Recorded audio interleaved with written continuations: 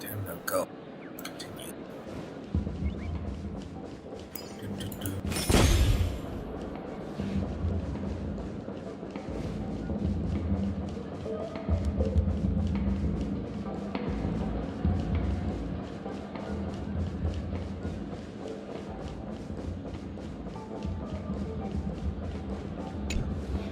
The family promised they would protect the guests within the dreamscape, but I witnessed a group of organic life forms making their way to the theme park.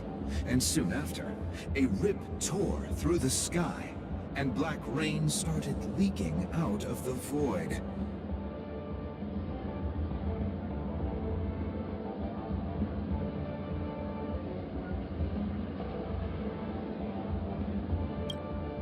The family needs to provide a reasonable explanation, or I'll take my loved ones and return to reality. I thought the dreamscape was supposed to be a paradise. If it's not, then there's no point staying here. It appears the good sir has seen many great events. And it's true that an uninvited guest has unexpectedly entered the dreamscape. However, their target is not the ordinary guests, but the ambassadors of the IPC. The family will certainly ensure that the safety of the guests is of the highest importance. Miss Robin, I know the Bloodhound family has already sealed off the theme park and has control over the situation, but it won't resolve the problem. The family can try their best to protect their reputation, but as a guest, I don't wish to gamble with my life. But as you can see, sir, no innocent bystanders were affected in this incident. Perhaps the dreamscape is not as perfect as promised, but there's no place safer than dreams under the family's rule. I believe you know this better than I do. If this incident happened in real life, how many people would be able to walk away from it? I could stay here, but keep in mind, guests come to Penacony to enjoy the dreamscapes. They do not wish to be entangled in a conflict between the family and the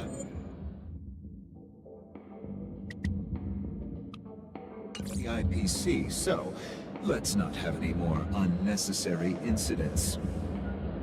Of course. With the Charmony Festival about to commence, we will spare no effort in our preparations. Rest assured. To express our apologies, the family has arranged this gift for the guests. Thank you for understanding.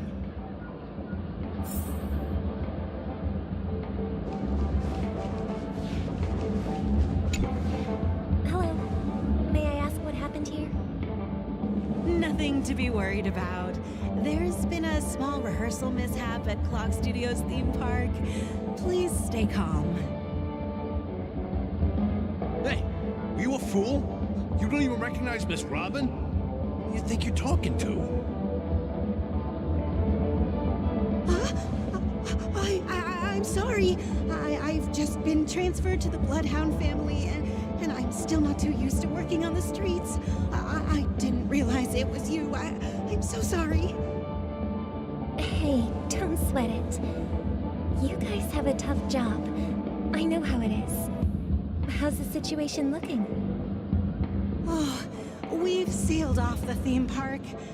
Most guests are used to bizarre phenomena in the dreamscape, and so far, no threats have been detected.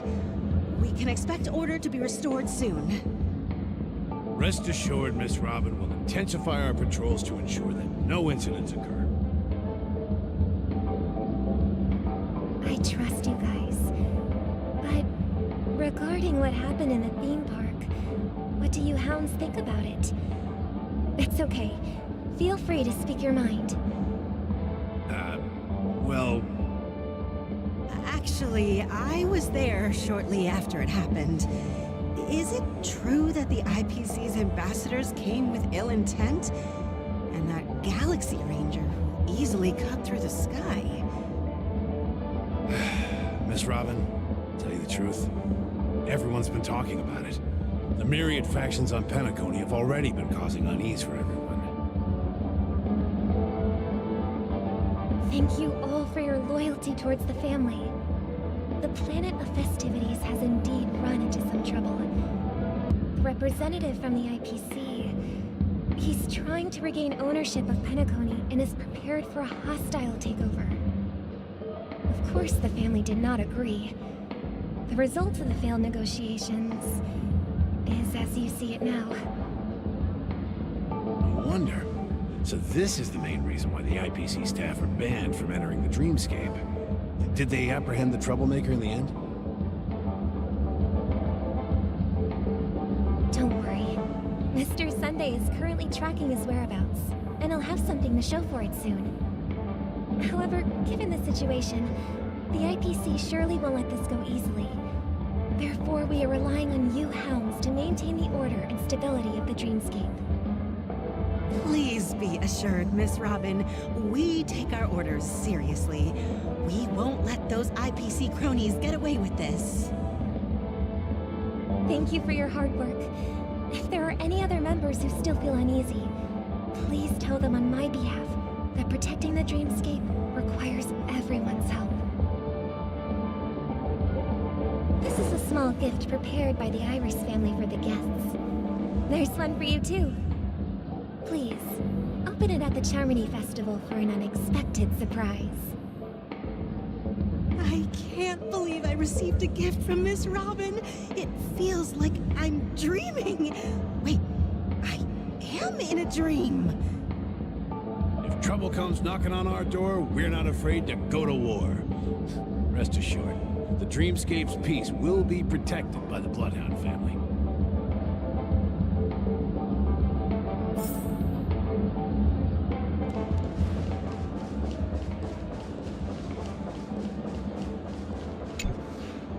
Miss Robin?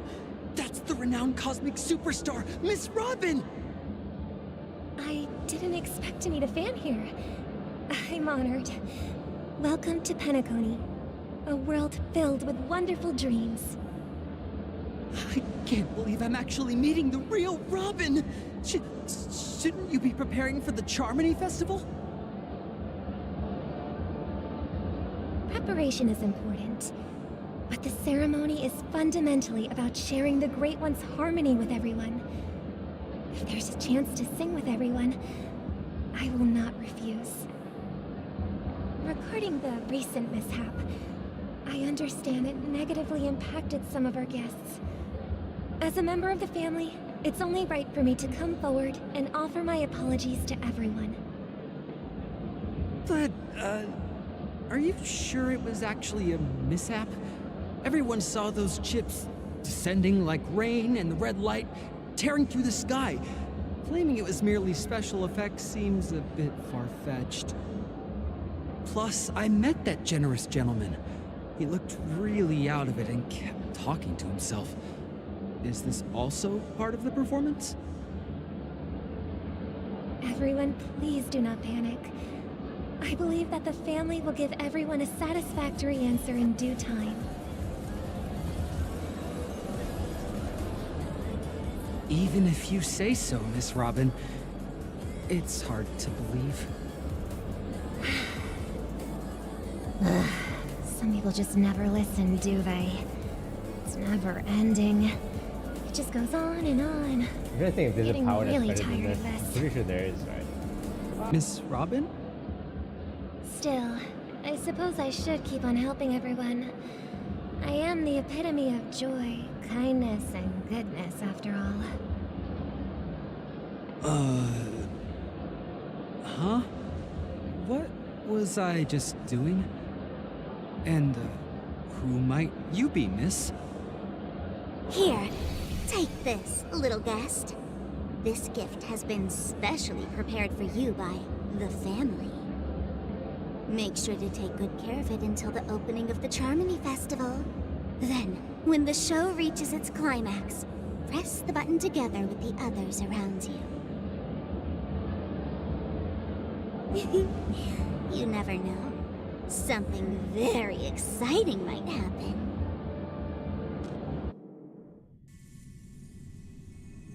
We're back to where it all began. You entered the golden hour from this place. And it is also from here where you will enter the true Penacony. It is a pleasure to journey alongside you once more. But it's time I laid bare the entire truth before you. As you might have heard, I also go by another name. Stellaron Hunter Sam. I know you have many questions. Do you remember when we encountered death in that strange dreamscape? When I was caught by that meme? In that instant before it killed me? I saw the reflection of another dreamscape in its ghastly pupils. So, following the clues in the script, I came up with some theories about the meme. That's why I instructed Silverwolf to issue invitations, drawing everyone to the Dreams Hotel. I intended to call upon death before you arrived, to solve the riddle using more direct means, and then invite you to join. However, contrary to my wishes, I couldn't defy the script, and I didn't get a chance to explain it to you. It is how you see now. I was impaled by the bladed wings of death. The heavy pressure of concentrated memoria miasma exploded in my mind as if it was actually reality. But after the momentary numbness subsided, I found that my body was absolutely unscathed. I was still alive. And it was just as I thought. I had arrived at a place starkly different from this beautiful dream. Beneath the dreamscape of Penacony lies another, more chaotic, more primal memory zone. Its name? Land of the Exiles. And so, then I returned to the hotel in the dreamscape, hoping to tell you of its existence. Yet I could not reveal my own identity. So, I could only divert your party's attention and lure you away from the battlefield. And after, all my attempts proved futile. It wasn't until not long ago, when a crimson blade of light shattered the high wall of the dream, causing you all to fall far into the abyssal depths of the dreamscape, that I was able to awaken you and your companions one by one. And that's it. That is all that's happened so far. I know it's tough to believe all this without reservations. I just want to say, you are very close to the final answer. Just one more thing needs to be done. And then I can prove it to you. Now, let's leave this place. Please close your eyes. Take a deep breath and visualize the dreamscape's outline in your heart.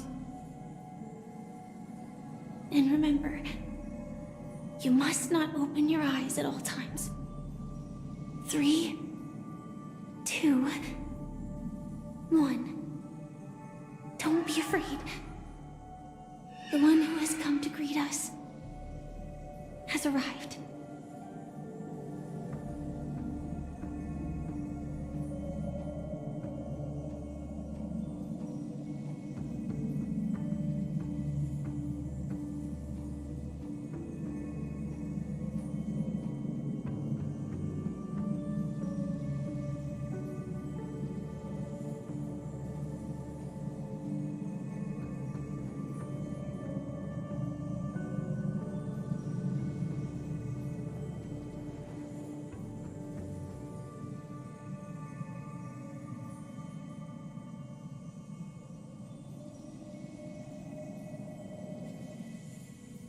I never knew you could do this. Do you have a driver's license? I do. That is... surprising. Why? Because this is Japella, the city of sins? No, it's nothing. I'm just thinking that you haven't slept in 20 system hours. Are you sure you're okay? I'm fine. I'll survive. Same goes for you. I'm not so sure about that. Slow down a bit. Infiltration is over. Feel free to activate Sam anytime you like. There's still some time before the next part of the script unfolds. Let me stay a little longer in this body.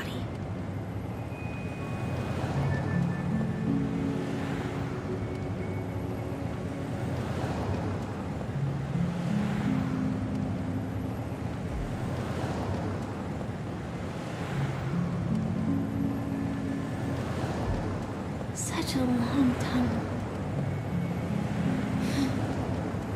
Didn't feel this long when I set off. In half a system hour, it will lead us to Kafka. And then comes the downfall of the Japella Brotherhood.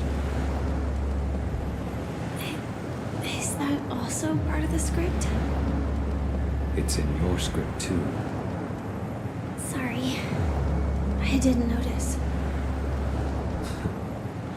Their destiny won't change just because of your selective ignorance. I told you before, it's a bad habit. What about you then? Is this the moment you finally find the death you've been looking for? As always, it's a blank slate. It's not on this planet. Why the sudden inquiry? Because I'm currently in a car with a sleep-deprived driver. I just want to get there in one piece. This car has full self-driving capabilities. I'll just put my hand on the steering wheel. Will that do? Hey, don't take everything so seriously. Elio would always say there's only one type of destiny. The inescapable type. He can see the future, and we, likewise, are aware of our predetermined end. But before that moment arrives, we can still choose what we do. But we all have this right, don't we? After today, Japella's name will disappear from cosmic history, and the Everflame Mansion will take its place. In the not-too-distant future, you'll receive an invitation. That's your next stop. Land of the Dreams. Penacony. I hope you find whatever you seek there. Be it answers or salvation.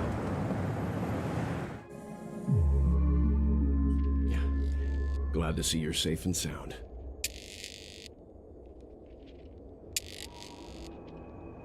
Close your eyes. This is the answer. Isn't it incredible? The monster that we have always known as Death is actually the guardian of the land of the exiles. It abides by a certain rule, abducting people from their dreams and bringing them here. The question that has been perplexing us, does death really exist in the dreamscape, appears to be a cognitive trap. It was laid by those orchestrating events from the shadows to cover up the truth behind the disappearances and the existence of this fortress known as Dreamflux Reef. Every emergence of that meme is related to the Watchmaker. Since Dreamflux Reef is where it brings its captives, it's likely that many of our long-standing questions will be answered in this place. The atmosphere here is starkly different from the beautiful dream. There are no regulators here like the family. And they all look like they're mildly dazed. But from the whispers of the residents, I've heard a familiar name. Gallagher. It's that man again. Always in the right place at the right time. Though that does save us the trouble of looking for him. Himiko and March have already made a move. Get ready. We're about to set off. The real dreamscape. The land of the exiles. Before we go, should we speak to everyone first?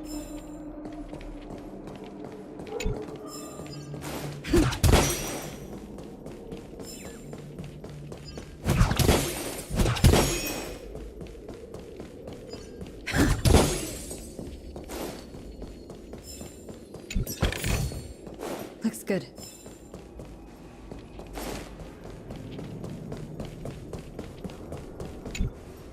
I'm really sorry for waiting until now to tell you everything. 2 reasons. Firstly, the script. In the future that Elio saw, Sam and the Astral Express's confrontation was inevitable. I tried to break the shackles of the prophecy, but this is as far as I could go. That aside, there were also my personal motives. I wished to travel with you as Firefly, and not Sam.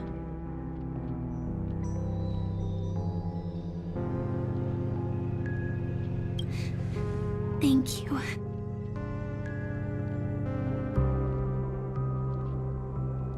Do you still remember the medical cabin I told you about?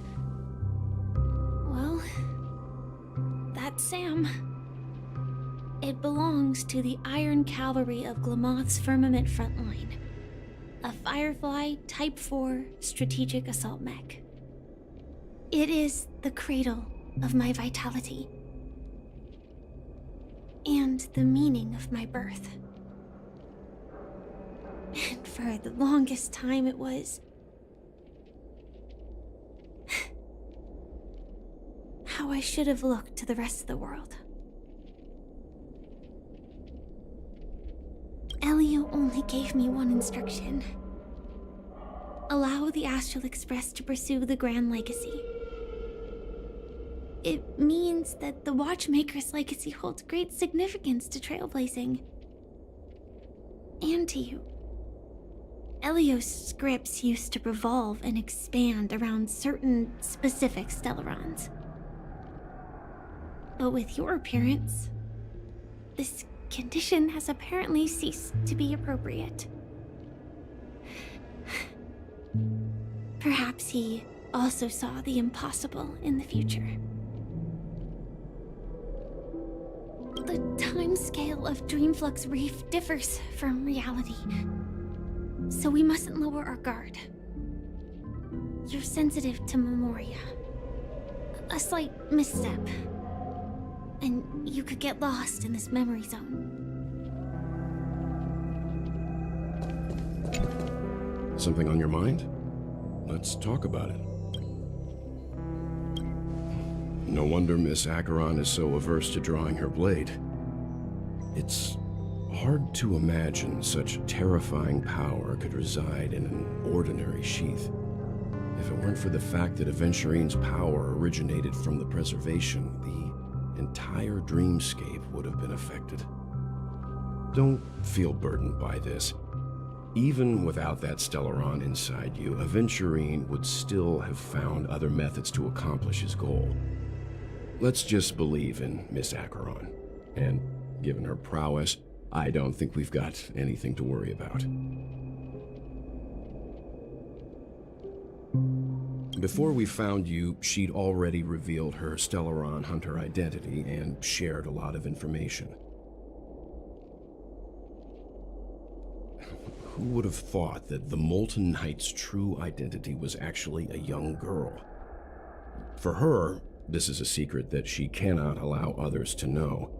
That being the case, I think we can believe she's willing to cooperate.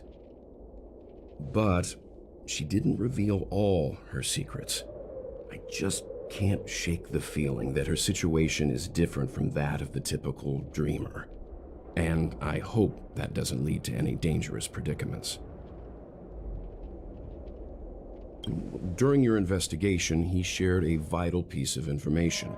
Mikhail, the former watchmaker who collaborated with the family to construct the Penacony we're familiar with today, had a falling out with the family for specific reasons. But this is precisely where the problem lies. You were clearly investigating a murder, so then why, as a security officer, is he changing the subject to talk about his past with the watchmaker? And now, with Firefly mentioning his name again, it's hard not to be suspicious. I hope you've regained a little composure. We'll move out when you're ready.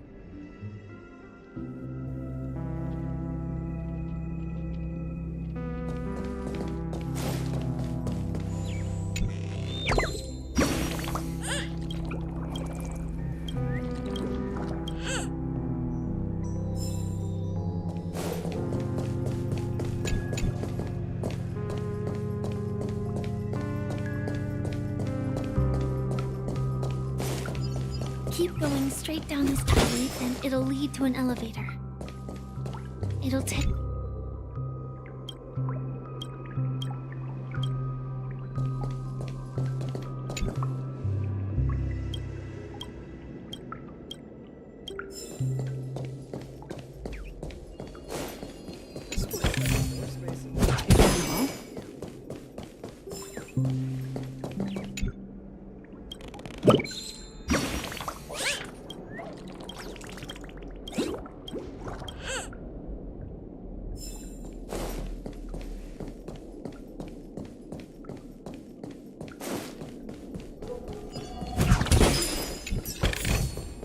Looks good.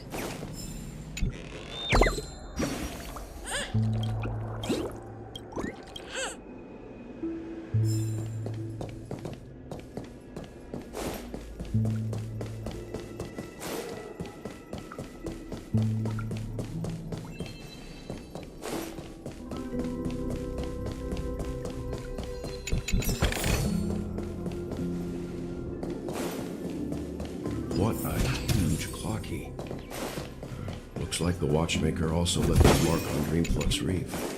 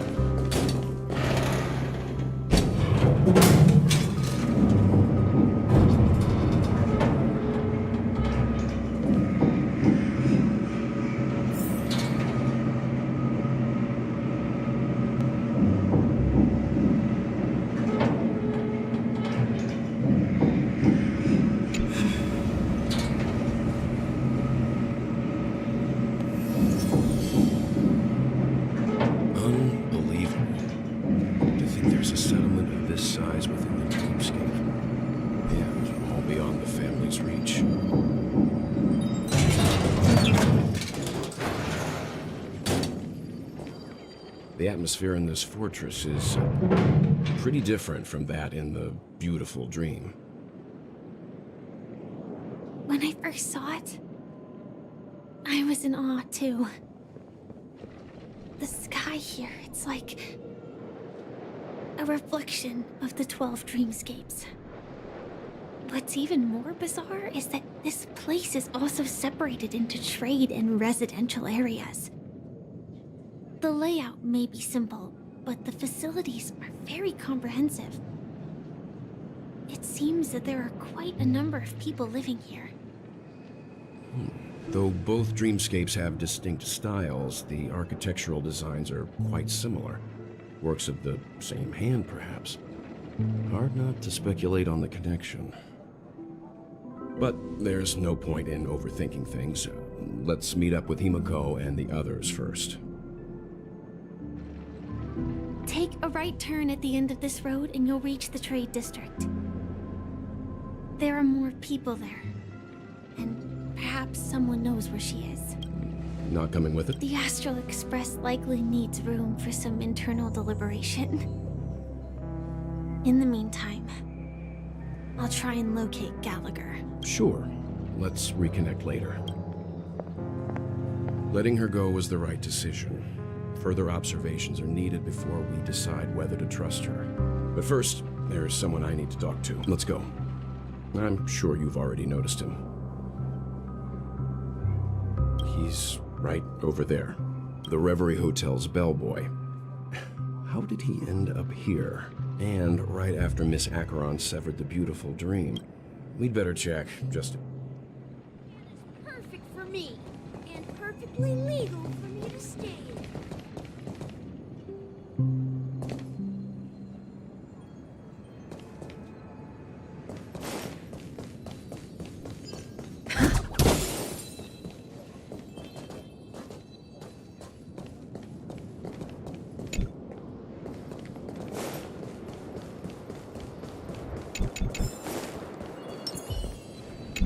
Take a look. This is pure genius in action.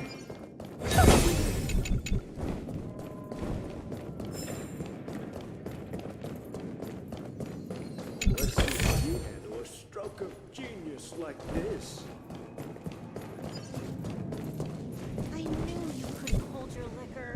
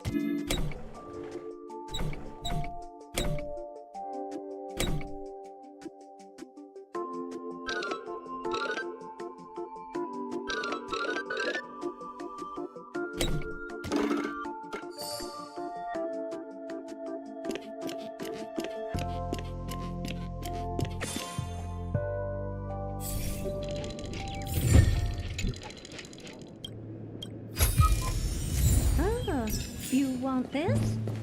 Fine. You can amuse yourself. This way the family will be done for.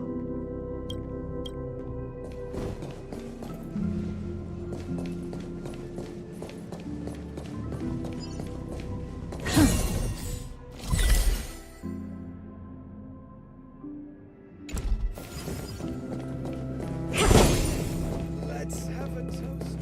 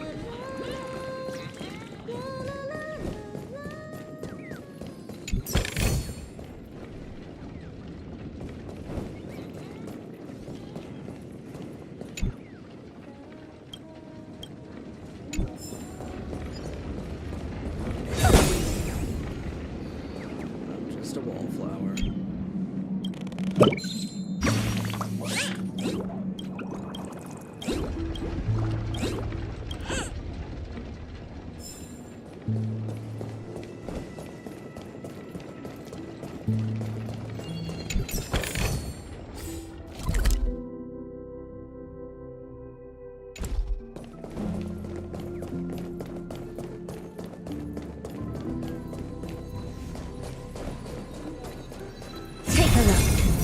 This is pure genius in action.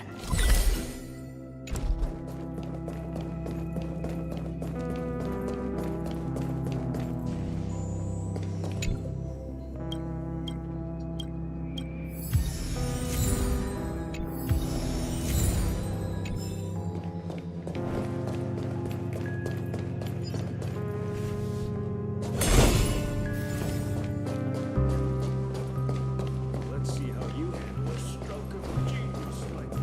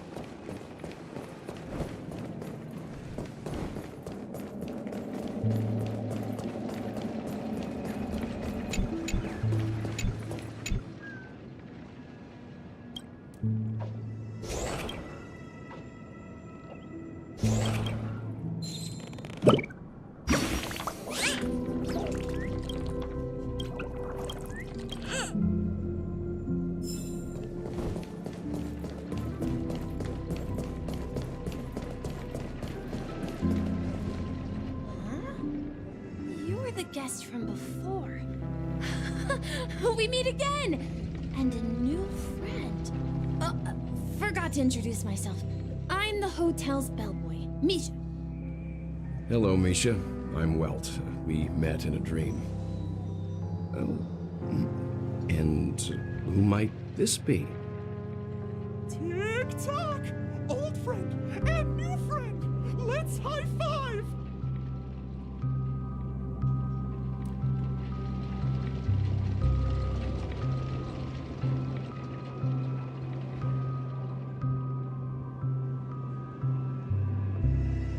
Your, memory zone mean? Nope. Clocky is a good friend of mine. We all live here. How did you two get here? This dreamscape isn't supposed to be open to the public. I wonder if it has something to do with Sleepy. So, this is your home? Yep. After my work in the beautiful dream ends, I'll go back home. Commuting used to be more convenient, but ever since travel became cumbersome, Sleepy started ferrying people back and forth between the two dreamscapes. This Sleepy. Can you describe what it looks like? Sleepy is a memory zone meme. Looks fierce and has many eyes. But it's actually really well behaved. Gallagher's been taking care of it.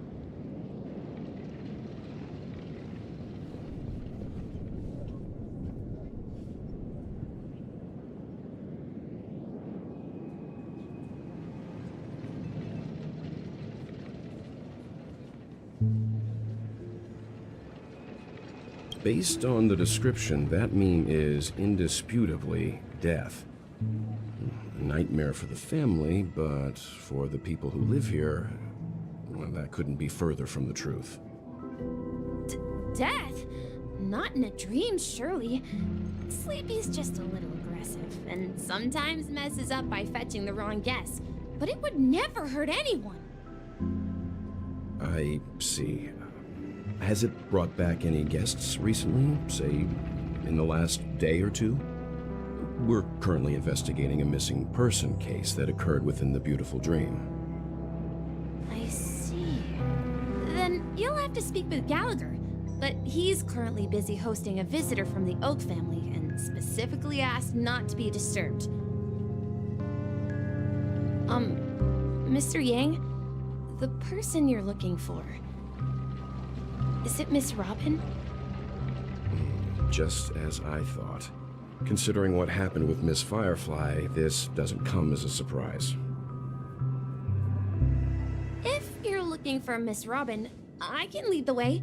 She told me that she'd be willing to meet with outside guests. If it's not too much trouble. Also, we're looking for our missing companions. A woman with red hair accompanied by a girl with pink hair. Have you seen them? Oh, I haven't. But please, rest assured. Dreamflux Reef is a small place, and it's not as bustling as the beautiful Dream, but its safety is unmatched. How about this? Since it's your first time here in Dreamflux Reef, I'll be your guide and help you find your companions. And then we can all go visit Miss Robin together. She's gone to Mrs. Grace's to visit the children. She won't be leaving anytime soon, so there should be enough time. All right then, we'll follow your plan. Well, we now know the answer to both murder cases that have caused such commotion in Penacony. As for the intentions of the mastermind behind it all, we're still none the wiser.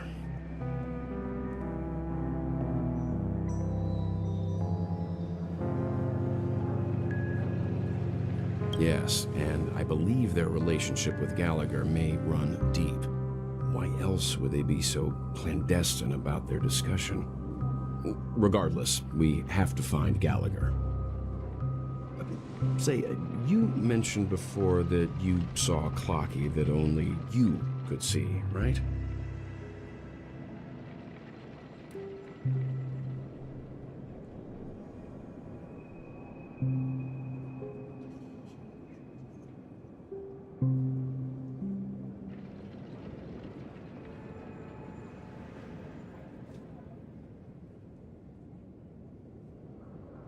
I can't shake off this strange feeling. Am I really still so young at heart? Forget it. It's not important. We'd better just follow Misha.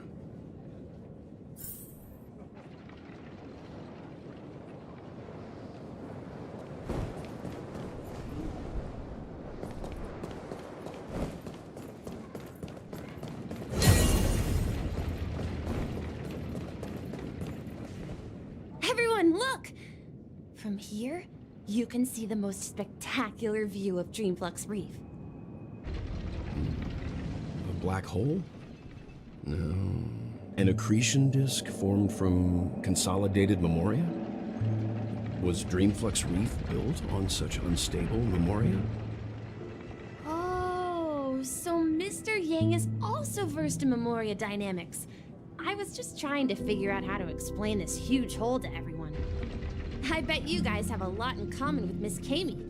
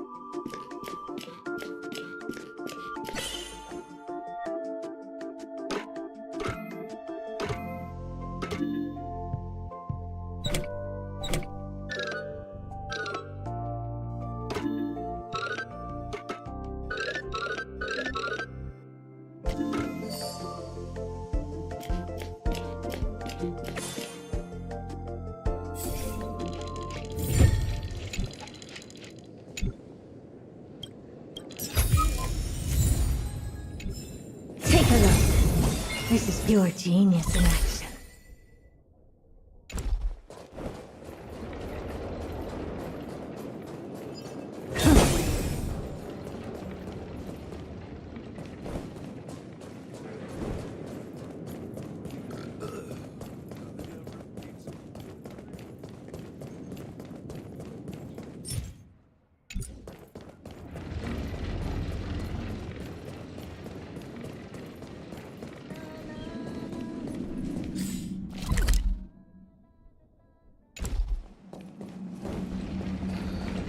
Just a wallflower.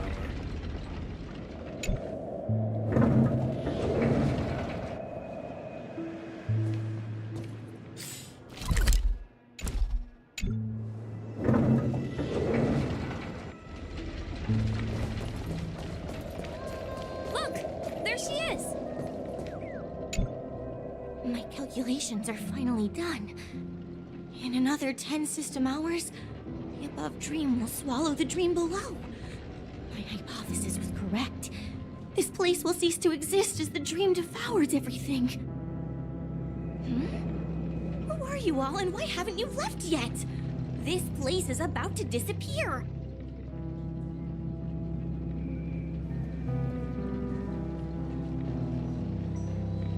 I'm Kami, a dreamscape surveyor specializing in Memoria dynamics, and this is my life's work that I'm researching. See that huge gaping hole? It was just a narrow rift many years ago, but now it's grown into a giant hole.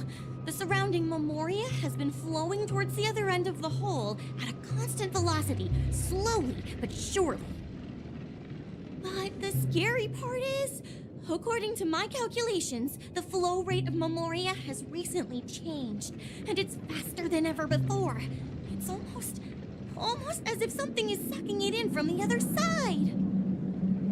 By constantly improving upon Madame Rosalina's Memoria measurement method, I've finally obtained accurate results. After 10 system hours, the Dreamflux Reef will cease to exist. It will disintegrate like a melting glacier, and then fuse with the sweet dream fragments on that side of the void. Please don't worry. This sort of thing has happened many times before. Miss Kami isn't a bad person. She's just a bit lost in her own world. She'll probably realize she's wrong soon enough. You don't say. There was something else that piqued my interest. Who is Madame Rosalina? Oh, do you know her too? Or are you also a fan of Memoria dynamics?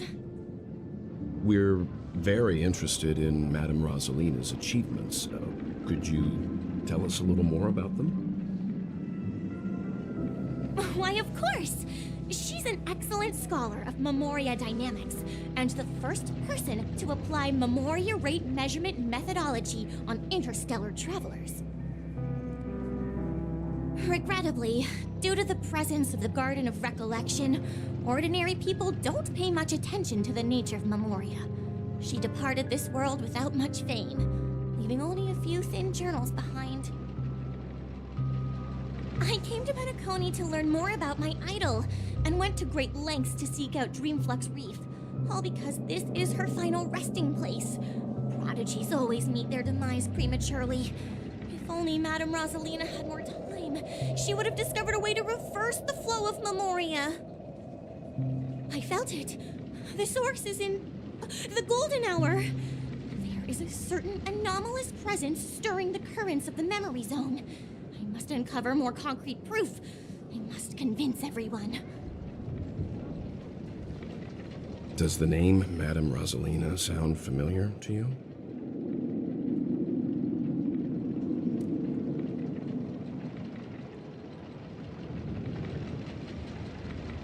That's right. It seems like she did a great deal of research and calculations in Dreamflux Reef before abruptly passing away. Miss Kami regularly mentions her. I hear Madame Rosalina passed away during the prison war. She could see the Penacony of today. It's people building homes in the memory zone. I bet she'd be really happy. Perhaps. Our destination is the commercial district. That's where the largest crowds get.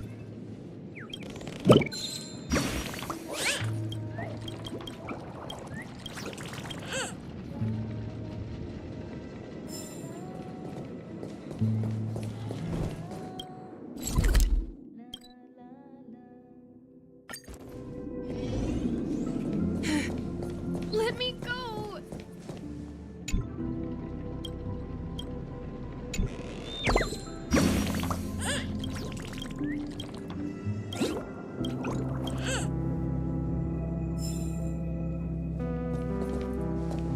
Ghost! There's a ghost! Don't come near me! Oh my. I'm human and so are you. Can you get a grip? Ah, there you are. I've been waiting for you two. Quickly, come help. I bumped into a member of the family on the way here. He was so scared and I just wanted to calm him down. But... Let me go! Let me go! I've only done good in my life. Why can't I rest in peace after death? well, this is how it turned out.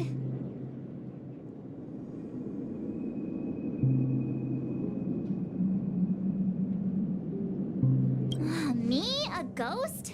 Don't make me hit you. He thinks he's dead. Although, when I first fell in, I also thought the same. Dear guest, this is not the afterlife. This is Dreamflux Reef.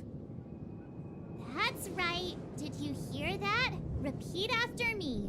Dream Flux Reef.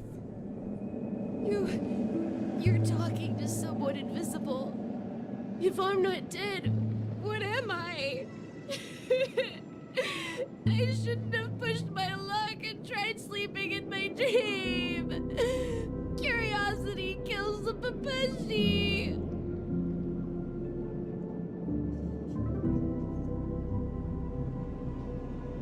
Stop asking! You'll alert the monsters! All the dead are right here. All of them! You're not talking about the memory zone meme, are you? Don't say that name! It's all your fault. They're coming!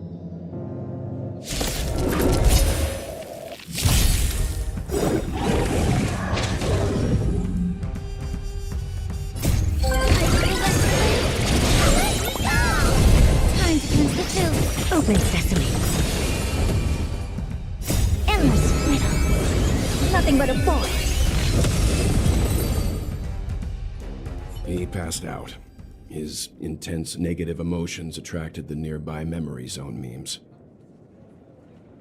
I see. But why aren't the other people around here scared?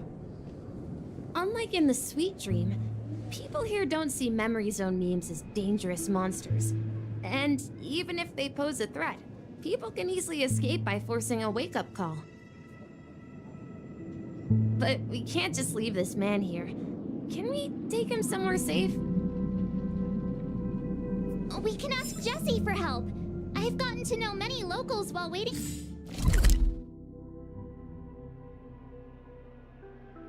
for you guys.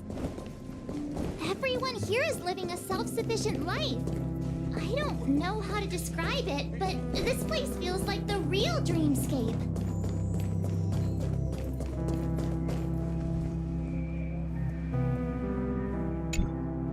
Evening, Jessie. Is it evening? Welcome, Miss March. Who might these be? These two are my friends. As for the man lying on the ground, he's a scaredy cat who fainted from fright. I see. Another poor guy who accidentally ended up here. I'll take care of him. There have been a lot of new faces lately. Things must be tough in the beautiful dream. The few remaining havens of freedom in Astana will soon face trouble. Do Do such things often happen here?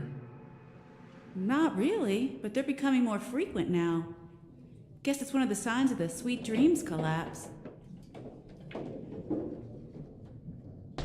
This man has had quite the shock. Could you help me find a Halovian lady march? Her songs can heal mental wounds. A Halovian lady? That must be Robin. She's also here in Dreamflux Reef. Huh? Robin? But I thought she... Oh, right. If Firefly is here safe and sound, then it means Robin must be okay too. Misha is about to take us to her to find out what happened. But before that, let's meet up with Himiko. You were with her earlier, right?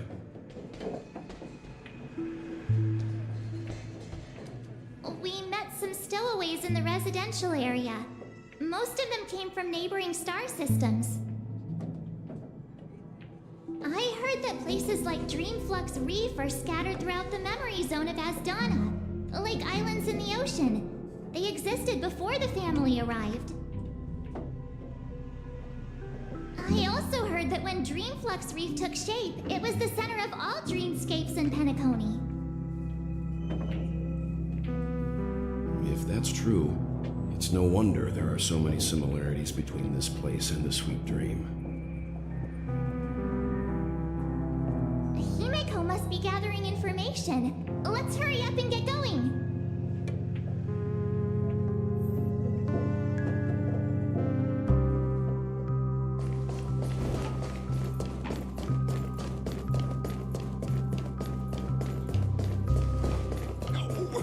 This rate the family will be done for.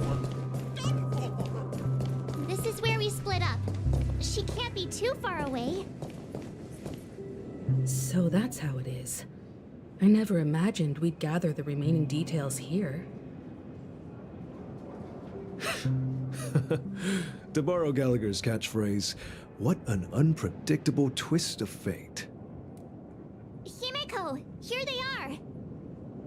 Ah, perfect timing. Now that everyone's here, I'd like to introduce everyone to Micah, who's partly in charge of the Land of the Exiles. Micah, these are my companions. It's a pleasure to meet the Nameless. You know us? I've been keeping an eye on you since the day you arrived in Penacony. We would have met under more appropriate circumstances if Dreamflux Reef hadn't been isolated from the 12 dreamscapes.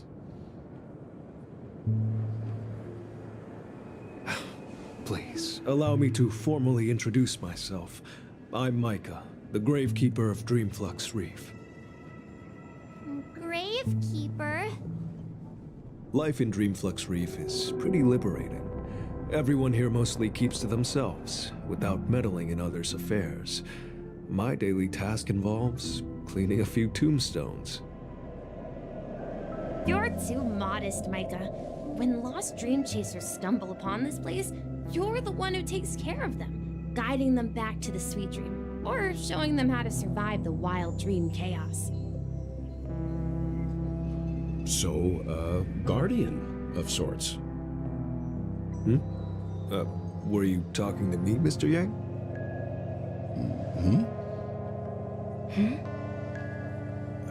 On that note, Mr. Mika, which tombstones are you referring to? We didn't come across any graveyard when we arrived. They're actually just symbolic stones. But since you're curious, Mr. Yang, I'll take you there. I have a feeling you might find something of interest there. But before that, you have an important guest joining you. An important guest? Who could it be? This way, please. The roads here in Dreamflux Reef are a bit run down, so watch your step.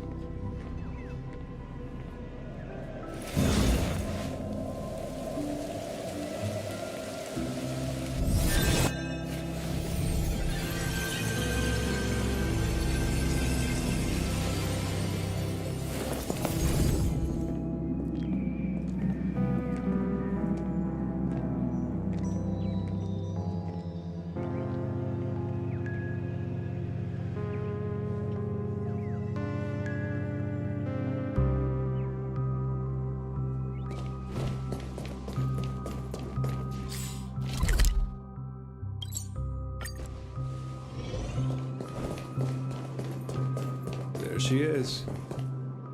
It really is her! Miss Robin! Nothing ever beats a good drink.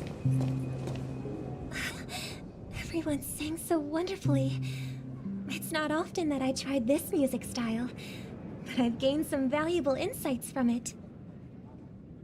Oh, I can't thank you enough, Robin. Well, these kids have made incredible progress in only a few days. It was nothing, Grace. I merely taught them how to sing. It was you who brought hope into their lives. Life must be quite difficult for them in reality, I imagine. That's right. Whenever it's time to say goodbye to these kids, they're reluctant to leave. But I've explored every corner of Dreamflux Reef, talked to everyone I met, and they all told me the same thing. This shattered dream is not worth clinging to. It seems you truly are a child of the Harmony. Emma and Andy are orphans I took under my wing. Carol there, with her blind eyes, used to work at a nutrition center in the outer ring of Penacony. And as for Gary, he's been living with autism since he was a child. They're not old enough to enter the sweet dream managed by the family. If we compare people to birds, these kids are like fledglings with impaired wings. But in this dream, well, they can fly freely. Even if they stumble along the way, well, they're still relying on their own strength. And me, an old lady with no legs. Well, without this dream, I couldn't even walk toward them. I'm glad that you found a new life here in Penacony. It's just... Don't worry, Robin. Dreams have their significance, but they aren't everything. Both the children and I understand this. No matter how long we fly through this dream, we will one day return to reality. But you know what? Emma and Gary aren't plagued by their insecurities anymore. No, and Carol is learning how to cope with her blindness. And Andy is livelier than ever. Well, even I've become more optimistic. You see, in dreams, we learn how to live. Once we return to reality, we learn how to survive. And should our feathers be damaged, then we share our wings with one another. There's no need to covet an illusory sky in dreams, because we have the right and the ability to fly towards a broader horizon. It's a relief to see you safe and sound, Miss Robin. It's nice to see you all again, Astral Express crew. I heard my disappearance caused quite the commotion out there. I'm really sorry about that. Since you're here, can we assume that you're fully aware of the situation in Penacony? Ever since I returned to Penacony, my voice started to change, until it gradually faded away. At first, I thought it was a temporary ailment, perhaps due to having been away too long. I thought maybe it just takes some time for my body to acclimate to the high concentration of Memoria and Asdana. But now it seems the root of the problem goes way beyond me. There are elements around me that don't align with the harmony. And losing my voice is just one of the signs of the Sweet Dreams collapse. The Sweet Dreams collapse. That memo keeper mentioned the same thing. So it's real. While I was away from Penacony, the boundaries of the 12 dreamscapes kept expanding outward. But whenever I mentioned the anomalies in the dream, all the family heads refused to talk about it. Only my brother was willing to respond. Later, I discovered the secret letters from the IPC ambassador, which further convinced me that there are hidden secrets beneath the surface of Penacony. So, following the clues in the Oak family's dossiers, I found my way here. The land of the exiles, concealed by the family under the guise of death. A dream within a dream, where Penacony's past is buried. Hearing you speak, it sounds as if your voice has made somewhat of a recovery. I hate to admit it, but the harmony in this place resonates more broadly than within the Sweet Dream. It's regrettable, but the family has experienced betrayal. The traitor, or traitors, abandoned their original principles and, using the name of harmony, exploited people's weaknesses to turn Penacony into the planet of festivities, trapping everyone in the illusion of the Sweet Dream. This is not the strong defending the weak, but rather the strong exploiting the weak. A world without equality won't ever be favored by the harmony. And naturally, those voices blessed by them have lost the ability to sing. Could there be another force influencing the family's shift in philosophy, Miss Robin? Considering what happened with Acheron, it's difficult to conceive of another entity within the realm of the harmony capable of influencing everyone.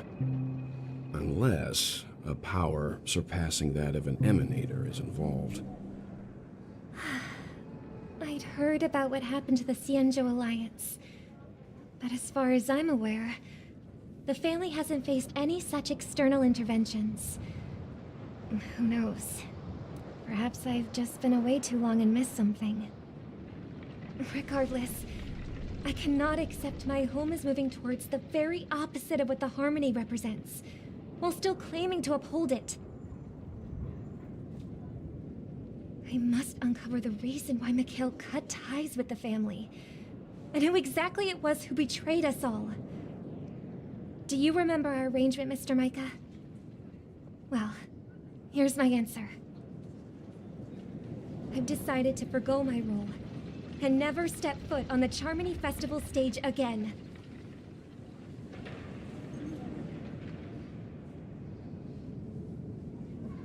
Look here, brother.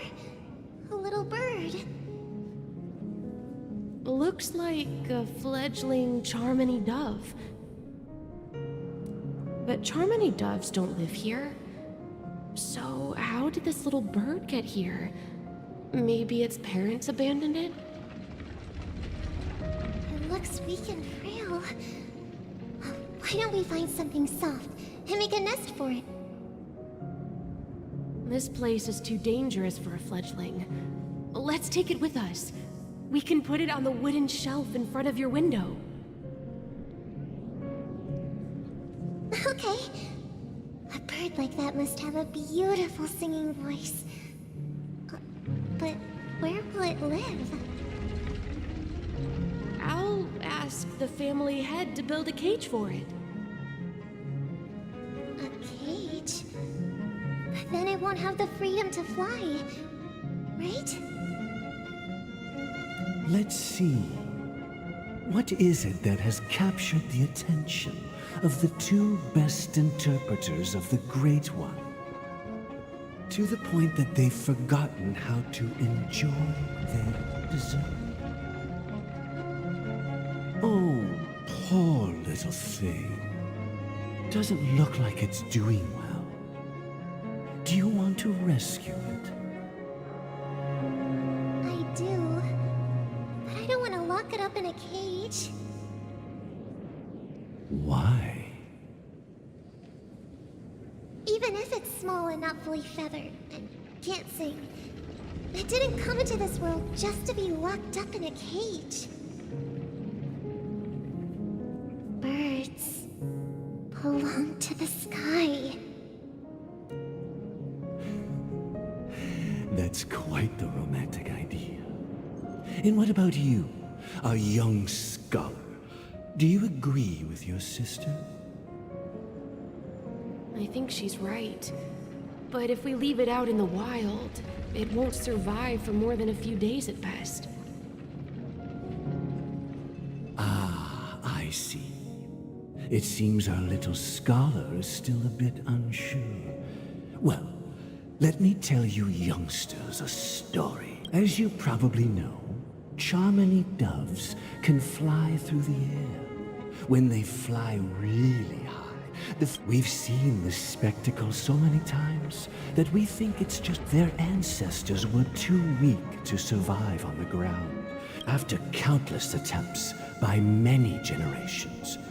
So, you mean birds aren't born to fly? They fly? Well, that's an idealistic way of putting it. I think people believe birds are meant to fly because they've never... That's an interesting perspective. So... For now, Well said, kids. It seems each of you has found your own answer. We will take good care of it. Yeah. But, Mr. Gopherwood? And what might that... What if this little Charmony dove never... I mean, if there are fledglings in this, should we let them go back to the sky? Talking in your sleep, birdie? Time to wake up. You look a little unsteady. Need a hand? Yeah. Happy about that? Where is Robin?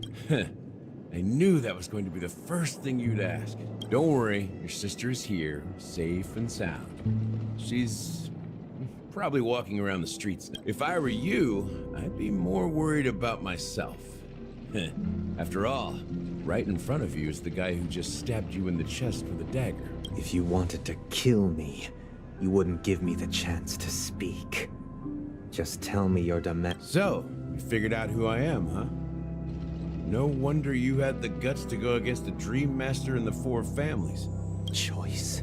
You are aware of my plan. Seed for my fictionology. Time is running out. I'm suggesting we cooperate. Cooperate? The fact that the famous Robin has chosen my side. Plus, some clues about a traitor and a bright future for Penacony. I find it hard to believe a man who's full of deception. Fine. You don't have to trust me. The sense of justice inside of you. Show me, Robin. All right, as you wish. Huh? What's your trick this time? Just kidding. I mean, this lady will lead us to Robin, right? And the crew, too. There are too many people who you owe an explanation. That'd be great. Please follow me, Honorable Oak family. This is the monument I mentioned earlier. The name's inscribed on it. Rosalina, and... When Penacony was known as a frontier prison, it was the Trailblazers who connected it with the stars. They were the heroes who saved Astana, and their names deserve to be immortalized. Not just on this small stone tablet, but in the annals of history for all of time. However, today, the planet of festivities is nothing but sweet dreams. That heavy piece of history is all a distant memory. just like that prison. If their names are inscribed here, then that means... According to Micah, they died long ago. Rosalina was killed during the War of Independence. She ventured alone into the heart of the star system to invest. Tiernan was a skilled gunslinger, strong and reliable. He led the people through countless battles, but he didn't live long enough to witness the arrival of true peace. In the decade following the war, Penacony faced challenges internal and external. To protect Asdana, Tiernan picked up the way of the Trailblaze again, and led the Letmoth family to explore beyond the system, only to be surrounded and wiped out by the swarm. Though I had expected as much, the tales of these heroes truly are sorrowful. True to the title of Trailblazer, they spent their lives venturing into the unknown. But what about this tablet? There are no names carved on it. When Dreamflux Reef was created, its owner was still alive.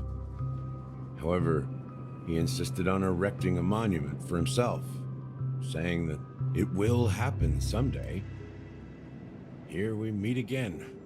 Everyone from the Astral Express. Robin.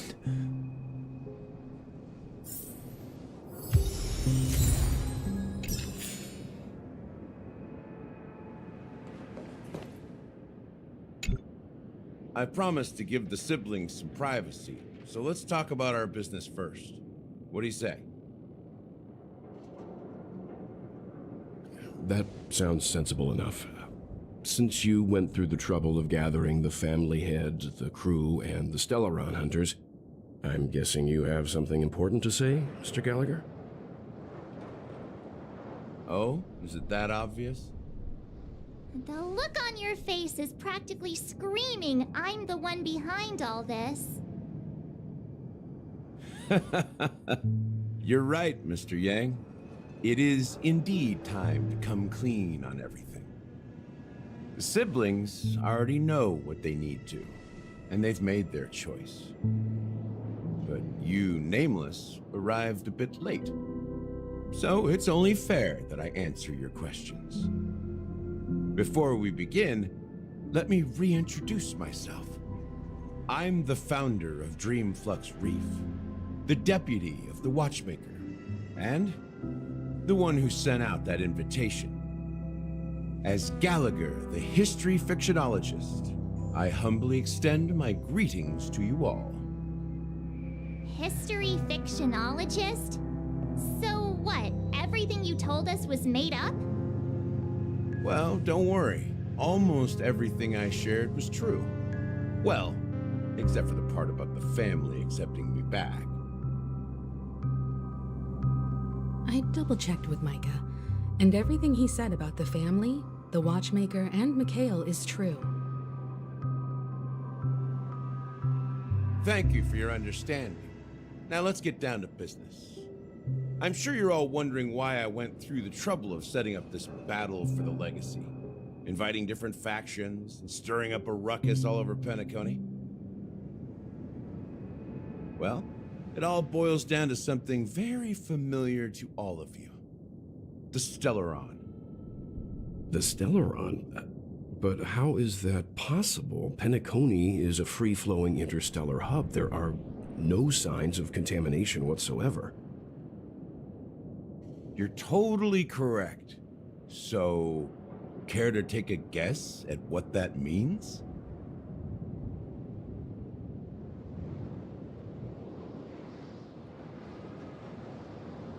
I wish that were the truth. But if that were the case, I wouldn't have invited all of you.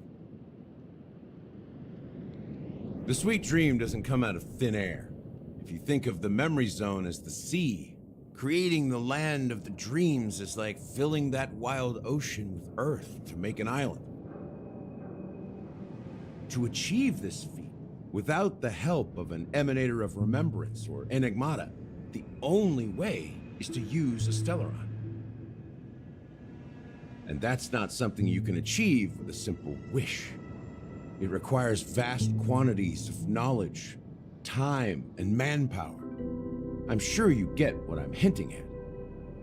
In Azdana, the planet of festivities itself is a Stellaron disaster.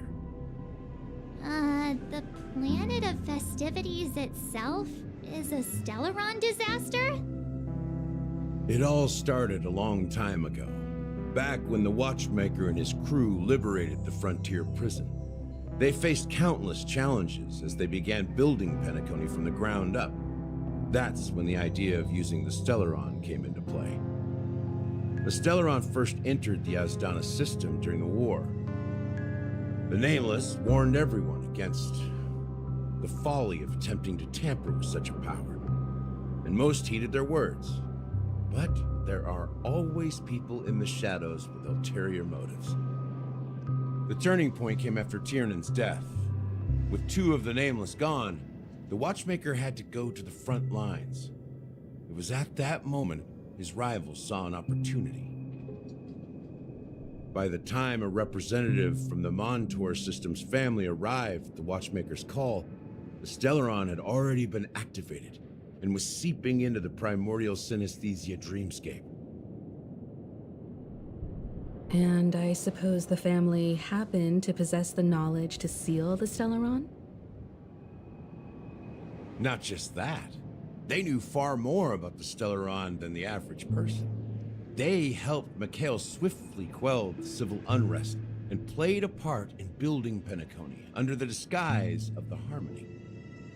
Those 3 eras were known as the Age of Dreaming.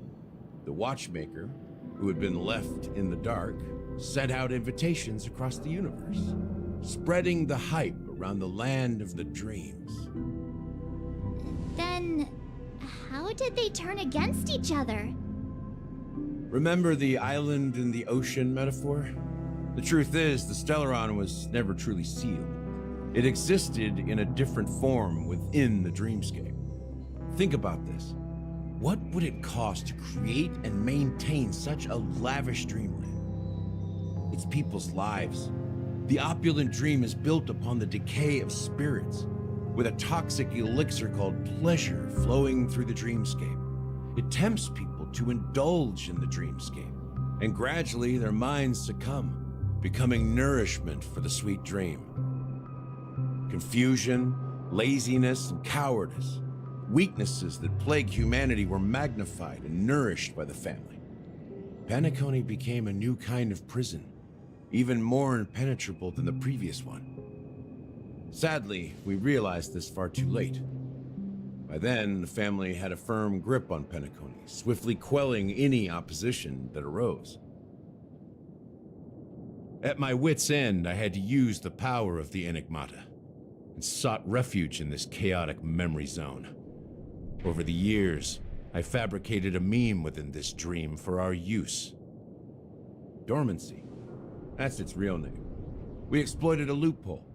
You see, regular people can't fall asleep again while they are inside the dreamscape. So this is the true meaning of the impossible.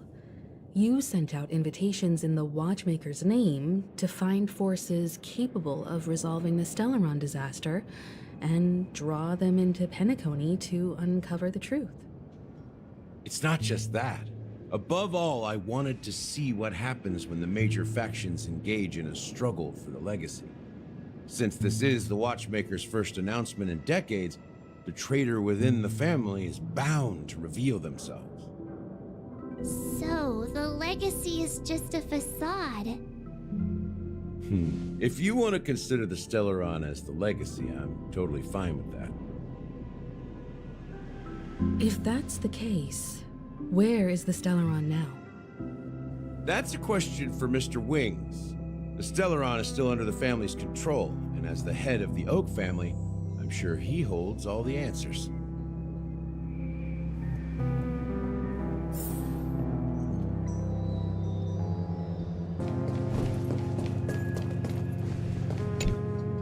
Are you done talking? So, will you tell us where the Stellaron is? It is the Penacony Grand Theater itself. As as I suspected. It's the embodiment of the family. The edifice that first materialized within the sweet dream. That's what turned Penacony into its current state. As for the person who employed its power, it is in fact Mr. Gopherwood, the current Dream Master. Well, that was easier than I thought. Did you conduct your own investigation already? Correct.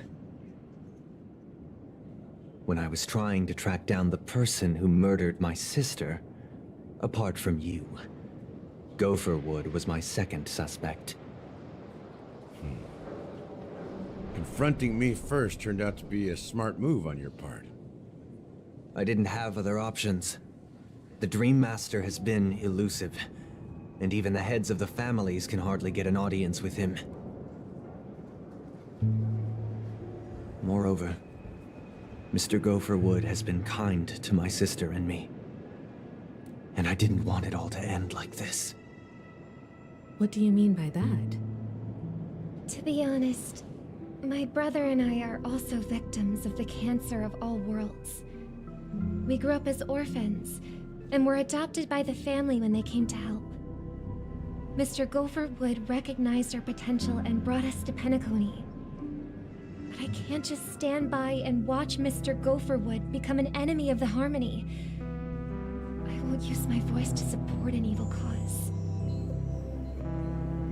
I won't step on that stage and sing, no matter who the traitor is, or what orders they give me. I won't let the Charmony Festival become an event that destroys Harmony itself, or the paradise in our dreams. Indeed. For the paradise in our dreams.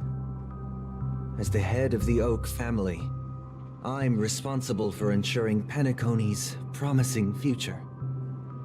Robin and I will head into the sweet dream and confront the Dream Master. And if it turns out that the family has truly strayed from the Harmony, I'll fight alongside you. We'll put the Charmony Festival on hold and make sure Mr. Gopherwood pays for his blood debt. The enemies you are about to face aren't like this old dog here, who can barely even bark. Since our interests are aligned, why don't we team up? Maybe, just maybe, we'll have a shot at success. We have always been following in the footsteps of our nameless predecessors, and there's no reason to stop now. Yeah, we Nameless won't back down from a challenge. Isn't that right, Miss Trailblazer?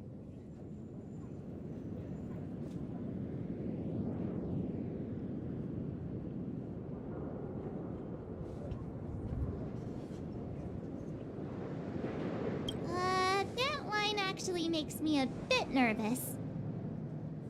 Rest assured, sitting on the sidelines isn't in our nature. Mr. Sunday, Miss Robin, I'm willing to accompany you on behalf of the Astral Express. Having a third party present should help with negotiations, and could make all the difference if things get ugly. Thank you, Mr. Yang. Thank you all very much.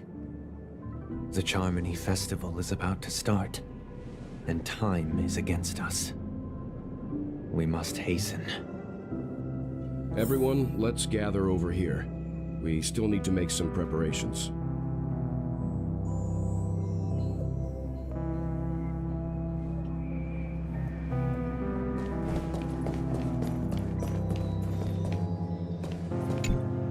I may have been quick to step up to the plate, but confronting the Dream Master could be a very dangerous affair. Huh? Even you're saying that, Mr. Yang? How powerful is that Dream Master? He's the leader of the families of Penacony, and he has the entire power of the Harmony behind him, not to mention the Stellaron in his possession. We must proceed with great caution. Maybe you can just stay behind this time, Mr. Yang? No, that won't do. Even if we count Robin as an ally, something felt off about Mr. Sunday just now. Although, I can't quite put my finger on it. I have to make sure he won't turn against us when things start to get dicey. You're still carrying the keepsake the IPC envoy gave you, right? May I borrow it for a moment?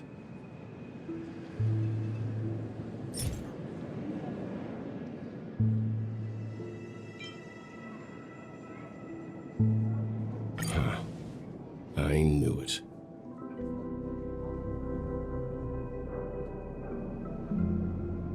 As I suspected, this chip Aventurine gave to you is actually a miniature transmitter.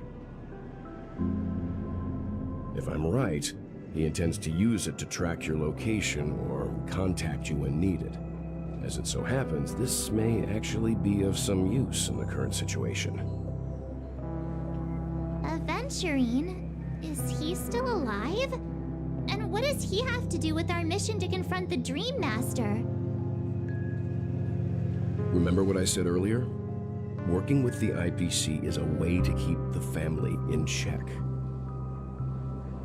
If negotiations go south and the family show their true colors by going after the Stellaron, I'll use this transmitter to send a message to the IPC. It'll be just the opportunity the IPC ambassador was hoping for. The only question mark in all of this is Aventurine's current status. But the IPC is always listening, especially senior strategic investment department heads like him. Getting the message across shouldn't be a problem. Good luck to you, Welt. Well, you take care too. If anything goes wrong, don't worry about me. Just make sure to seal the Stellaron. Spoken like a true hero. Even if the Dream Master is innocent, the family's corruption runs deep. I won't make the same mistake Mikhail did. Let's wish him the best of luck. Don't you have something else to tell us, Gallagher? Why would you say so? Before we departed, the conductor asked us to inquire about the 3 nameless in Penacony. We've already collected intel about Rosalina and Tiernan, so the only one left is legwork. If I'm not mistaken, we've already met him somewhere, haven't we? It's not enough to say meet, but the answer is pretty obvious. After all, I've hinted at it in quite an evident way. I've been watching over you ever since I received the reply from the Astral Express. And I've seen the great effort you all put into linking different realms together across the cosmos. And now, after getting this far all in one piece, you have truly proven yourselves. Miss Himiko, were you the one who repaired the Express and got it sailing through the cosmos again? Yes. And you two, young Nameless, you have very interesting life stories and extraordinary skills.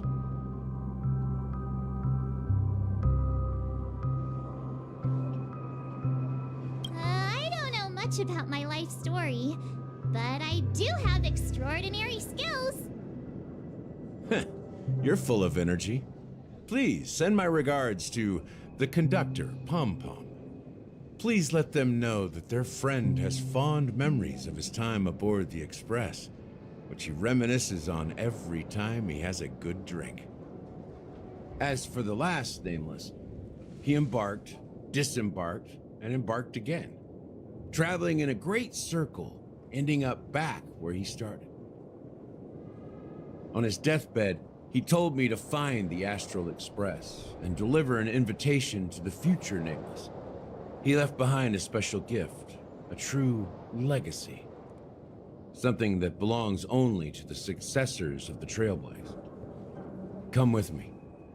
Now is the time to reveal it.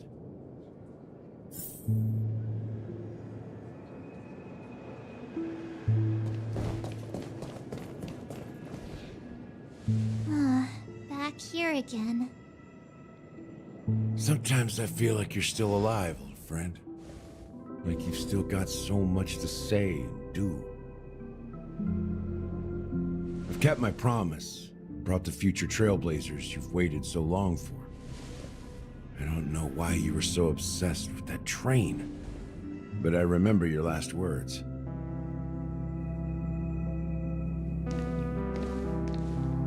Don't let us down, old man.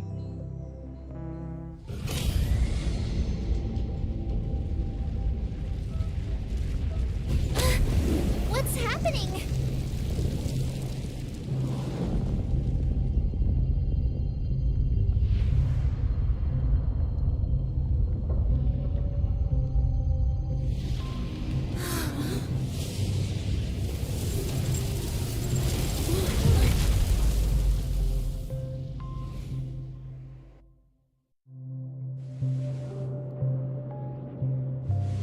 Go ahead. His resting place lies in the garden up ahead. The first and last nameless of Penacony. Mikhail Char Legward, the Watchmaker.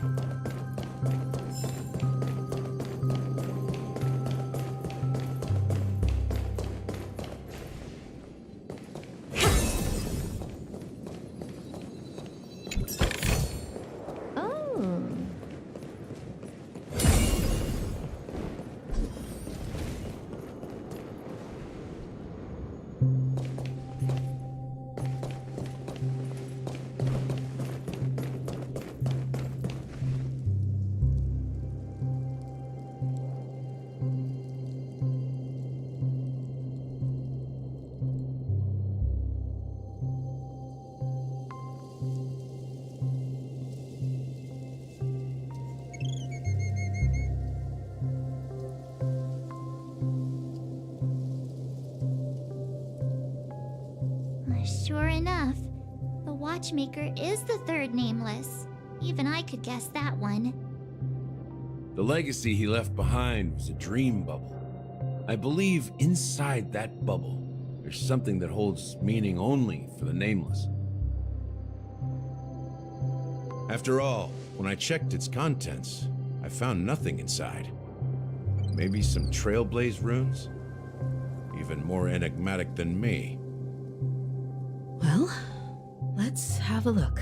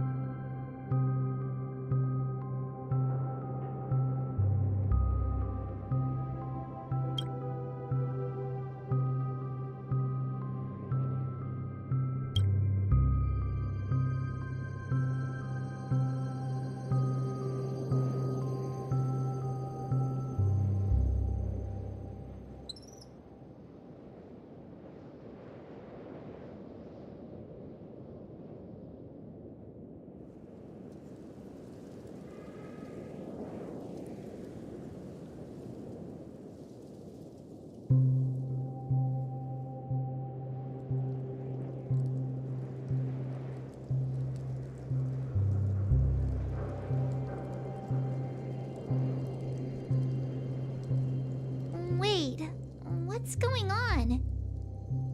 Seriously? There's nothing inside this dream bubble? How could a dream bubble be empty? Just as I suspected. That old man always had this strange belief in the nameless and the trailblaze, and I never understood where he got that confidence from. Especially since he never managed to get in touch with the Express while he was alive. I could never figure out what was going on in that old man's head. But this empty dream bubble is so typical of him. He was always full of weird fantasies and incomprehensible romanticism. That mischievous old man. Well, I didn't expect him to leave anything concrete behind anyway. Don't think that's the case, Gallagher. I'm sure Mikhail has left us the most precious thing of all. Don't start getting all philosophical on me, all right? Just as Mikhail believes in the nameless of the future, we unconditionally believe in the nameless of the past. How could they leave with regrets for the future when they were ready to dedicate their lives to the land they loved? There must be something contained in this dream bubble. It's just we haven't figured it out yet. You also have faith in the Watchmaker, don't you, Gallagher? Well, I'm a follower of the Enigmata. My philosophy forbids me to have faith in anything. That's why I understand what faith means in the path of Trailblaze. And I also want to know what he left behind. I'll leave it to you guys then. Can I borrow your pet? I need to make a trip back to Golden Hour and check something at the Dreamscape sales store. It's for Mikhail, and for the future of Penacony.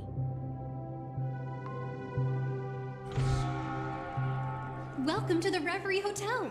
How may I help you? Greetings. We're the Nameless from the Astral Express, and we'd like to check in. The Astral Express? But I thought... Yes, my companion's already checked in. My name is Dan Hang, and I believe my personal information is recorded in your system. I see, but your companion said you wouldn't be coming due to a change of plans. Now the plans have changed again. And you are... Me? I'm Pom Pom, a new nameless who's also with the Astral Express. He's my fellow trailblazer. We responded to the family's invitation before he boarded the express, so he wasn't registered in your system. Is it possible to accommodate him as well? Oh, I see. Another one of the Nameless had a similar situation. Seems like a lot of people are joining the Trailblaze these days. Since there's a precedent, it shouldn't be a problem. Just give me a second to contact your companions.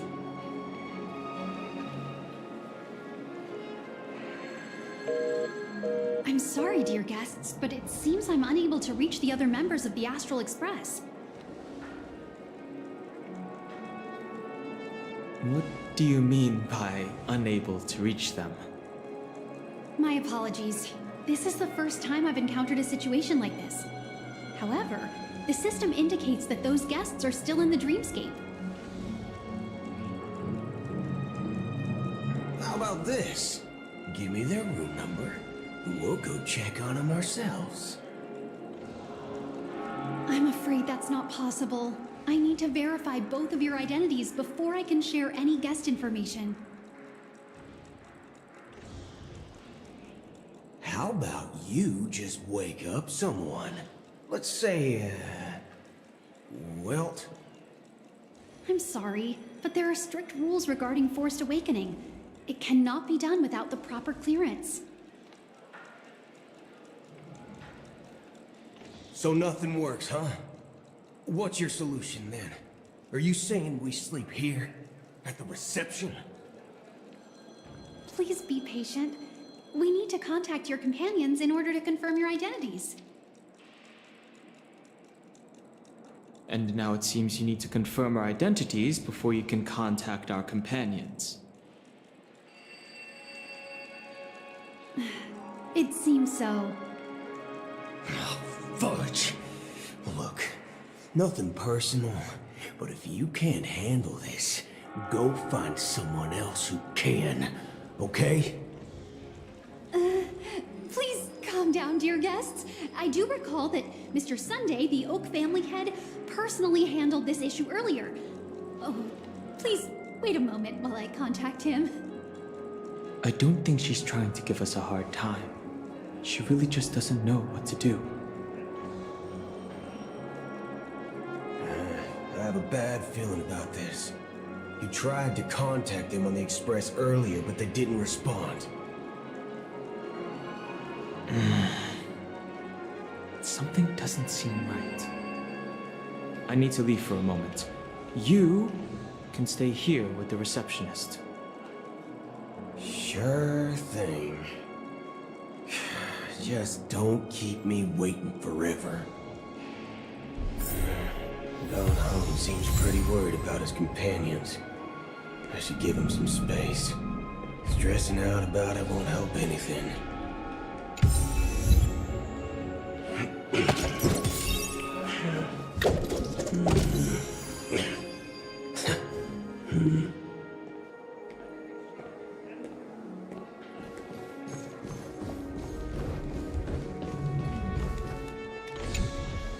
The Charmony Festival is about to start! I'm so excited! Hey! You guys here for the Charmony Festival too? Well, I didn't come all the way here specially for the festival. Honestly, I don't really even know what it's about, but I heard it's a lot of fun! Well, back in my homeworld, Anaria, we have festivals like that all the time. My dad threw me a birthday party one time that was just as extravagant as the Charmony Festival. Oh, come on! The Charmony Festival is a once-in-an-Amber Era event! How can a birthday party compare? Well, you never know, right? Maybe on her world, birthdays only happen once in Amber Era. Anyway, let's forget about that. Have you heard about the, unsettling things happening in the dreamscape? Unsettling things? What could possibly go wrong? It better not ruin the Charmony Festival! I've been looking forward to it! Relax. With a big event like this, there's bound to be lots of gossip and rumors. Don't worry. If anything does happen, the family will be on top of it. Oh, that's a relief. I didn't come all this way to see the festival go down the drain. Well, looks like I won't get any fudging clues out of these two. They're clueless.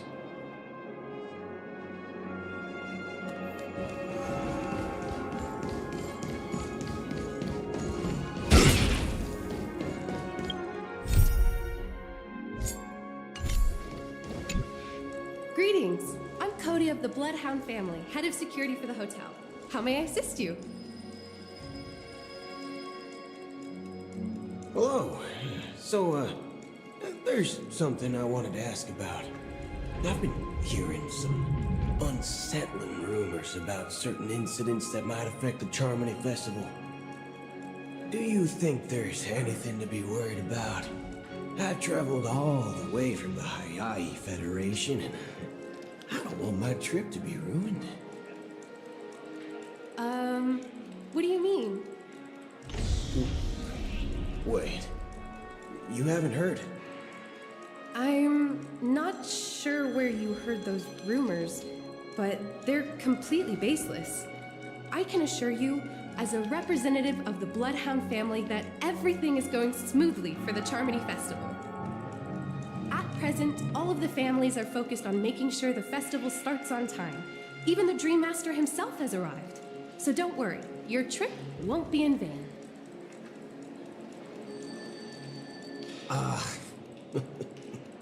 That's a relief to hear. She doesn't appear to be acting. So, it seems that even the hotel staff are out of the loop. Back already? Hasn't she returned yet? Nope. I'm starting to wonder if sending her to contact Sunday was a good idea. Neither the staff nor the guests seem to know anything about what's happening in the dreamscape, and wherever we go, all we see is people enjoying themselves. Definitely not a good sign. I agree. Another unusual thing is that the Oak family is supposed to be in charge of organizing the council and managing everything inside and outside the dreamscape.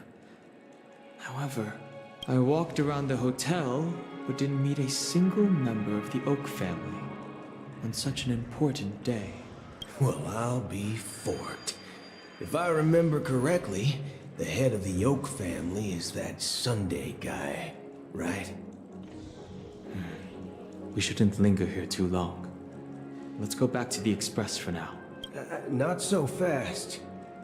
Have you ever robbed VIPC, bro? If you run away now, everyone will be chasing after you. Are you suggesting we sit here and do nothing? I wouldn't say do nothing. But let's stay put for now. Even if the family has ulterior motives, they couldn't have anticipated us showing up here. We're the surprise factor for them. They don't want to attract unwanted attention from certain outsiders, so they won't do anything reckless. See? The IPC lackeys are keeping a close eye on this hotel. If I were a family member, I'd find an official excuse and keep the surprise factors here. If we just wait here, that would be like walking into their trap. Of course, we don't need to walk into their trap. I gave a backup plan to the memo keeper. If it turns out we won't be allowed to enter the dreamscape, she'll order a drink for me in the VIP lounge at the hotel. In reality... A secret signal. That's right. Oh, a concrete object can indeed help the memo keeper establish a connection with you. But Boothill, if you have more backup plans in the future, I hope you'll let me know in advance. I'm sorry, but it's one of my quirks. I have too many unreliable friends. And if I reveal that I have backup plans, things can go awry. And that would leave all backup plans completely useless. How do we get into the VIP lounge? This is where my street smarts come into play.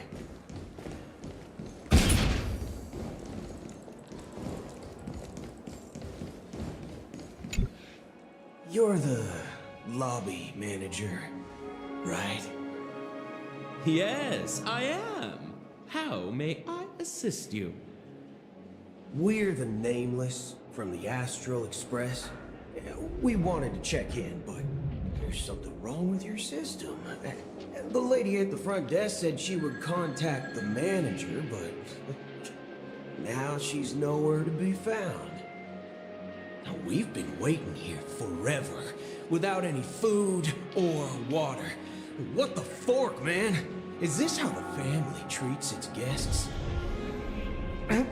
Is this your idea of street smarts? Starting an altercation? It's called standing up for your rights. I apologize for the inconvenience. Please wait while we try to contact Mr. Sunday.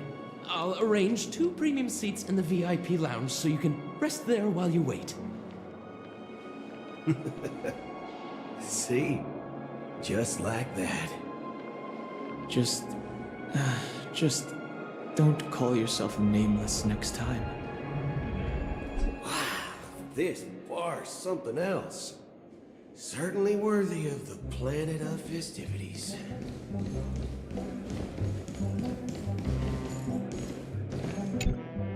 Good evening, gentlemen.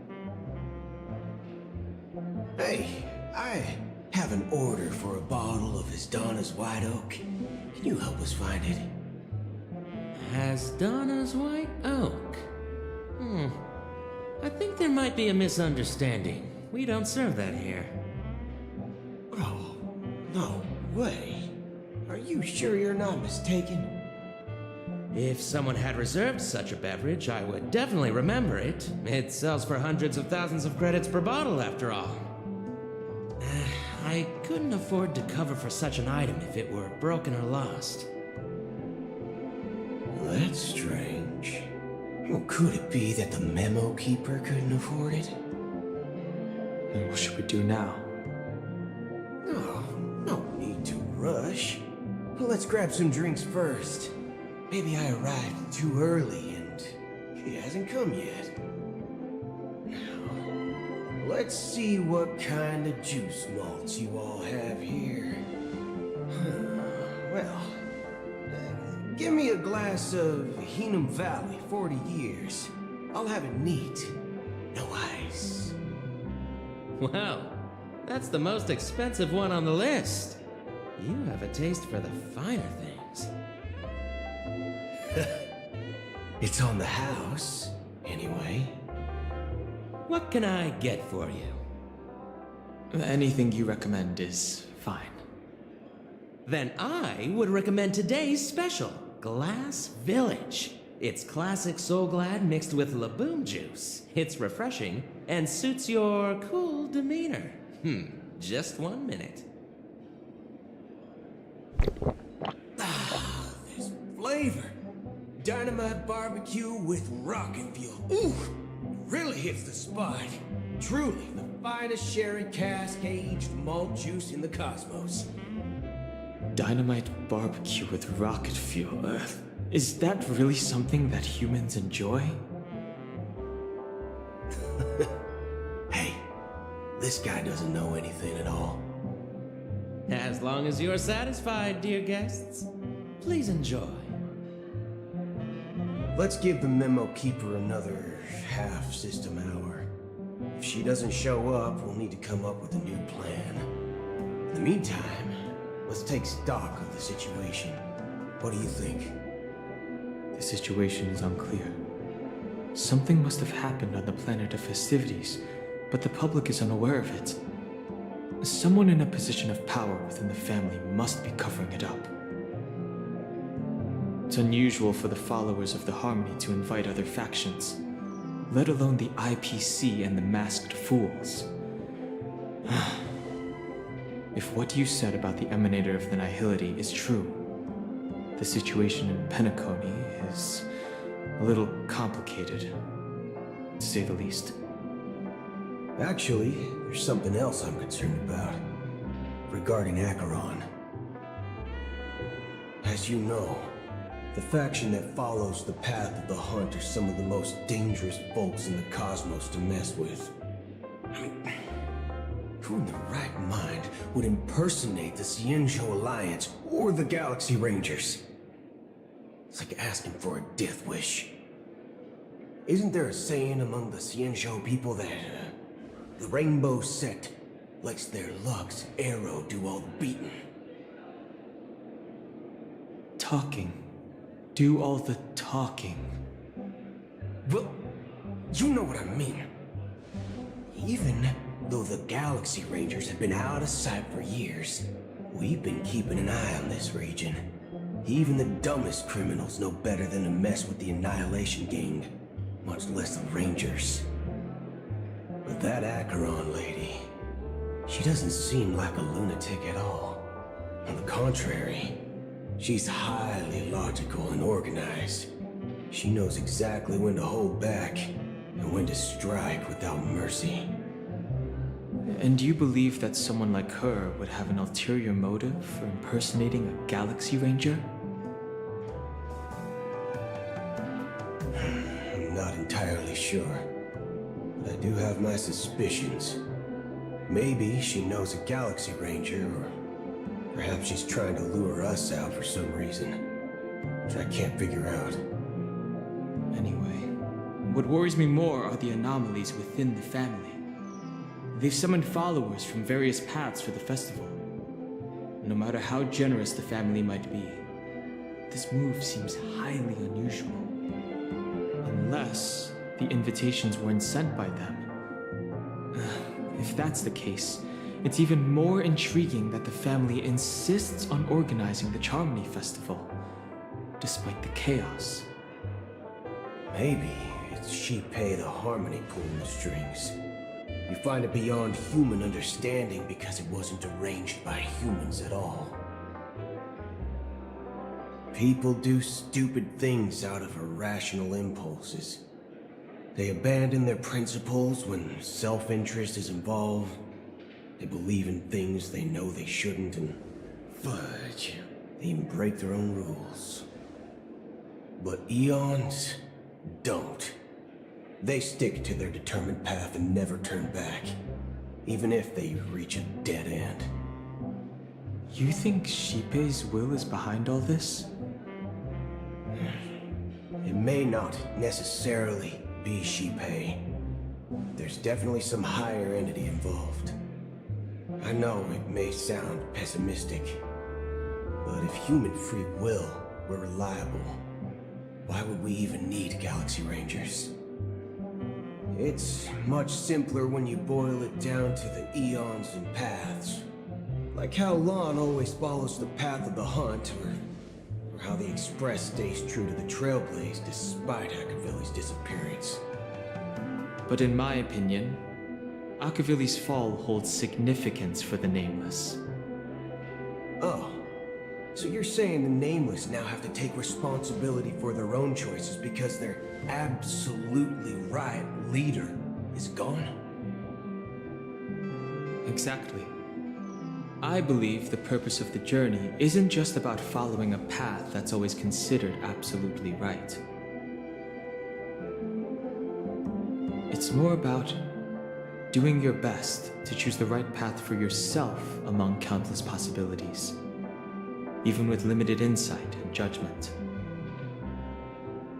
I don't know what you've been through, but I agree that people must take responsibility for their choices, because no one else can do it for them. That's why the Galaxy Rangers need to uncover the imposter and figure out her true intentions. Just in case. I have a backup plan if the Memo Keeper doesn't show up. This is my final backup plan.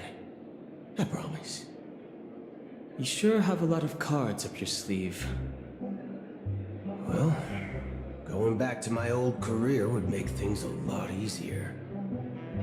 By the way, when you were walking around the hotel, did you happen to see any important looking guests? What's your plan? Oh, it's simple. We just grab some hostages and use them as bargaining chips with the family. Or maybe we can even take their identities. No need for that. We'll return to the Express now. Wait. Are you getting scared? Draw your weapon. Let's make a big scene. Are you leaving, esteemed guests? Would you like to cancel that Asdana's White Oak you just ordered? Huh? Asdana's White Oak? But didn't you just say... Ha ha. Looks like you are a bit intoxicated, esteemed guests. You ordered a bottle of Asdana's White Oak just a moment ago. Looks like your Memo Keeper friend has finally arrived. Oh, right. Sorry, my memory's not the best. You know, too many modifications and all. Anyway, let me check. Well, fork me. It says Donna's White Oak, all right. And there's a note. I'll be waiting for you on the Astral Express. No mistake. That's her message to you. She knew the hotel wasn't safe, so she suggested we find another place. Well, looks like we took a detour, but now it's back to the Astral Express. So, what are we waiting for? Let's go. You're back? 2 guests just boarded saying they were looking for Boot Hill, so I told them to wait in the parlor car. Oh, just in time. 2 guests? She's one of them. Look, we welcome all passengers on the Astral Express, but sneaking in like that? You have no regard for etiquette. My apologies, conductor. It was an oversight on my part. I assumed you were already acquainted with the garden. Given the chaotic situation in Penacony, the Nameless are the only ones we can truly trust right now. You are the memo keeper. Pleased to meet you, Dan Hung. I've seen you in others' memories. And as for Boot Hill, this is our first face-to-face meeting. I hope you enjoyed that bottle of Astana's White Oak. You sure have a refined taste. Finally, Memo Keeper. Well, let's cut to the chase. Spill everything you know. That's precisely what I intend to do. But before that, please allow me to introduce myself. My name is Black Swan, and I serve the Garden of Recollection as a memo keeper. As for Acheron's story, I'm sure she knows it better than I do. Oh jeez, I'll be right back. Oh boy, I'll be right back.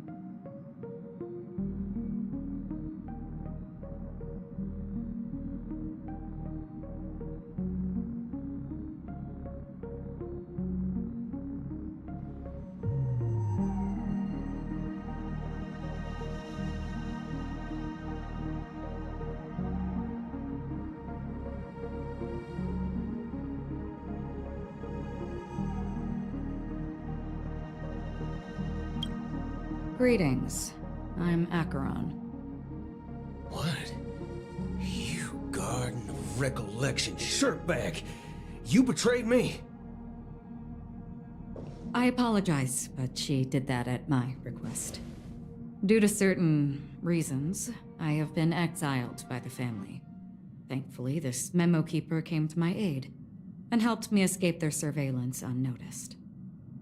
To be honest, it was more like stalking than helping.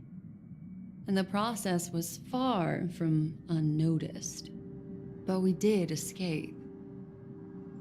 I asked her to guide me to a place beyond the family's reach and to contact a few trustworthy individuals, namely all of you. Trustworthy? Son of a nice lady. You think I'm dumb or something?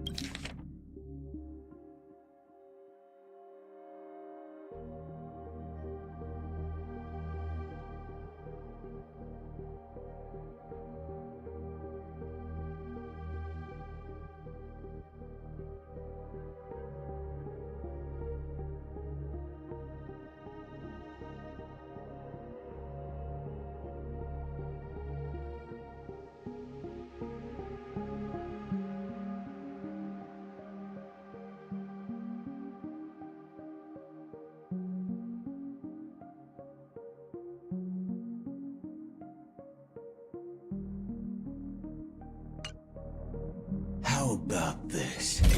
I'll put a few bullet holes in your head and see what secrets spill out. Then, we can talk about trust. It doesn't have to be like that. I'm willing to answer all your questions, but not right now. If my cover hadn't been blown, we might have had more time, but at the moment, we don't have any other options. No other options? What do you mean? This is the only way I can ensure everyone's safety. I kindly request an immediate warp jump out of the Astana star system.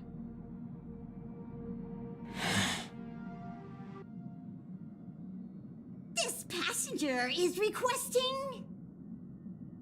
As far as I can tell, she's not a threat and seems to be telling the truth. I've briefly traveled with your companions and know their whereabouts, Dan Heng. Please rest assured, your nameless companions are safe, but they need our help.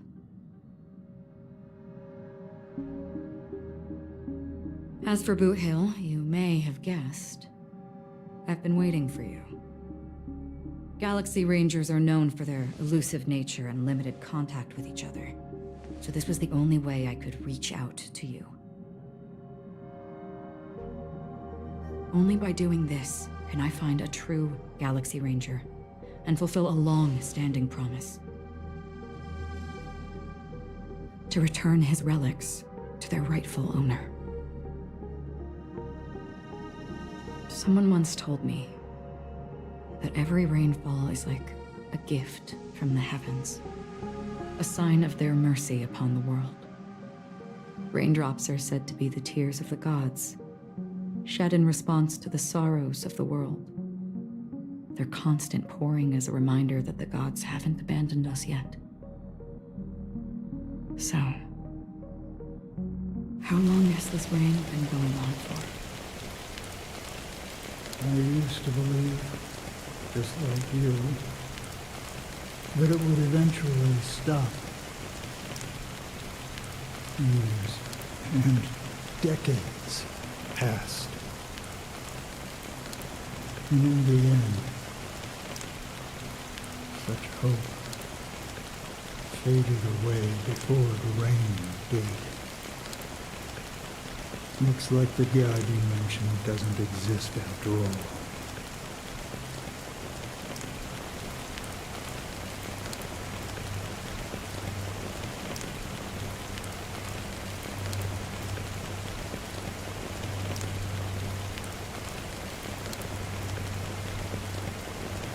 Well,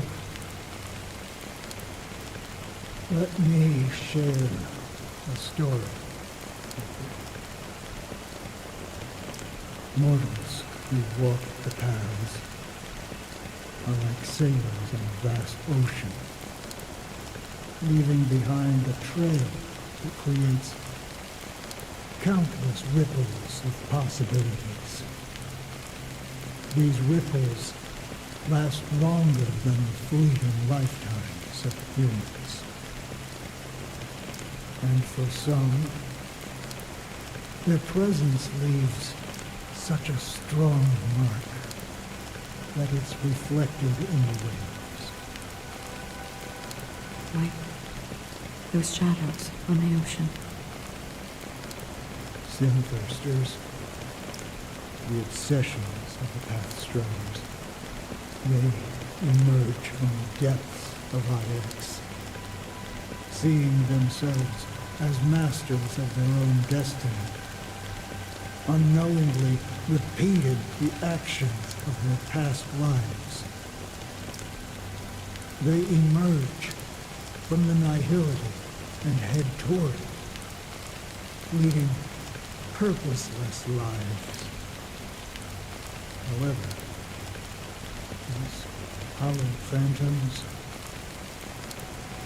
they were once my dear companions, a group of Galaxy Rangers. Are you watching over them? Watching over them? No. I'm guiding them toward transcendence. It was a brutal war. A crusade that shook the universe. The universe witnessed the fall of Zulo, the Lord Ravager, but it came at a price. A price so hefty that only those who were there still remember. The unwavering determination of the Hunt followers persists even in death. So someone must guide these lost souls to their life beyond. They were healed in their time. Only get the benefit one time? You shouldn't be At the start of reduced battle? That's it? to mere puppets of nihility. As for me, I have suffered too many losses on that battlefield to advance any further. And that makes me the most fitting person to carry out this task. But you know, these Sinthirsters, they're not who they used to be. Does this seem pointless to you? Well, some tasks have to be done, even if they are pointless.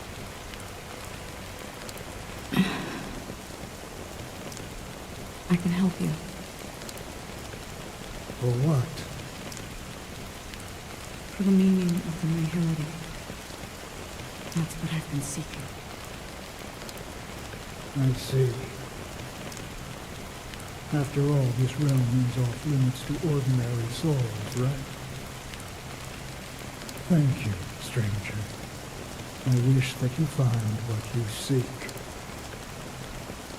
Before we part ways, I have one more question. It is true that their actions and even their entire lives may seem pointless from our perspective. But if, and it's just an if this is what the departed ones expected, should we try to change it? A good question. And a profound one. I don't know the answer. What I do know is that one day I too will pass away. I hope that when that day comes, someone will stand at my grave and place a bouquet of flowers.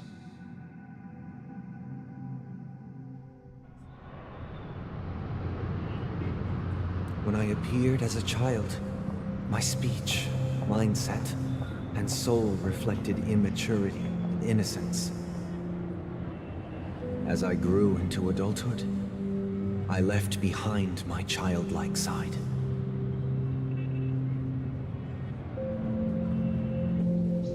I humbly request your blessings, esteemed advocate of Shipe. Come to me, my kinship. I have sought their presence with us. As you wish. I have faithfully served the Alfalfa family for nearly a decade, promoting the path of the harmony to the best of my ability. However, I made a mistake yesterday. While I was preparing dinner for the family head, I accidentally dropped a prepared dish on the floor. Out of laziness, I lied and claimed that everything was ready. Although the head has dismissed me as punishment, it has been tough to sleep with the guilt still gnawing at me, as I worried that the seeds of evilness may have taken root in my soul. So, I confess to you now to seek atonement for my sins. Do you sincerely repent and vow to change your ways? Yes. Have you examined your soul and confessed all your sins? Oh, yes. Are you willing to accept the process of atonement? Yes. Very well. Show your dedication and goodwill to the family, and you shall be reinstated among them. Now, please, leave in peace. Oh, praise Shipe. And thank you, esteemed advocate. Next, please step forward. I wholeheartedly confess to you. Please, pardon my sins. Rest assured, I have implored their presence to be with us.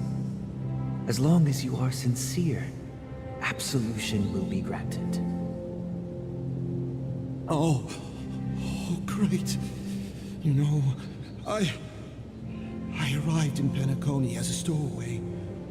I sold everything to get a ticket. My house, my land, and my 2 children. I see. Please, go on. My children were starving, and I hoped they'd have a chance at survival if they became slaves here. If I can strike it rich here, I'll lift them out of that situation and give them the life they deserve.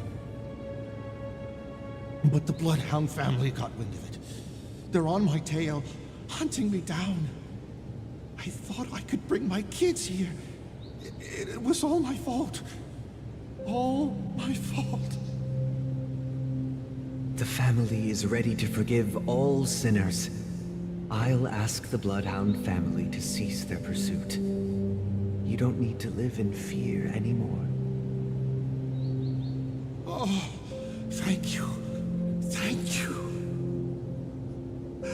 I'll work my hardest to redeem my children and make them part of the family. Praise the harmony! Next, please step forward. Hey! Long time no see, Mr. Sunday. The most esteemed individual in Penacony, and the next leader of the Oak family, right? I have sought their presence with us. Let us proceed.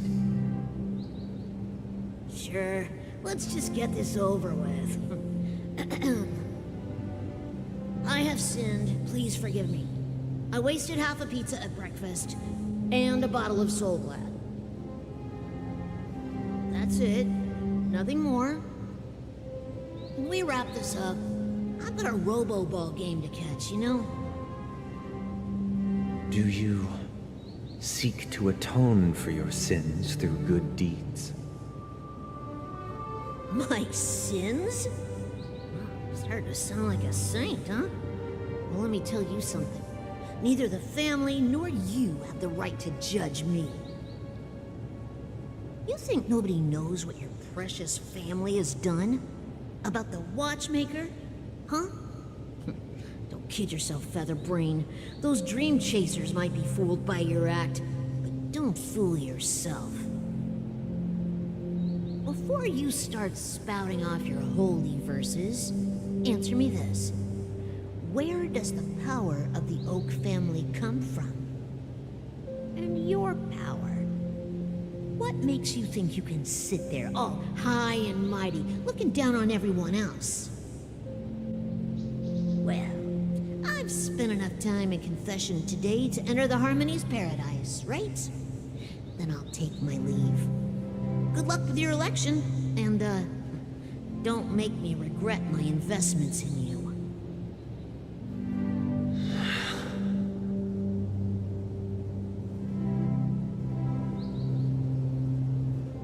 Oh, revered triple-faced soul, hear my doubts.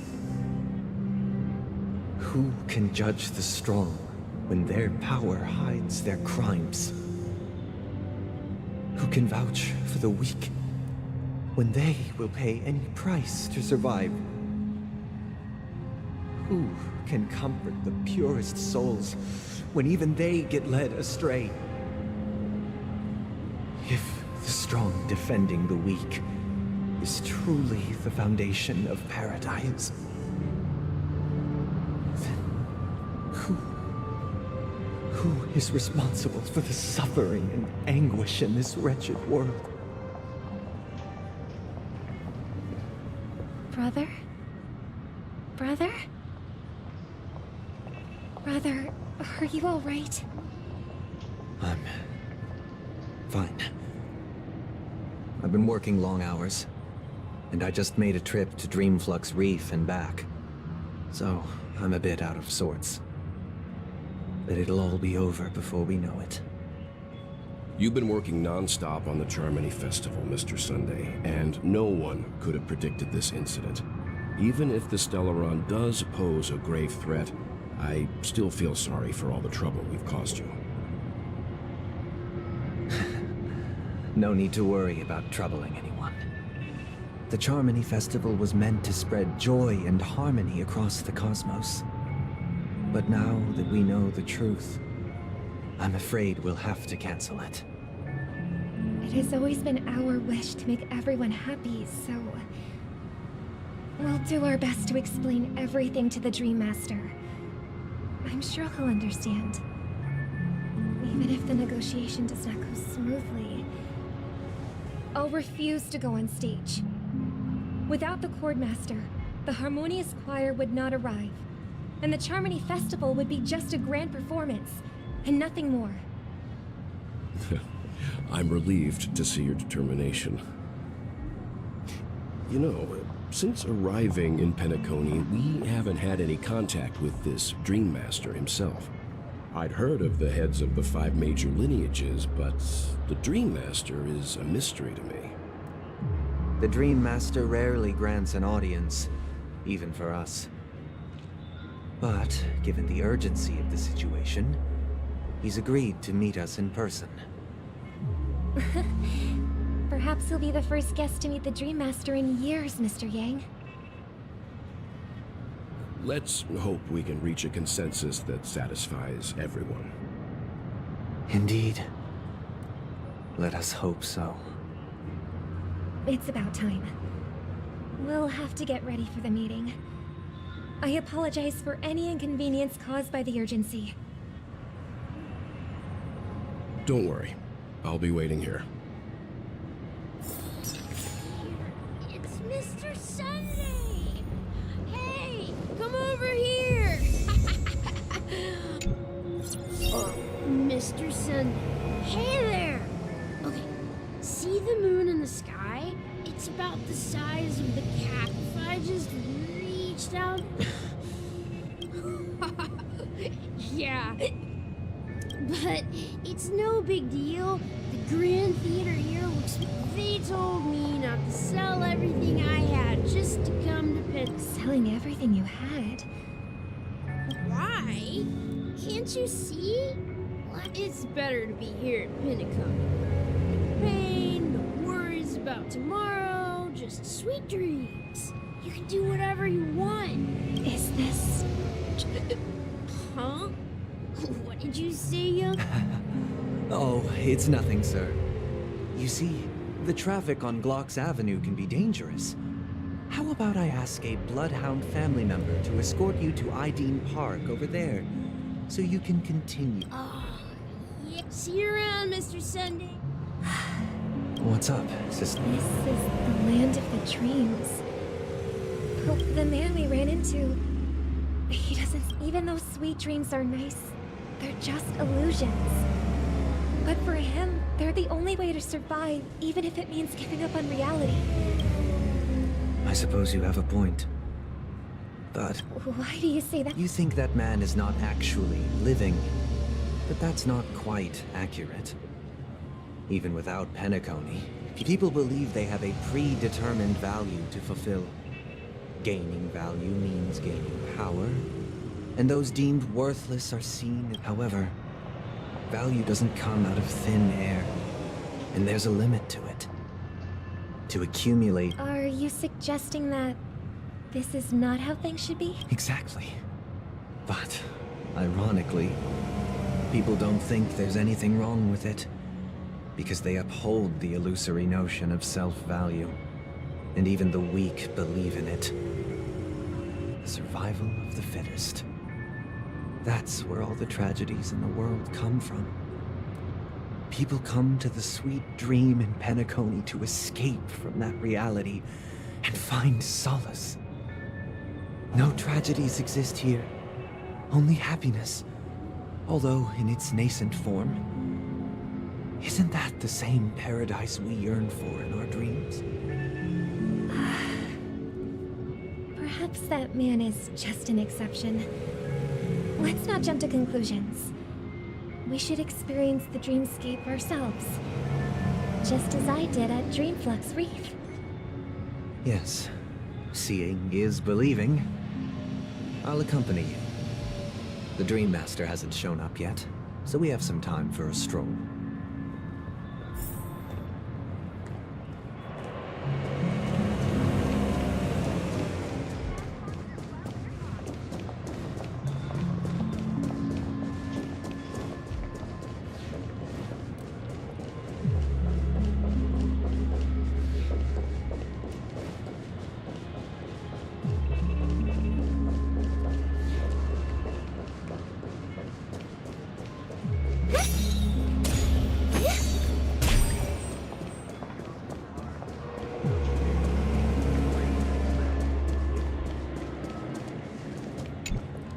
Glad to meet you again, Robin. How are the preparations for the Charmony Festival coming along? We're all so excited about it. It's going smoothly. Thanks for making the trip to join the festival. You're too kind, Robin. It's a pleasure to have guests from all over the universe celebrating day and night. I can't stand being lonely or bored, so this jubilant dreamscape is perfect for me. But if this went on forever, would it get boring too? Nah, not at all. Who would get tired of having so much fun? Every day, you get to wear fancy clothes, explore all sorts of dream bubbles, indulge in delicious food without gaining weight, and you never get old or sick. As long as you can afford a room, this place is the ultimate paradise. But you know that only a few things can be brought back from the dreamscape to reality, right? That's exactly why I don't plan on bringing anything back. Just enjoying the dream itself is good enough for me. I mean, I'm not one of those long-living species. I only have around 60 or 70 years in this lifetime, and there's so much to worry about. Being happy here is pure bliss. Only in this sweet dream can I truly feel like I'm in control of my life and fate. Who would want to go back to reality after experiencing this bliss?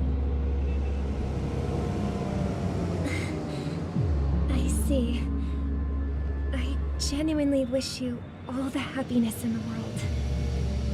And I wish you a fantastic performance, Robin! I'm off to the Blue Hour for the ball. See you later.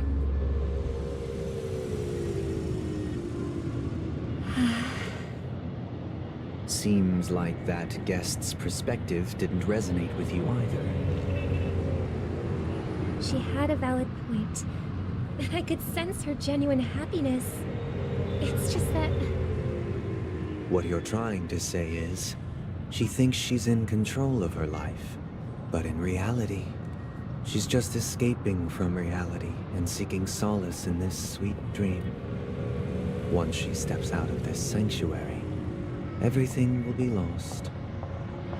Well, she did make mention of being able to afford a room, didn't she? However, the paradise in our dreams, it doesn't have to end. No. And the paradise we yearn for shouldn't be just a fleeting dream either.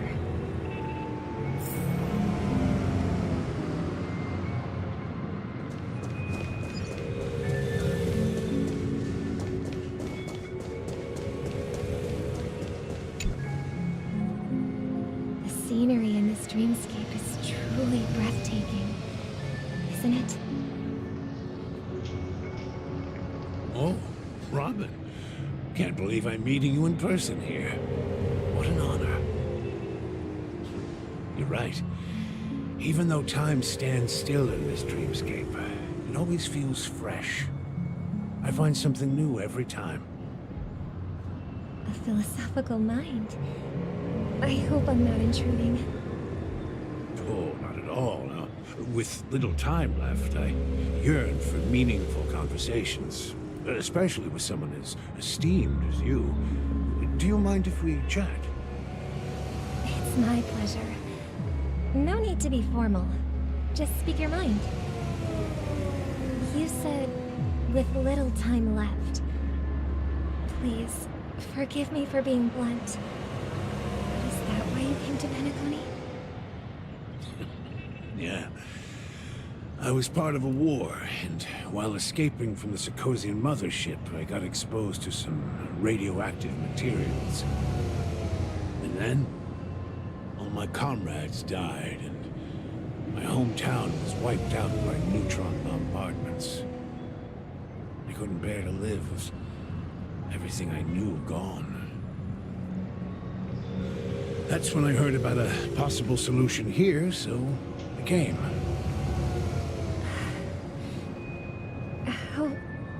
Heart-wrenching. I hope the family has been able to help you. They have, and I'm truly grateful for that.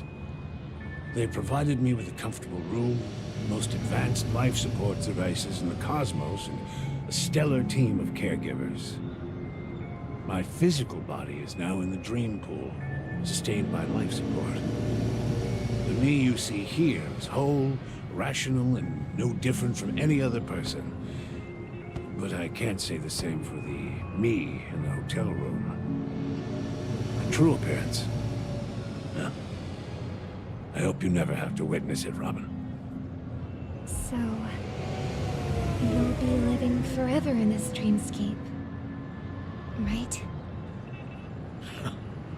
Just being able to live at all is good enough for me.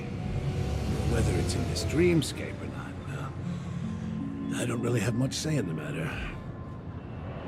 My world has been torn apart, and my life could end any second. So, even if this whole place is an illusion, it's still my paradise. And I'll treasure every moment I spend here. Now I envy those everlasting things. old man's story. It's so tragic. Fortunately, this sweet dream gives him joyful memories to hold on to for the rest of his life. That's precisely why this sweet dream in Penacony exists. However, even this sweet dream has its limitations. While it provides solace to the disillusioned, it can't completely eliminate pain in reality. There will be a way out. Penacony is already on the right track.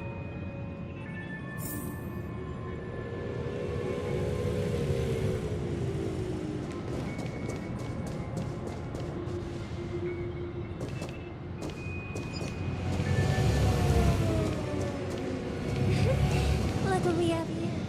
A lovely young lady. Wait, is that me?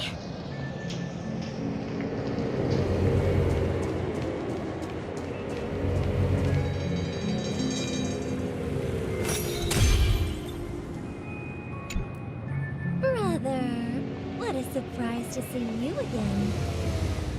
Show yourself. Your trick won't work on us. I've heard that a skilled masked fool received an invitation too. That must be you, right? Did you enjoy yourself? Barely. The people here are way too gullible. A little bait is all it takes for them to bite. And they run away at the slightest hint of danger. In other words, they're naive and cowardly. Now that you've had your fill, it'd be wise to leave before it's too late. The music of the harmony doesn't tolerate discord. What? Now that you have the real Robin, I'm useless? Oh, how disheartening. I've done so much for the family. You should be thanking me, because if it weren't for me cleaning up this mess, Penacony would still be in shambles. Don't you think? That was a personal request from the head of the Iris family, and it has nothing to do with us. Step aside and stop causing trouble for the Charmony Festival. The Charmony Festival? You think you can scare me? You think I have no idea what you're planning? I don't care what you're thinking, Chicken Wing Boy. But I'm pretty sure Robin won't be appearing on stage. After all, you're well aware of what a sorry state this dreamscape is in under the banner of harmony. Penacony, the land of the dreams. Is this truly the paradise you desire? Stop it. What's the rush, Chicken Wing Boy? Did I get to you? Our paradise is none of your concern, masked fool. Leave now, or the family won't tolerate you anymore. All right. I'll go. But Robin, I suggest you seriously consider this. Do you really believe those living in dreams can escape pain and find true happiness? Well, I've done my part, and now I'm simply waiting for the fireworks to begin. Here, the last two gifts for both of you. And don't lose them. If by some unfortunate chance the Charmony Festival starts against all odds, remember to use them during the show. And it'll be thrilling. Bang! I heard a raven calling in the distance. It seems the Dream Master will arrive soon.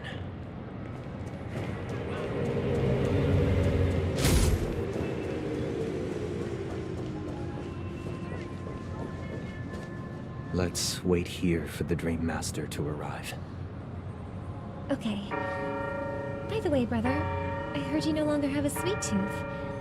Back when we were kids, you used to steal my desserts. Seems like a lot has changed during my absence. What exactly happened? Well, Someone has to stay awake even in this sweet dream.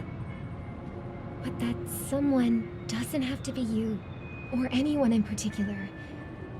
You're carrying too much on your shoulders, brother.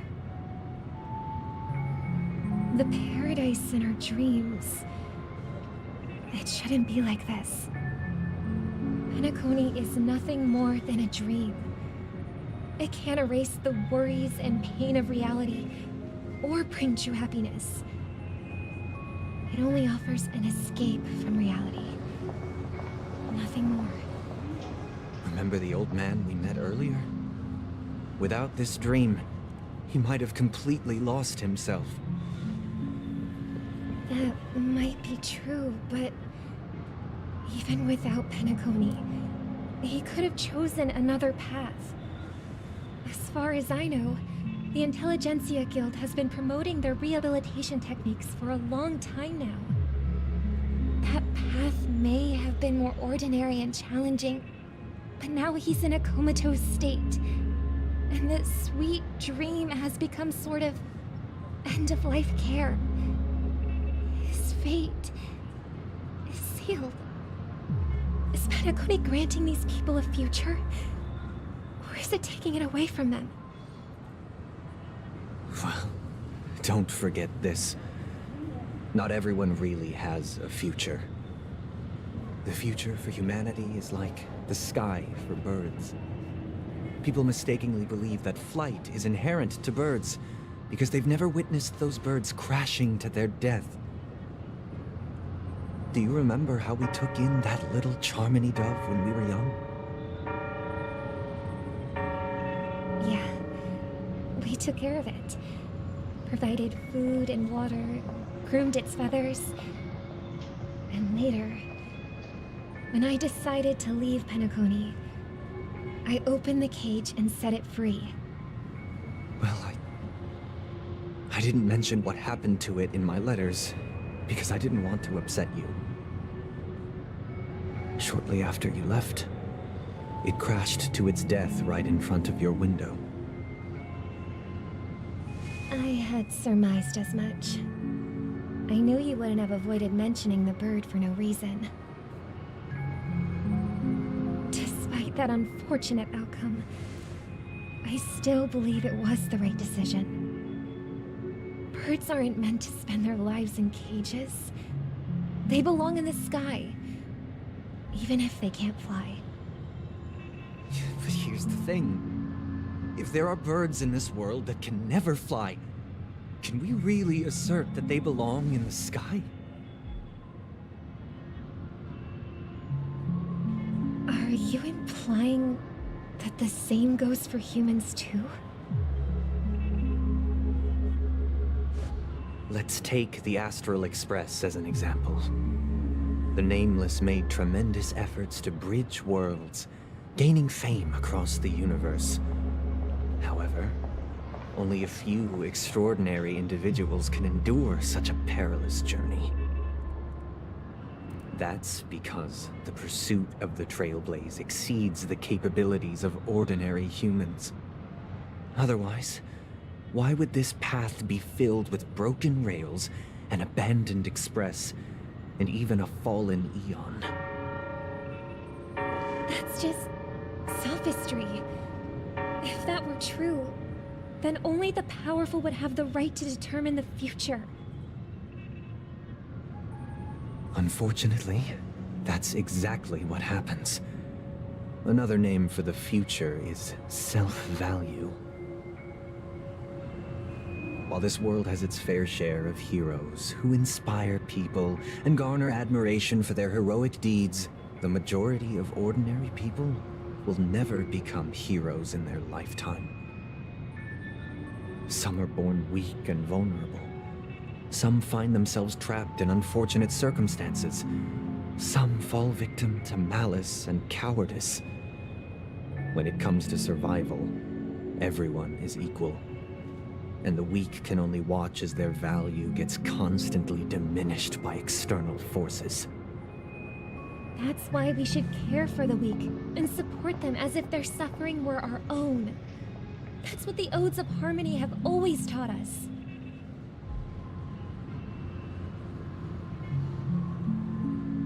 While the Harmony holds noble aspirations, the strong will always be strong, and the weak will always be weak. Even in this carefree dream.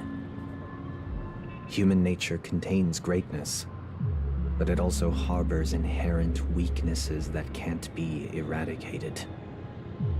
In the end, if people can't even secure their own survival, they won't care about the illusory future of equality. As long as the law of survival of the fittest prevails, there will always be fledglings crashing to their death. But if people don't live for the future, do they merely exist for survival? If even you, my brother, don't believe that the Harmony will save the weak, then which eon can make our dreams come true?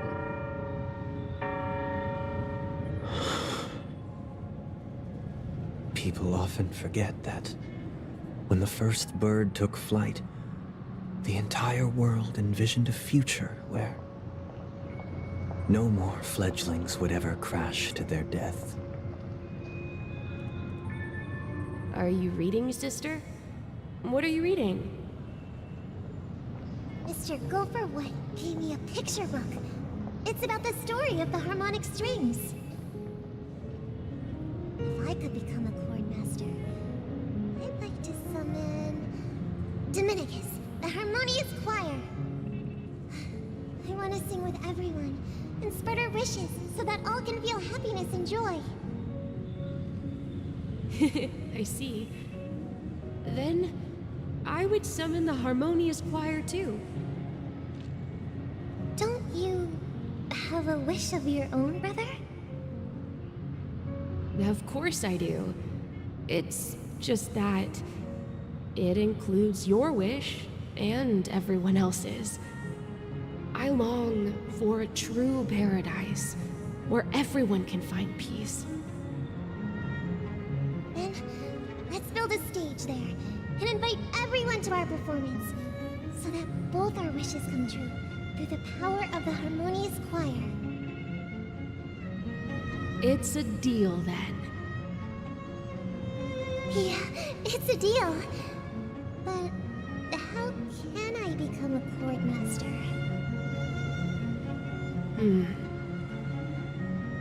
Maybe you'll have to become a star first.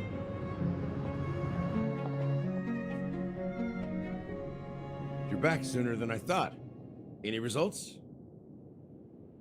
Yes. And now, it's up to us to forge ahead.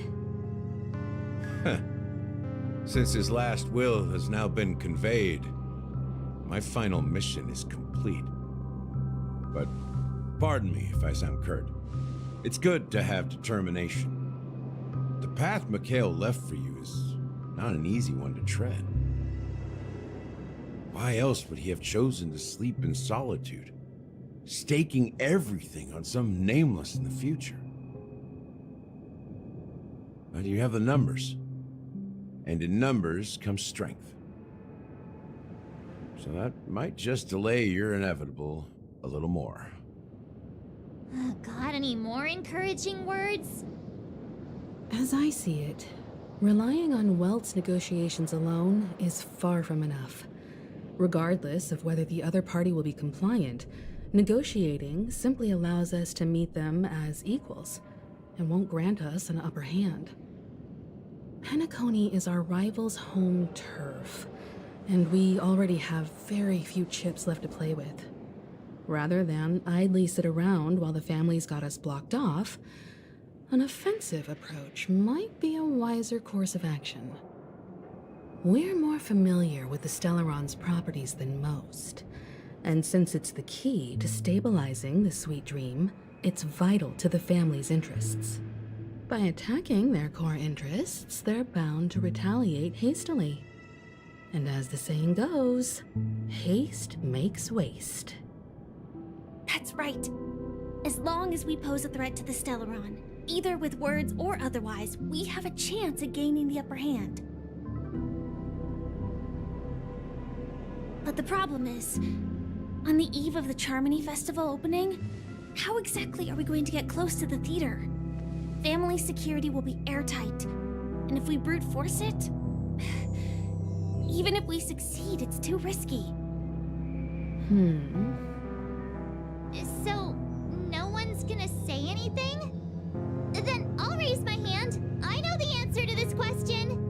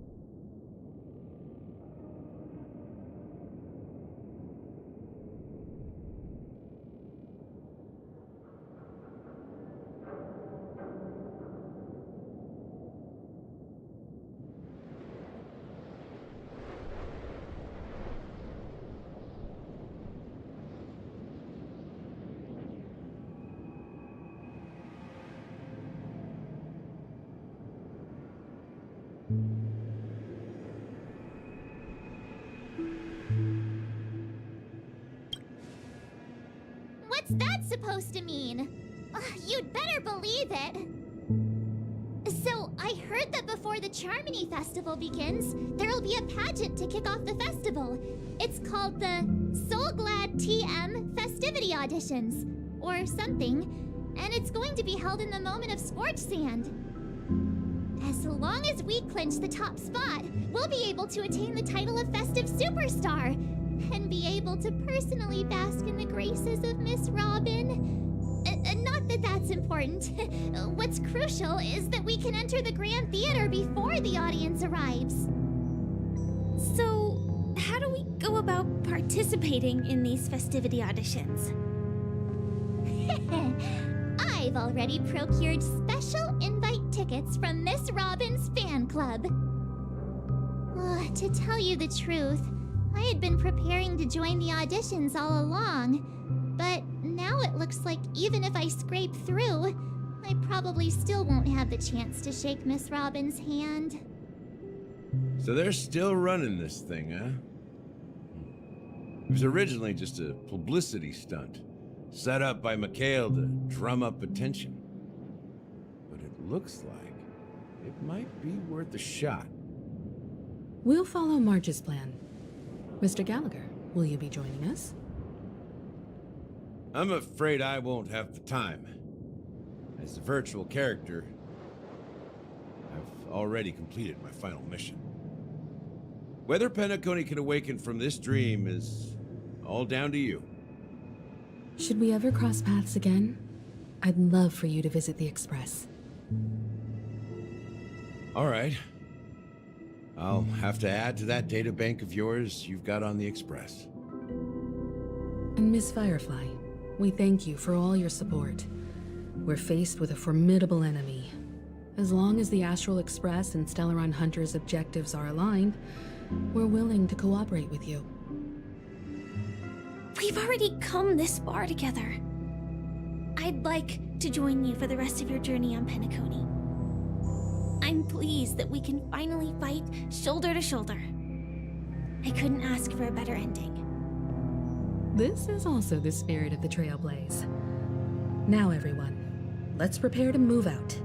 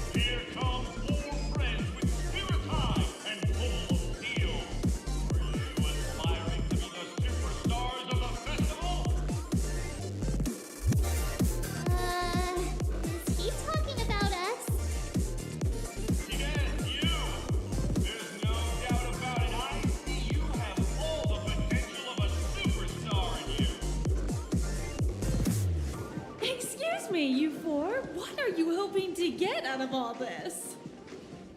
As the last group of contestants, how confident are you in overcoming all of the challenges? Would you be open to a brief exclusive interview with us? It'll be quick. Your journey is long and fraught with peril, yet under a sky blanketed by banners, you vie for the crown. The sword and rose! Protect the beauty! The beauty, the beauty! Magnificent and majestic! A knight's head is hard as steel. Brother Lance's focus is stubborn as a heel. We don't all have to be winners. But if we don't have fun, we'd all be sinners. People are pouring in. Kinda feels like all sorts of baddies are showing up. Let's get in there quickly and enter the competition. Ladies and gentlemen, please make way. Make way. Coming towards us now is one of Penacony's top 10 wealthiest tycoons and the soul-glad business empire's founder, Mr. Aigeen. Allow me to introduce myself. I'm the director of Soulglad's factory, Aigeen Leader. My four friends, introduce yourselves to the audience across the cosmos. Hello, everybody. I'm Himiko, a nameless from the Astral Express, and these are my companions. Don't you guys need to hide your identities? Can't hide it anyways. Penacony is plastered with our posters. And because the Astral Express is so well known, the family won't dare to make any rash moves.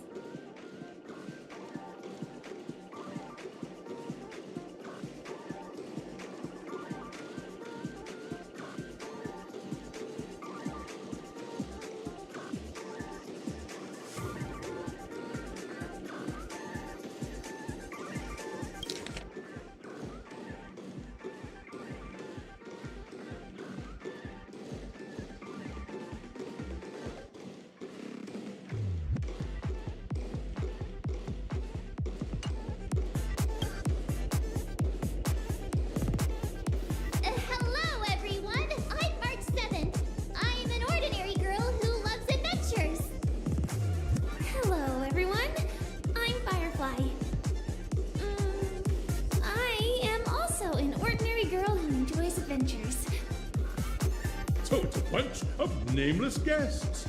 This final face-off is bound to be spectacular. Time is precious. My four friends, come with me. Grab a bottle of Soul Glad and make your dreams a blast.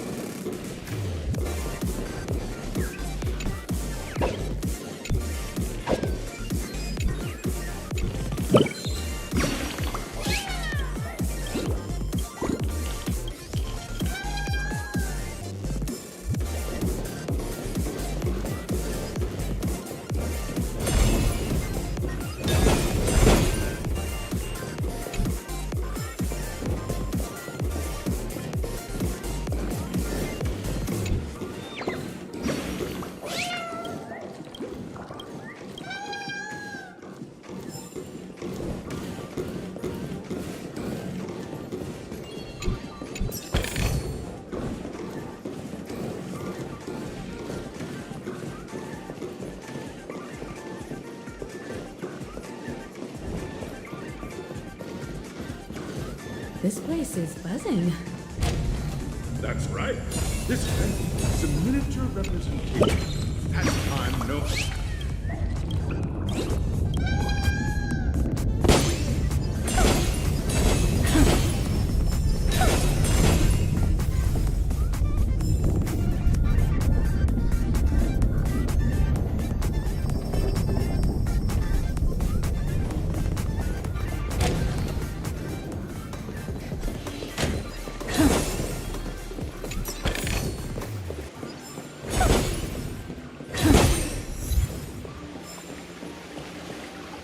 Grab a bottle of Soul Glad and make your dreams a blast. Nameless, your arrival reminds me of the grand occasion when Penacony was first established. I was still a young, bright-eyed lad back then, lured here by the watchmaker's ads, full of zeal and ready to make my first fortune in life. Once, during a particularly grueling day, I passed out and was resuscitated by a drink from Mr. Sousa. That sweet taste has since been etched in my mind, and that was what drove me to create the Soul Glad that we all know and love today. The dream-chasing era was truly a wondrous time. Oh, I miss those days, and the watchmaker. Scorched Sand Hall is my homage to that time of boundless possibilities. I wholeheartedly hope you make it to the finish and emerge as the next superstars of Penacony. Now then, is there anything you'd like to say before the competition officially begins?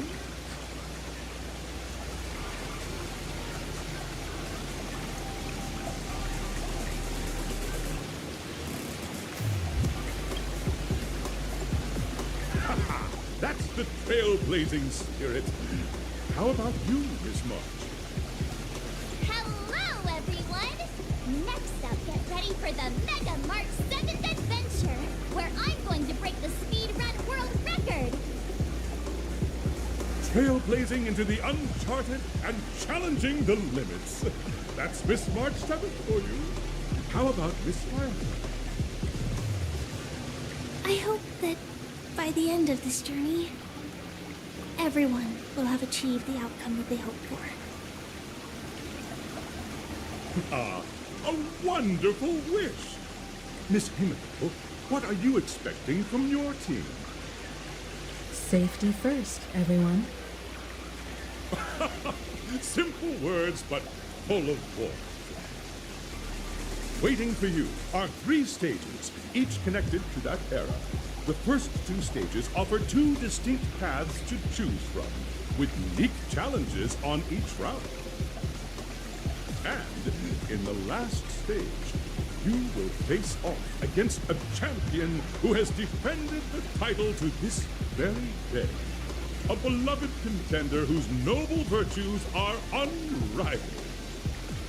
Those are the rules. Simple. Everyone clear? Now, I hereby announce that the 33rd Scorched Sand Festival of the 20th season, sponsored by Soul Glad Enterprises, has started.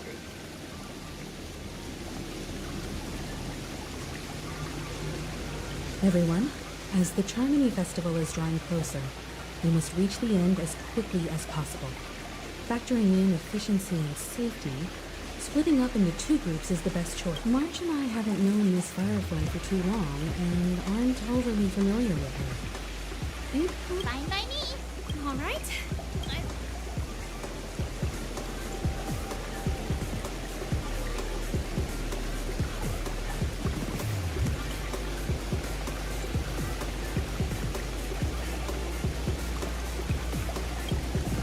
We'll split into the assigned groups.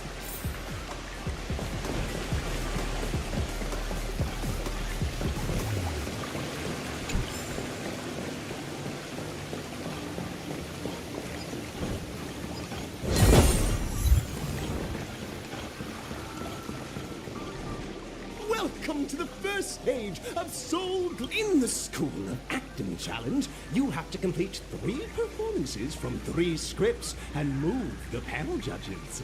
In the School of Action Challenge, you have to defeat 3 groups of enemies convincingly and reach the end. Now, make your choice.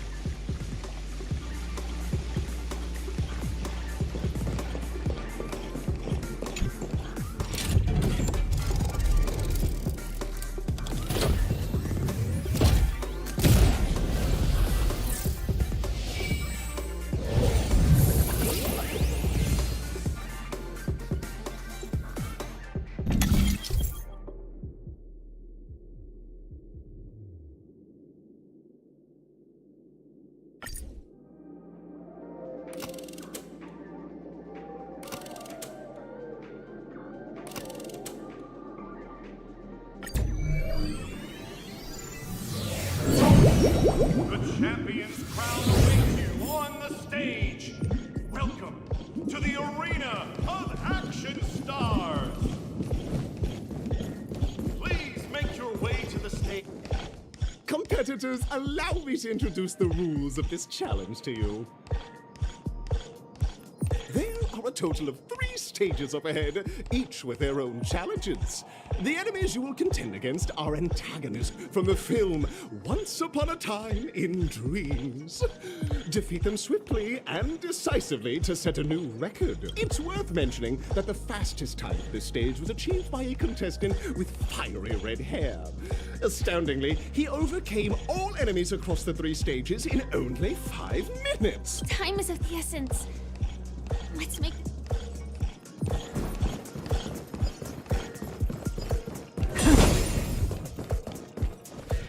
Contestants, you are about to confront the monsters of the primordial dreamscape. During this period, Penacony was nothing but a barren wasteland. The dreamscape was fraught with strife and disorder, with memory zone memes running rampant. As dream chasers who've come to Penacony, defeating them is your first step towards success. All the Soul Glad is ours! Don't even think about plundering the Soul Glad from us!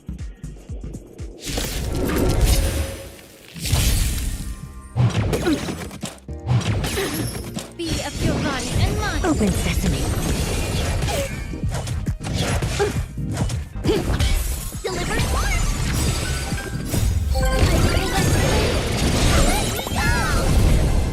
Get it together. Everything in this world is bleeding.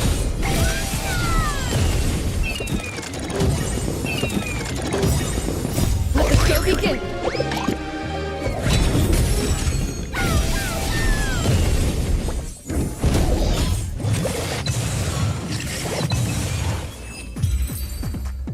Soul Glad! My Soul Glad! Pretty simple. I just hope these tests don't take too long.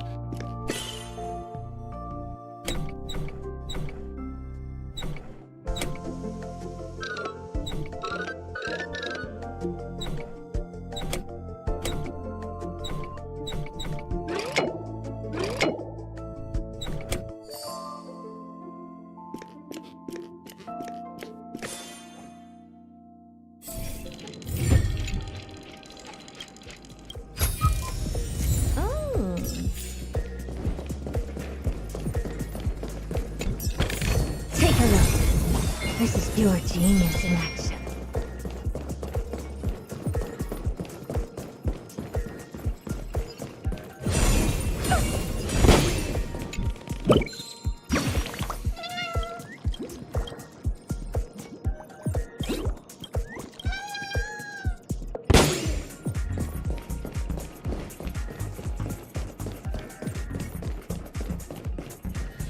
Congratulations on becoming the first group of Dream Chasers! Answering the call from the Watchmaker, you are disappointed to learn that Penacony isn't paved with gold. Resigned to your current plight, you start from the hierarchical dredges, biding your time for a chance at success. Just as you're about to give up, a downpour sparks a business idea. You enter the umbrella business! But just as things are looking up, you encounter a competitor. Defeat them and emerge victorious from this trade war. Why is our opponent so glad? Because this is Soul Glad Enterprises' 33rd festivity auditions of the 20th season! Isn't this just product placement? To safeguard the integrity of Soul Glad, I will soar high into the sky and become its shiniest star. Whoosh!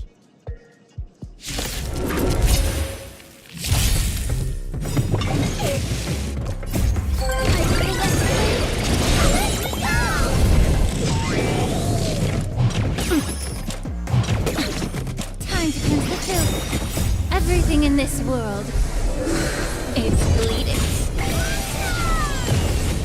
Endless riddle. Nothing but a void.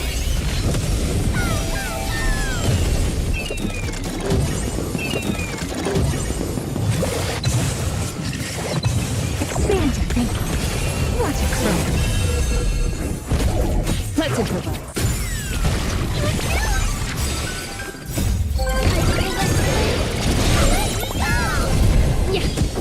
Open sesame.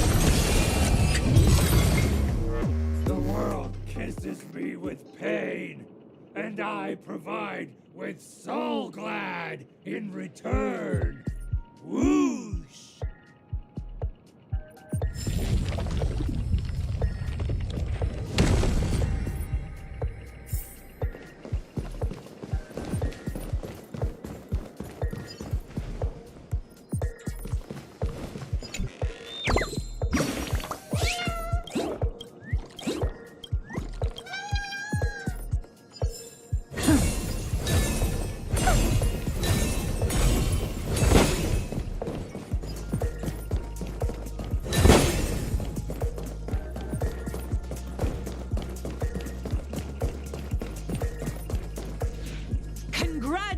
Congratulations to our two dream chasers for establishing yourselves as budding stars in Penacony.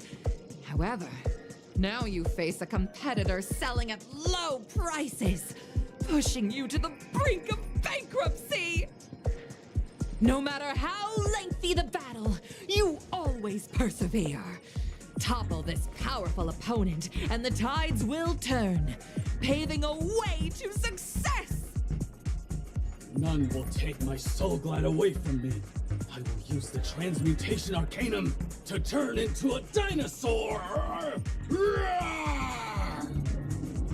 Oh, dinosaur! Devour my enemies! Grab a bottle of soul glad and make your dreams a blast!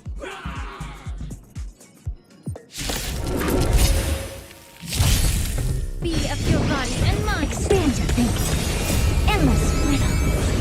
Nothing but a boy. Open sesame. Glimpse me now. Really? Oh? Stubborn one. Everything in this world is bleeding.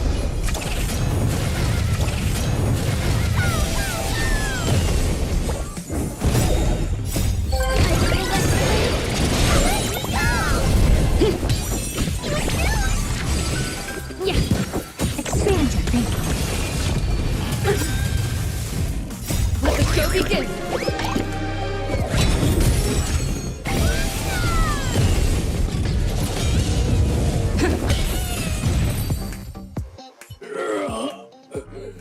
The body withers, but the soul glad name shall not. You truly are a beast! More than I can ever be. That should do it! Okay. Let's go. Mr. Yang is waiting for us. Isn't this fight way off from the actual storyline? Transforming into a dinosaur isn't imaginative enough for you? This is the sort of magic only seen on Penacony. Anyway, let's get back on track. Where were we? Oh, that's right. After an extended battle, you finally emerged victorious!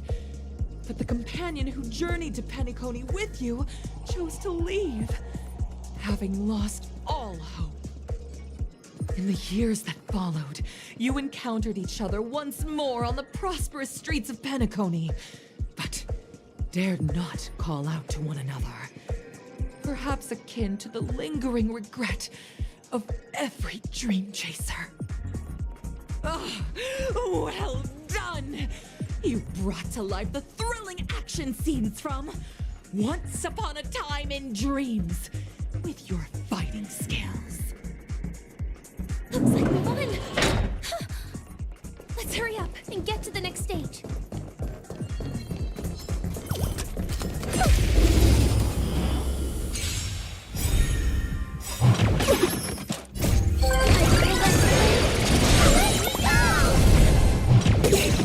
Time to cleanse the filth. Open sesame. Endless riddle. Nothing but a boy.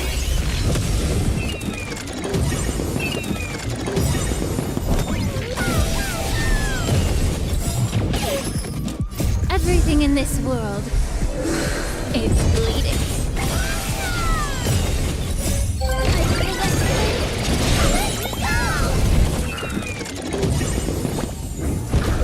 Be of your body and mind. Expand your thinking. What a cloak. Amazing. But then again, it's me we're talking about.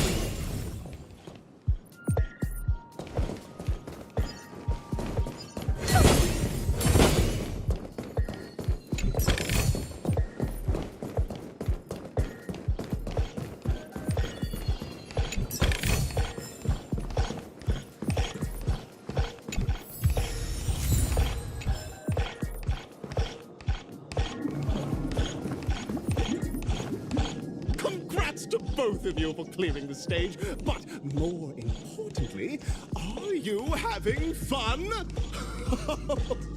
Fun is more important than success. look at the time! You finished much faster than that red-haired contestant did. That red-haired contestant. Who is that exactly? You'll find out eventually, but only if you clear the next test first. Welcome to the second stage of the 33rd Scorched Sand Festival in the 20th season, sponsored by Soul Glad Enter. You have the option to choose Gunfire and undergo Brother Hanu's trial, or Time, where you'll face Clucky's trial. And now, make you...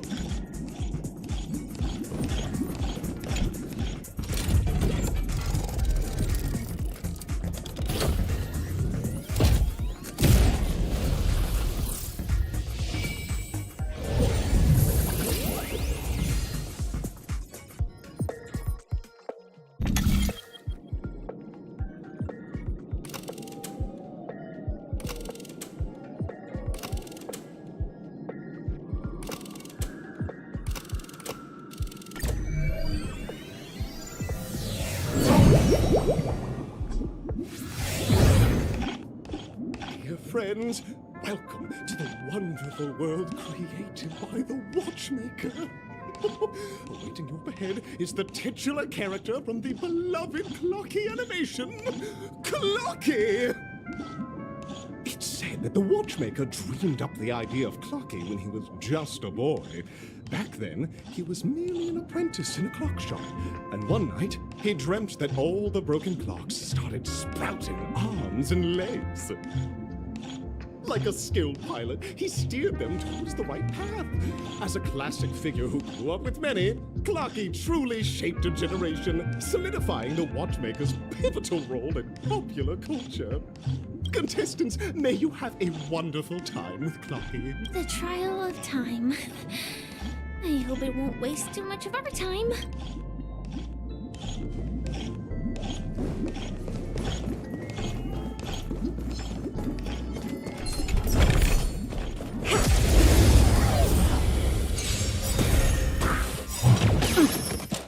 Endless riddle. Nothing but a boy.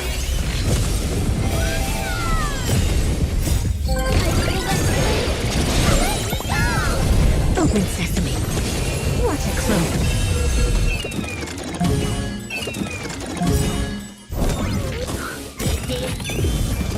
Let the show begin.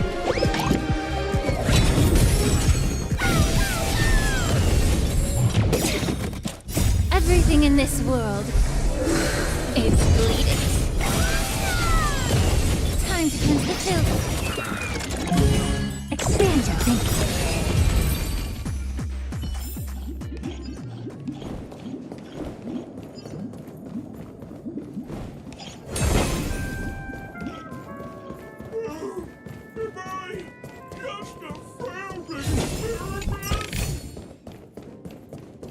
That statue. Did...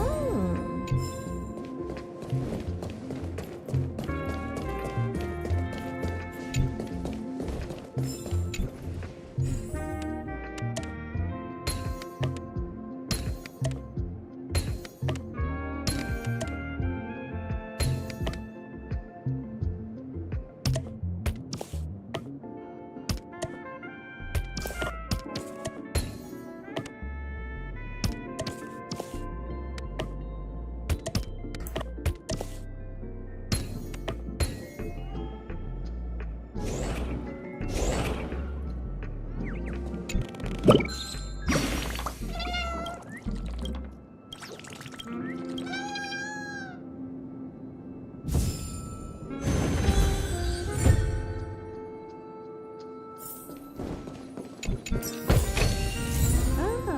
you want this? Fine. Take it and use yourself.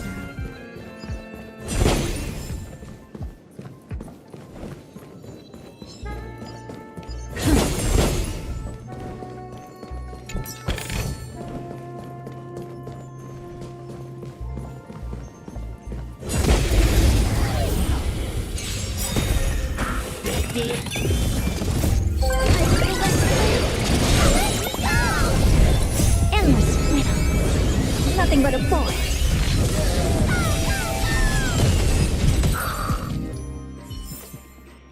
Amazing. But then again, it's me we're talking about.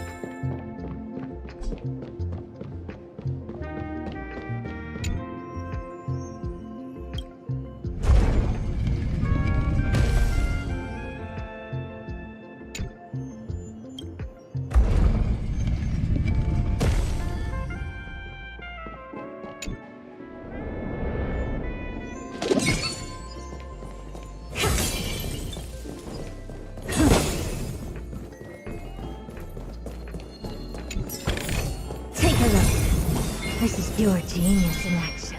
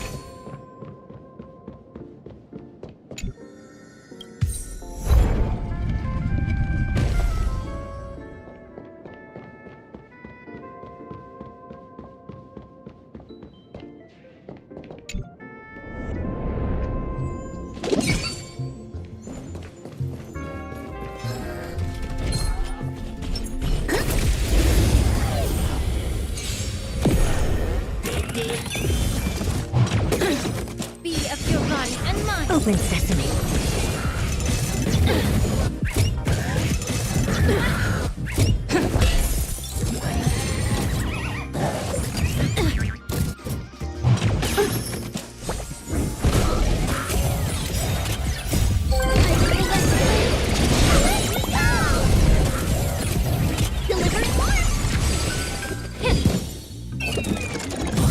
Expand your thinking.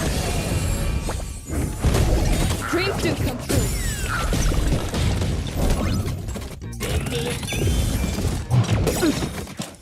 Endless freedom. Nothing but a boy.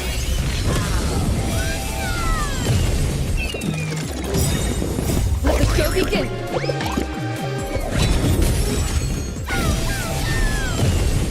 Everything in this world is bleeding.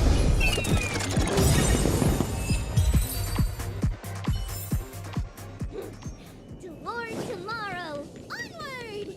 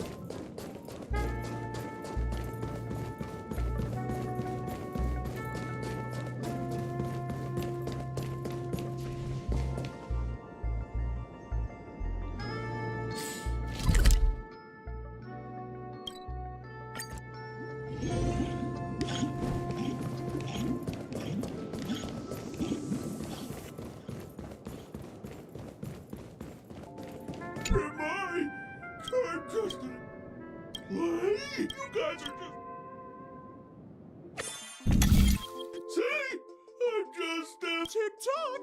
It's time for... Clocky? In Dreamville, Clocky is everywhere and can do anything! I can't believe...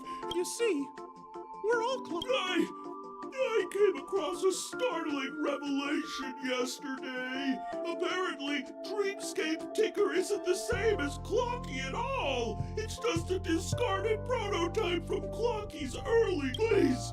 Just leave me be. Oh, dear. I guess even troop members can experience existential crises. Don't worry, miss. Over here, my friends! Better use that hamster ball night speed!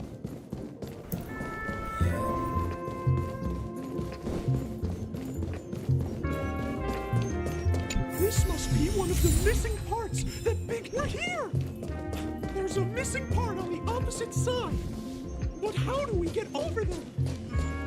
There's also a dream side left here by a Dreamweaver. We're running out of time.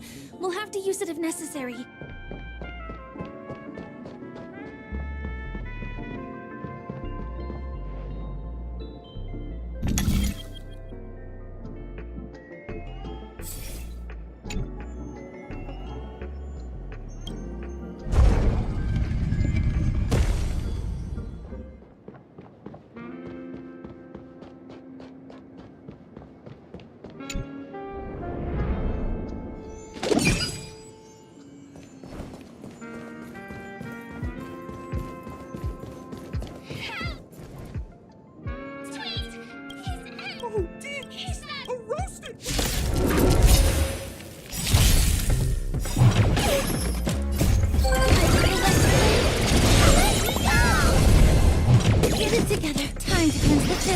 Open sesame. You're a stubborn one. Deliver one.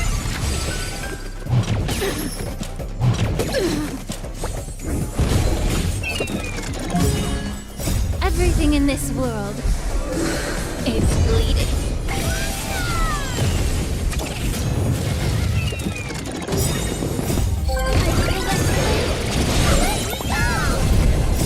Go begin!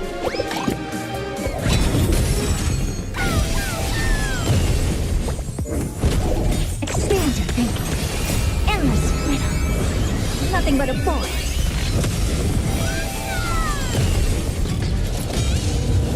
Open sesame. Glimpse unknown. Amazing. But then again...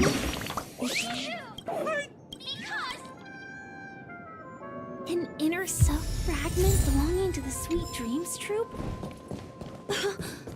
This is just too surreal. We've gathered all the missing parts. Let's hurry back. We don't want to keep Big Ticker waiting.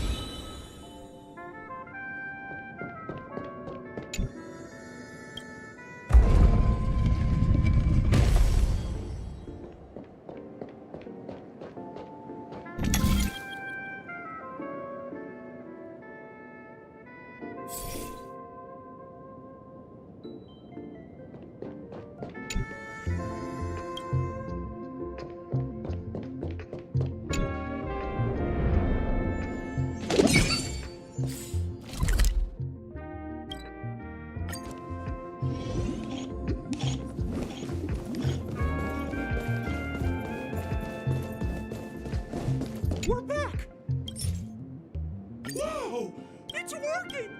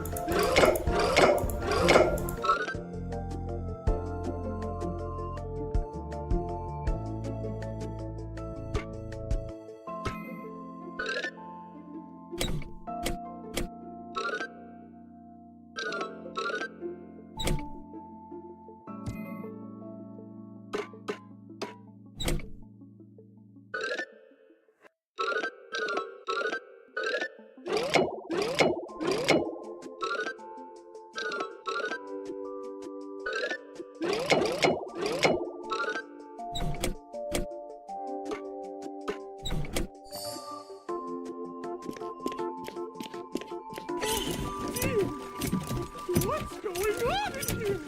Your inner self is a mess! I'm not qualified to be the real Clocky. Just give up, Clocky. No! This is unacceptable! You have to face your fears!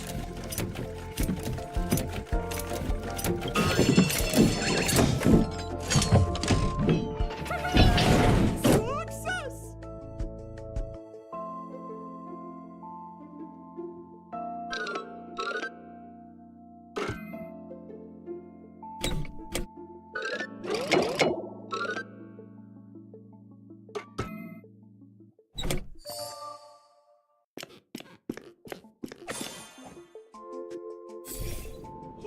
Thank you. Nope! Go forth! It's all done! Victory's in sight. Let's head to the final stage.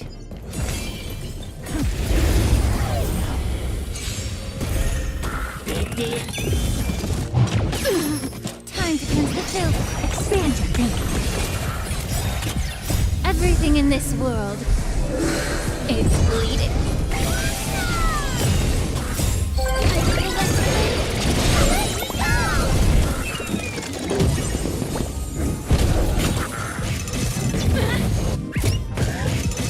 You're stubborn one. Let's improvise. Super big meanie.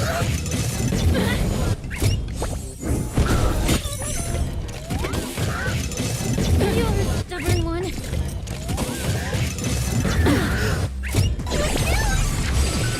Yeah. Open sesame.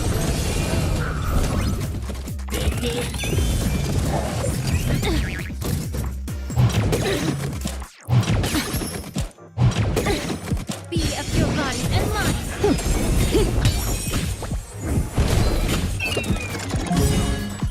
Everything in this world is bleeding.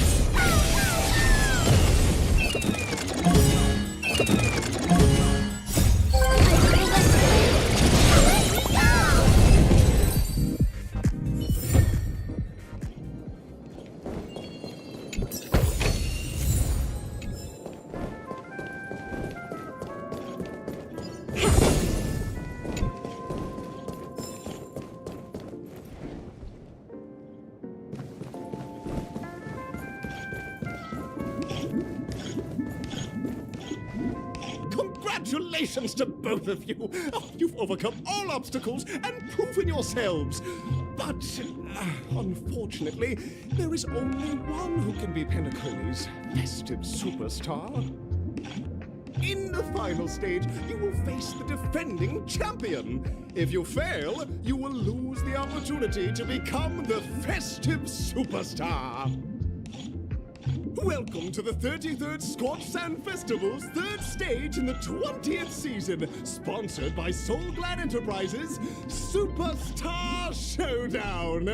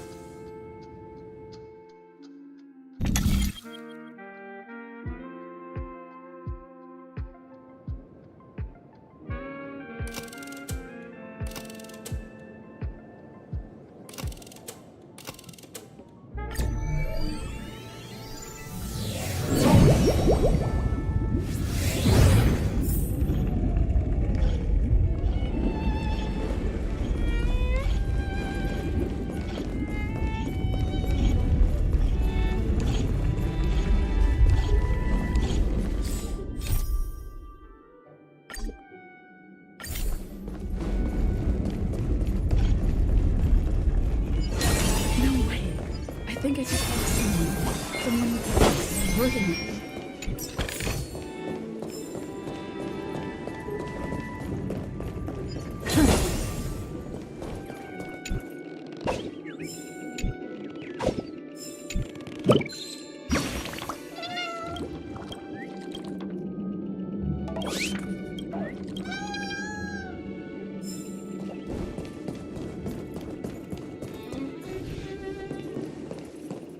Please wait!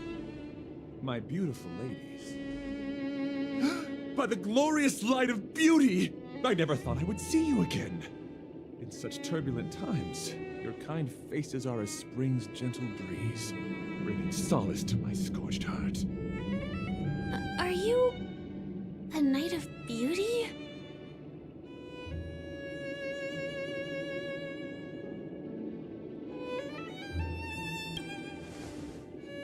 You've already heard of my humble title elsewhere? I am deeply honored. Upon hearing of the impending festivities, I commanded the one and only to bring me to Penacony with full haste. Alas, the cosmos unguarded by the beauty. Disorder prevails. Thus my passage was delayed by tending to the sick and injured. Fortunately, the mini-rabbit mech pilot, stray cat duelist, galactic ninja, and quad-drive Intellitron, along with 32 other souls in distress, all emerged from their predicaments safe and sound. I then led them all here to revel in the harmony with the countless other splendid beings.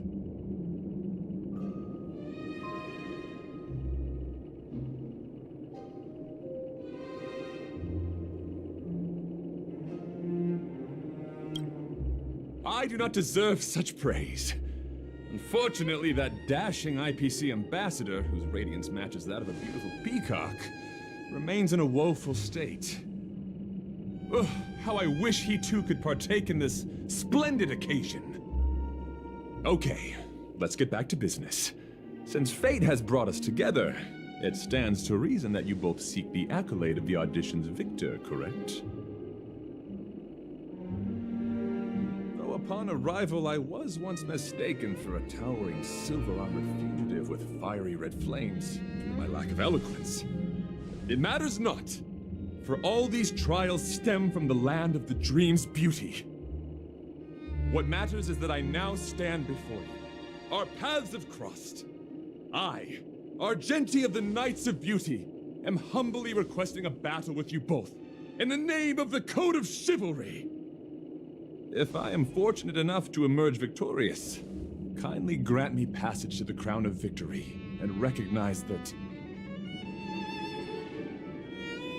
Idrilla, the beauty, is the most peerless beauty of them all. Dear friends, please ready yourselves for this trial set forth by the beauty. Be of your body and mind. Curiosity, endless freedom. Nothing but a force.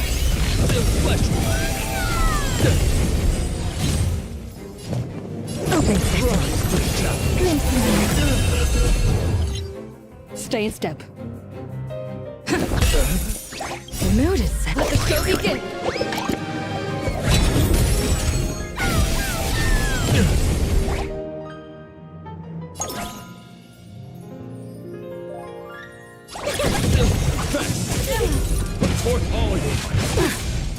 May the foul stench dissipate quickly.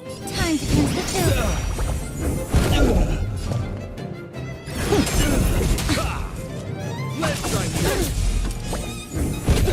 Take your positions.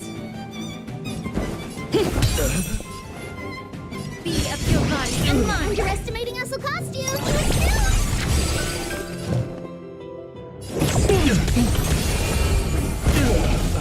Your predictions, friends, are indeed on.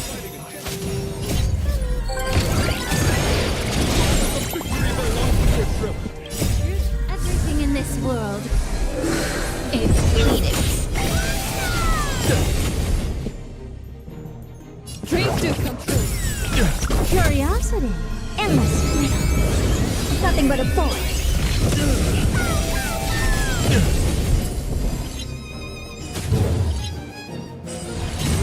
to the challenge.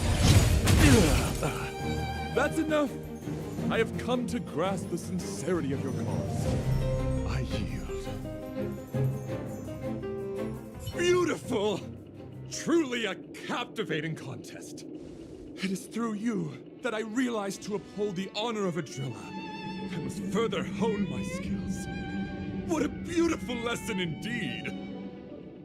Go forth, my dear friend, beautiful miss. The audition's crown is yours to claim. I shall remain here, gazing from afar as you bask in the limelight, joining the audience in offering you the most heartfelt cheers and applause. We don't have much time. May fate allow us to meet again, Knight of Beauty. In that case, let's make our way to the end. Penacony's really thronging with talent. I hope we make it in time.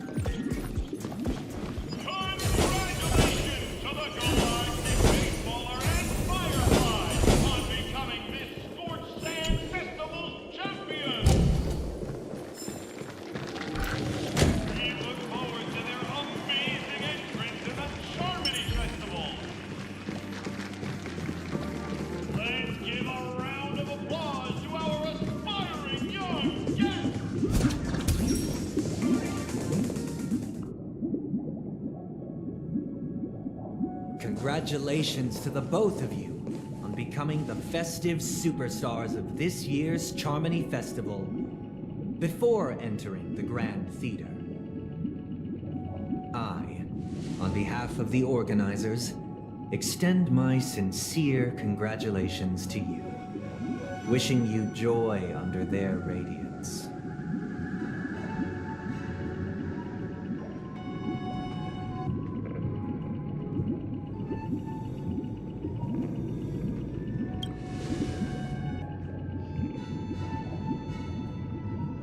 As previously promised, my sister, Mr. Yang, and I have met with the Dream Master. We delved into the truth about Penacony and its Stellaron, and have come to a consensus. Both I and the Oak family cannot acquiesce to your request. Just as expected. We acknowledge the perspective of you, Nameless. Penacony does require change, but not as you propose. The planet of festivities cannot and will not revert to a place characterized by chaos, disorder, or anarchy. Through your journey of overcoming obstacles, you must have glimpsed the essence of that era. The vulnerable ruthlessly eliminated, equality non-existent, common folk living precarious lives, eking out a dreary existence. Ultimately, only heroes like yourselves manage to achieve success. But I would dare ask, if you did not possess the special status of having a Stellaron, and you were but an anonymous and frail member among the masses, which Penacony would you prefer?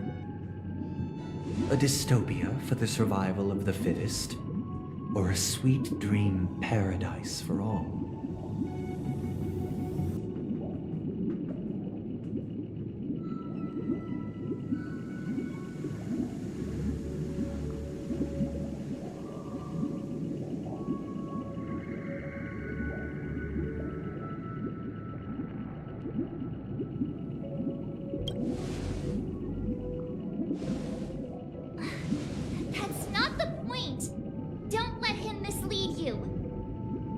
Mr. Sunday, even if the members of the Oak family can't fully agree on what to do about the Stellaron, now's not exactly the time to be holding an extensive discourse about Penacony's past and future, is it? The Stellaron issue concerns the life and death of everyone on Penacony. If anyone has a better suggestion, the crew is more than willing to listen. Also, it'd be best to tell us the ins and outs of that meeting. This way, we'll at least know what Welt and Miss Robin are dealing with, and the reason why they failed to make our appointment.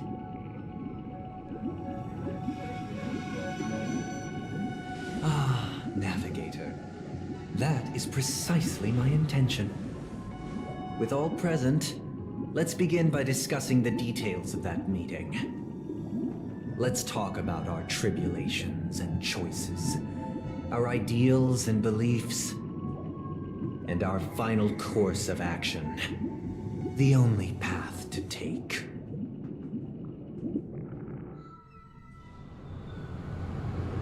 You mean to say that for the longest time, there have been scoundrels who would use this charming festival that I have bequeathed to the masses as a tool to realize their ambition?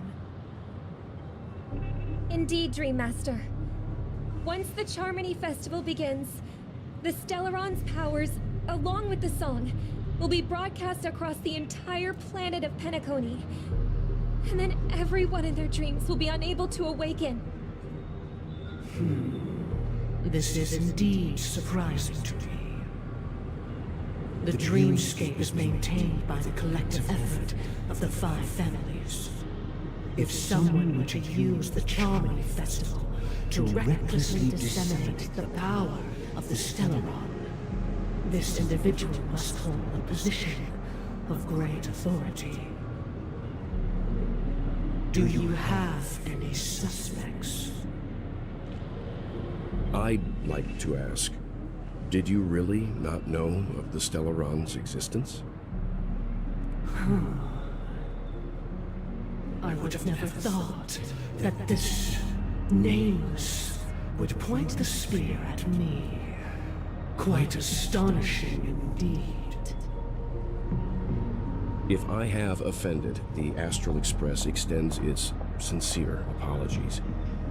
But the current circumstances are dire and leave no room for meticulous inquiry.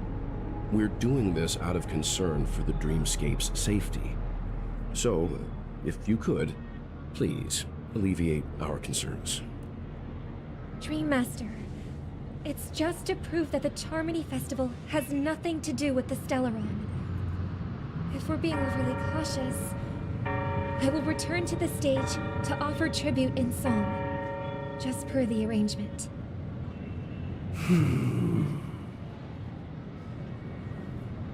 Sunday, Robin, I've watched you two grow up and know your dispositions like the back of my hand. Both of you, right now, can surely be lauded as their most devout advocates. I already know your resolve. The magnitude of this matter is enormous and cannot be taken lightly. Since Mr. Yang has asked with such earnestness, I will personally respond in kind. If there is a need, the entire Oak family will be mobilized to heed your call.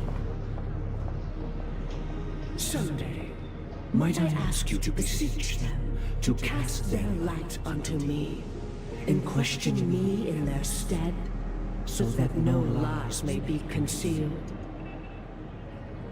I will do as you command.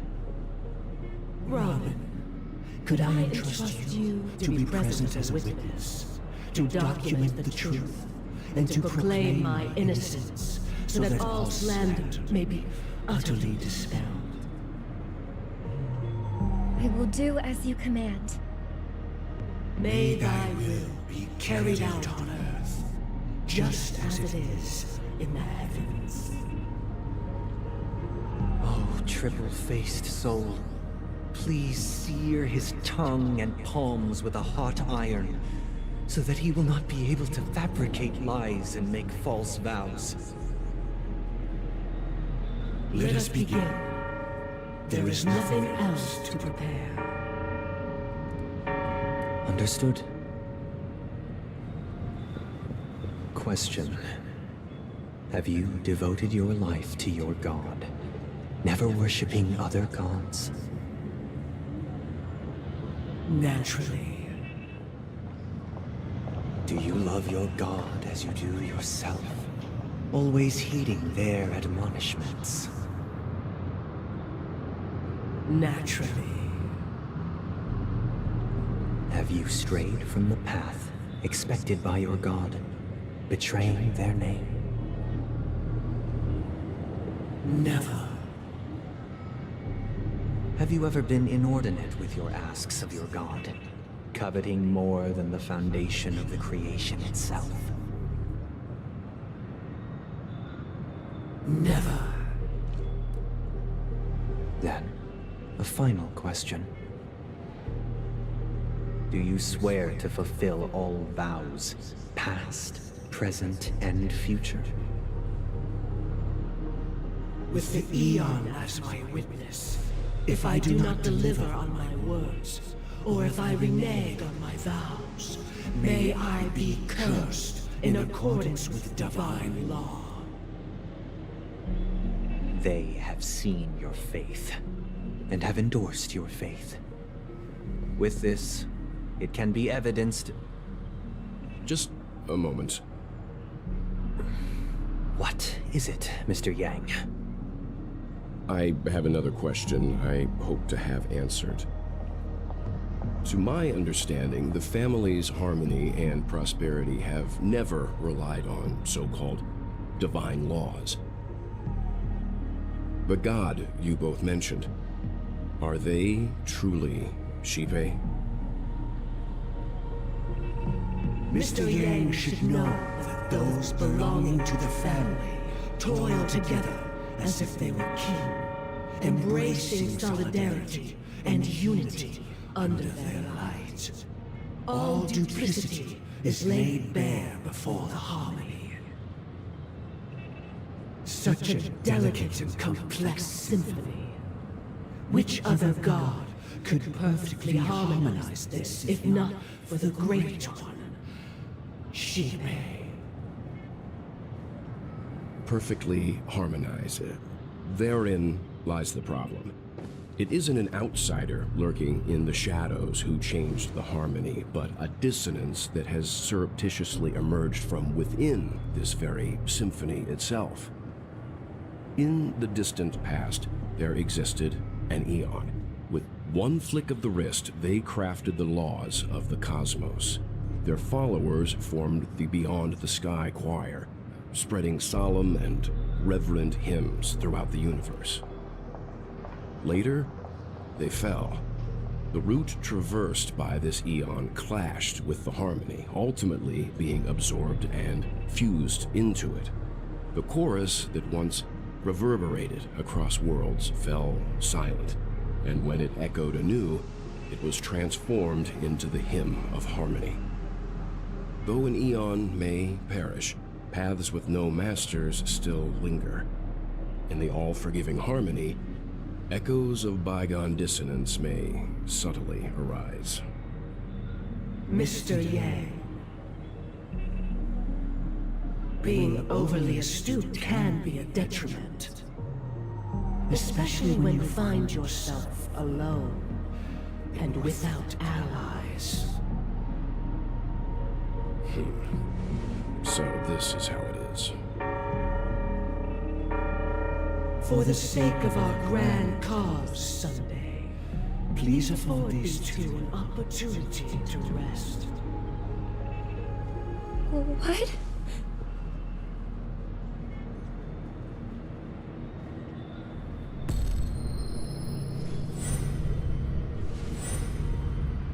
Sorry, Robin. It's just you. I did not wish for you to know this.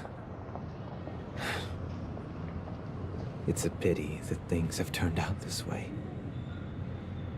So, this is the true reason I can't sing? The shadow that envelops Penacony is actually... We were never children of the harmony. Our ideal paradise could not have been crafted by Xipe. True bliss can only be guaranteed by the one who transcends the many.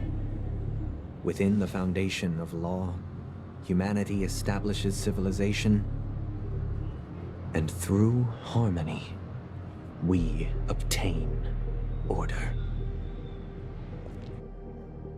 Unbelievable. To think that there would be remnants of the Order on Penacony. What have you done with Mr. Yang and Miss Robin? Don't worry. I just gave them some time alone to ponder their fates. You should know that these actions make you an enemy of the Astral Express. Should we need to stand against the Nameless, it would only be myself and the Oak family involved. But we haven't reached that point yet, have we? Your efforts for the justice of Penacony are evident to everyone, and have been widely observed.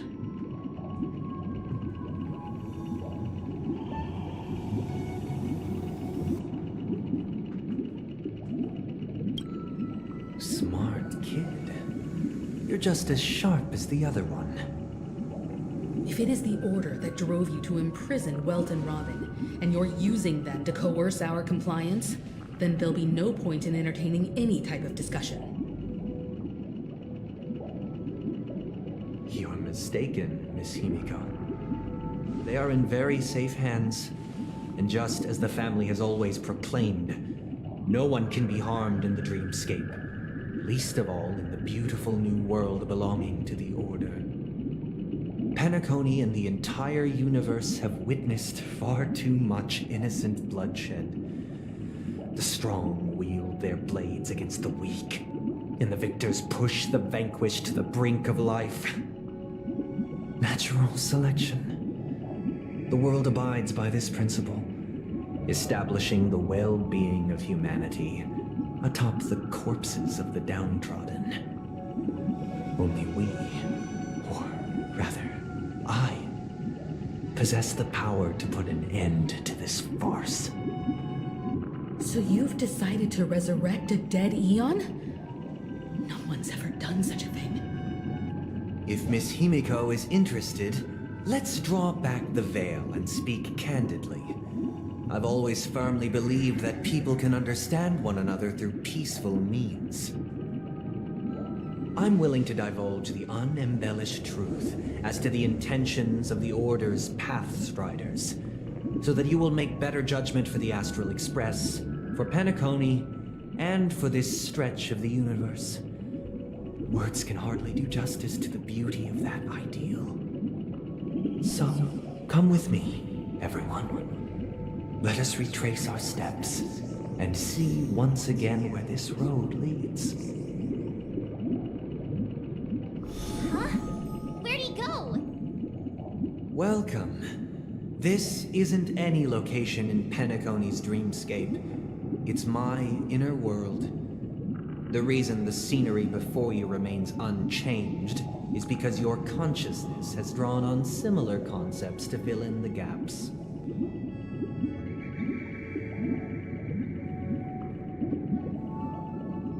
Did you do the same to Welt?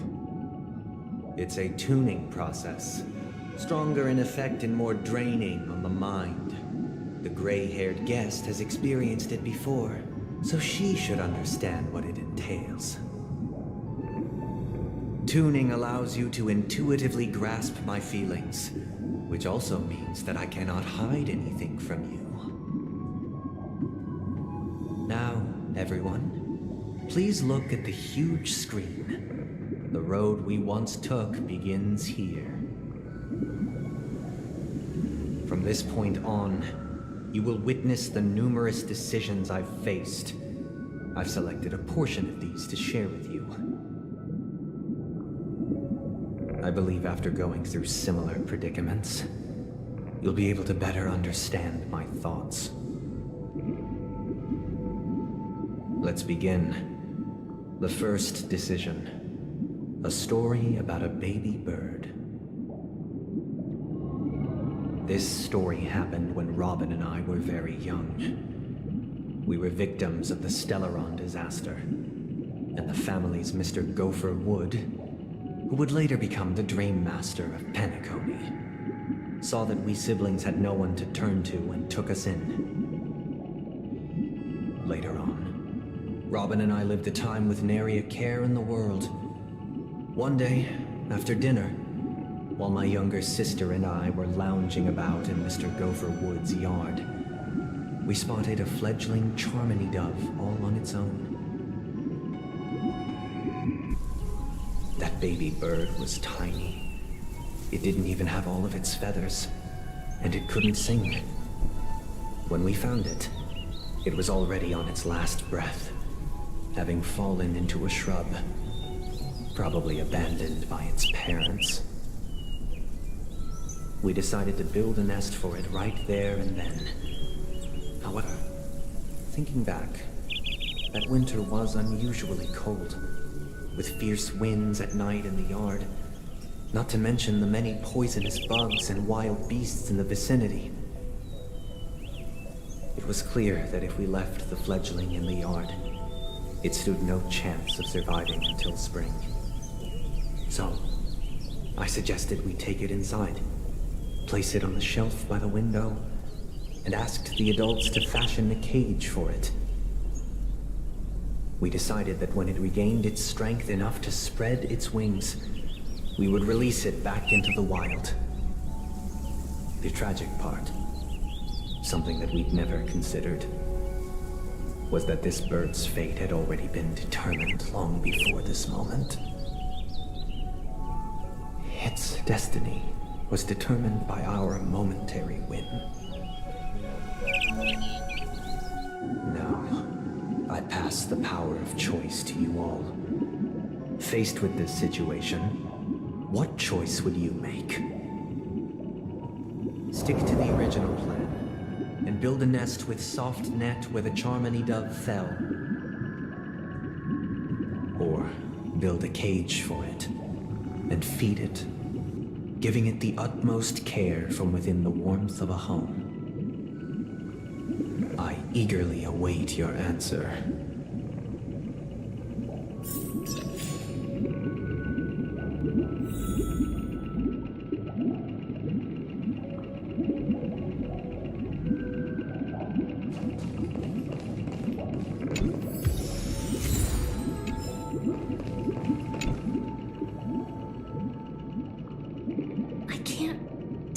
His intentions right now, but based solely on that question, I would probably choose to build that dove a cage.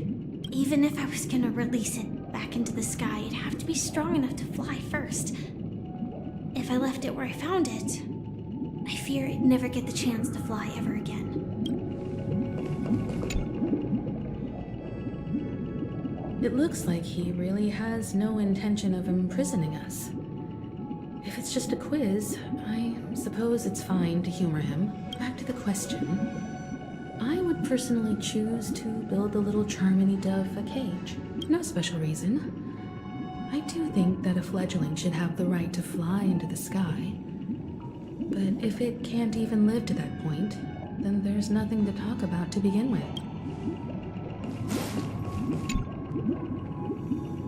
That guy just casually throws this kind of question at us? If it were me, I guess after all, leaving it there, it's bound to get hurt by wild animals or something.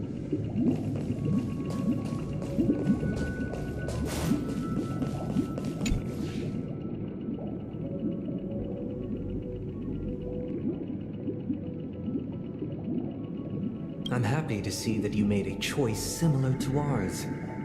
If your mind is made up, let me reveal the outcome of this choice. We passionately nursed it back to health, preparing only the best food for it every day. We even preened its feathers. Later, on the day that Robin left Penacony, we opened the cage door and let it fly back into the sky. I watched it for a long while by the window, probably about 3 or so days. In those 3 long days, the little Charmony dove tried again and again to spread its wings to fly into the sky, but fell to the ground, only to keep trying. Finally, on the 137th attempt, it succeeded. But its attempt did not go perfectly. After flying unsteadily for a while, it fell to the ground, unable to grasp the direction of the air currents. The fall shattered its wings. It writhed helplessly in my embrace. But it was all for naught, finally succumbing to a painful demise. And in that instant, our tender care, our given love and hopes, they all became the inevitable push that sent it to its death. I deeply regret the choices we made. Next, let us head to the second decision. This time, it's the story of a dream chaser.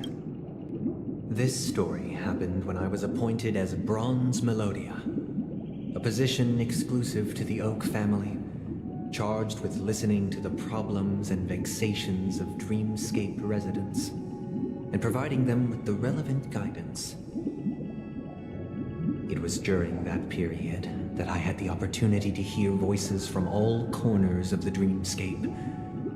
Joy, sorrow, arrogance, regret. The complex tapestry of human nature that formed the world. And I was fortunate to catch a glimpse of it. He was a dream chaser, and an illegal stowaway. Just like the rest of them, he came to Penacony in search of a better life, except that, to most people, the price he paid, I suppose you could say it was everything. He told me I sold everything I could at home. The house, the land, even his 2 children. He said he could not afford to raise them, and that at least they could eat if they lived as slaves. He had a plan in place. He would buy back his children once he had made his fortune, and enjoy Penacony's beautiful dream with them. Alas, his plan to smuggle himself was somewhat clumsy, and he was sniffed out by those pig-headed hounds. After hearing the Dream Chaser's story, I immediately appealed to the Bloodhound family to cease their pursuit. That way, at least he could live peacefully.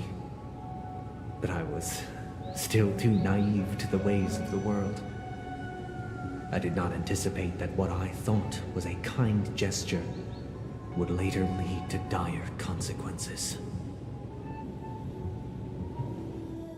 I'll tell you the outcome soon. For now, I'd like you all to make a choice. Will you do as I did, and try to convince the Bloodhound family to stop their pursuit, so that the Dream Chaser may live peacefully and realize his wishes? Or will you remain silent, leaving him to languish while the hounds are hot on his heels, until his inevitable judgment arrives? I look forward to everyone's decisions.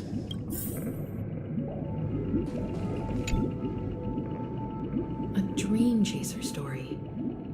If I acted out of kindness, I would probably ask the Bloodhounds to stop their pursuit and lend him a hand. But what cruel repercussion would this choice result in? I think Sunday must have been deeply impressed by the limitations of the strong defending the weak through this incident.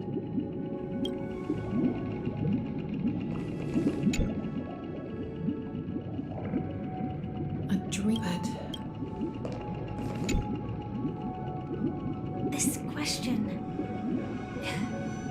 Surely connection to the baby bird story. And this connection is precisely the breakthrough Sunday aims to use to persuade us. I'd probably choose to ask the Bloodhounds to cease their pursuit.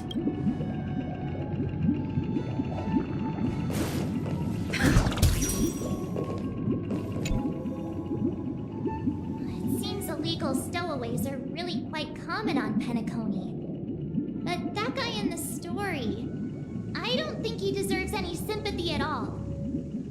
He sold his kids to chase a dream. Even if he intended to go back for them, it's still insanely irresponsible. With that thought, there's only one choice. Let the Bloodhound send him back home. This person deserves to be punished.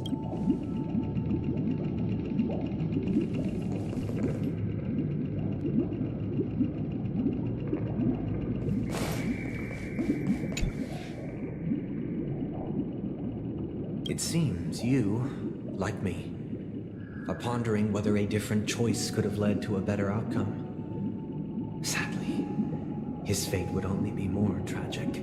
Say he never gets caught. He would only die from delirium. The methods with which illegal stowaways enter dreams are unorthodox. Not flawless like the hotels. Living in the dreamscape would be a mere pipe dream. Should he be apprehended? Could the hounds afford to turn a blind eye?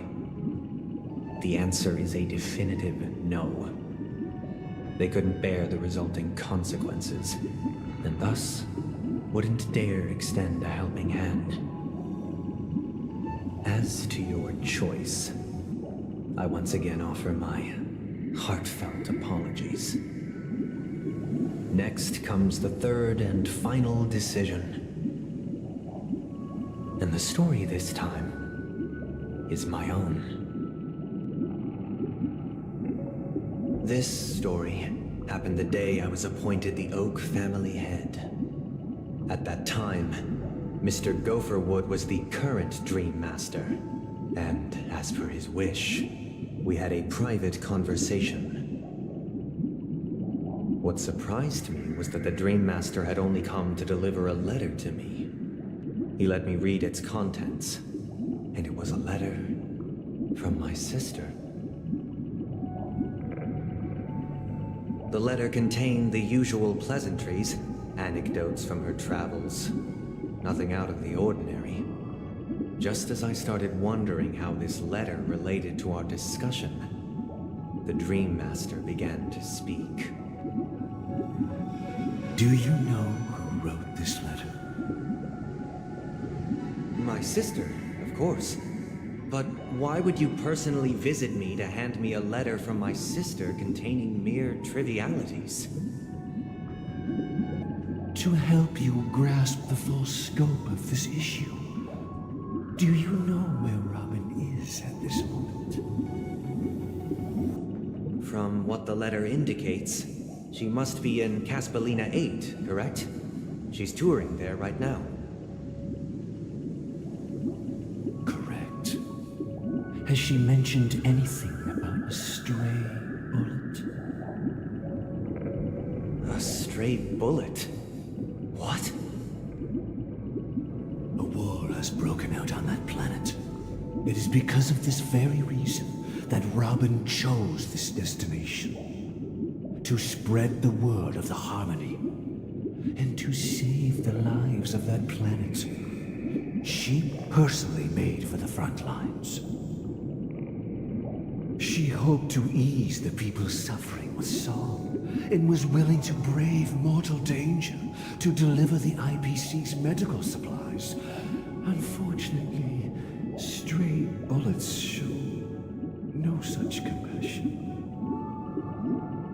Is she all right? If the operation was successful, she should probably be recovering in the field hospital. By the eon above, the bullet struck her neck directly, yet possibly as a reward for her consistent deeds of harmony, it didn't hit any vital arteries. Once you've attended to your outstanding tasks, it'd be advisable to write her back as soon Those damned savages! I'll pack my bags right away. My gratitude for bringing this to my attention, Mr. Gopherwood. Now you understand why she always wears such elaborate neck ornaments, don't you? How could this happen? Miss Robin. It's all in the past, so please don't worry. I share this in the meager hope that you will understand the harmony's limitations and predicament. As grandiose as the strong defending the weak sounds, many times, it is nothing more than wishful thinking. Likewise, I've prepared one last question, one last choice. But rest assured, this choice will not have any grave consequences. Because this is merely a figment of imagination, a nightmare that has haunted me through countless nights. If you ever had the opportunity to make a choice like I did, would you still support Robin's journey on the path of harmony?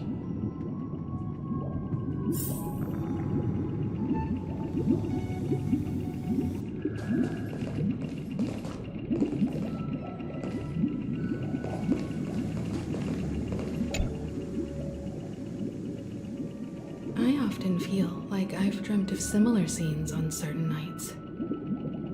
In the dream, I see blurry faces.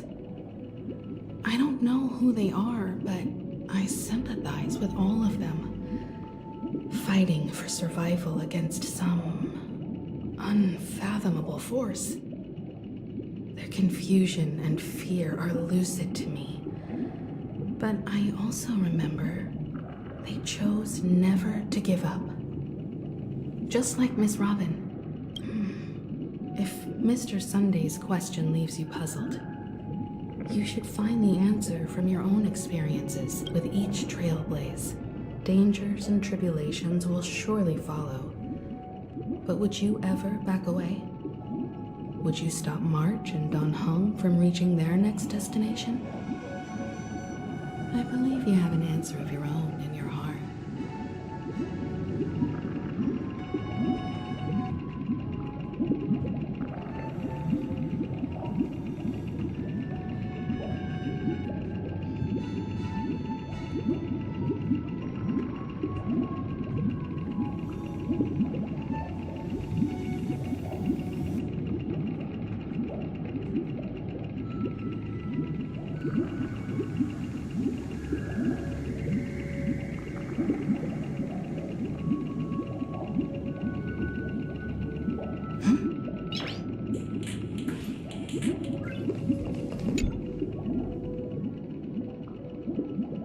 Miss Robin's courage is admirable.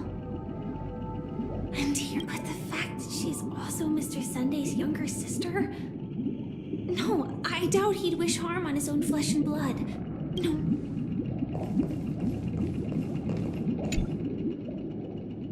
I can't believe that happened to Miss Robin. The strong defending the weak is a great mantra, but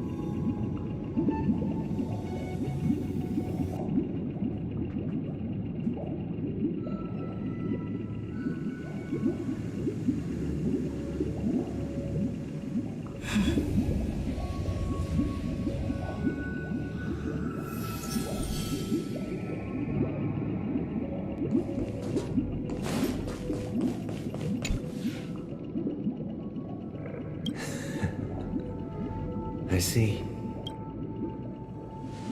I am now aware of everyone's stances. Raising these questions merely serves to illustrate one point. The plight of Penacony cannot be salvaged by the Harmony. The true foundation for a sweet dream paradise can only be established through the Order, where the strong govern the weak. I know the suffering of being tormented, the turmoil of losing your way, how sorrow and even despair set in when matters don't work out. All of this causes me unending pain, because this is not what happiness is at all. We must teach the weak how to live a happy life. And this life isn't some noble propriety that the upper crust preaches, but in definitive terms, a way of survival that belongs to everyone. So what is your definition of living a happy life? Good question. Human consciousness is fundamentally an illusion, a cage known as self-worth. People lured in by this illusion make mistakes, yet still ask that external influences bear the burden. When one mistake after the next permeates the masses, they become impossible to trace. Thus, the amassing of these individual cages culminate to form a prison, a place dictated only by the rule of survival of the fittest. Nature is always accompanied by predation and sacrifice. Its antithesis is known as order. That is what I want to do. Unite people's happiness under the banner of order. They won't need to make bitter choices any longer, nor face the weaknesses of humanity. They can cast aside their primal instincts to build a haven for mankind. Simply describing thoughts is far too abstract, so allow me to provide a simple example. As you all may know, there are societal norms like weekends and long weekends that exist on some worlds. During these hard-earned rest days, people are given the chance to extricate themselves from the stresses of everyday life, allowing a certain tranquility to return to their souls. And it is only on these days that people do not have to adhere to the law where the strong prey on the weak. They can live out their lives happily during these brief intermissions. It's just a pity that 2 or 3 days are still too fleeting compared to the span of a lifetime. From where I stand, society's ideal system should be 7 rest days. Following Sunday, there should ensue a second, a third, and indeed an infinite procession of Sundays. This should be the face of the new world. Idyllic, eternal, peaceful days. And thus, every person can return to their base selves in this utopia, Some gaze in reverence at the stars, pouring their whole beings into calculating the distance between us and the isolated world of Pagana. Meanwhile, some seek refuge in quiet corners, holding one another, unencumbered by the chains of unwelcome obligations. There would be no need to bear the hardships of reality. Only in this way can humanity face the inevitable end with the purest of spirit, living a life of dignity. This is what it is to live in bliss. Miss Firefly, you who are stricken with entropy loss syndrome, you of all would surely understand this.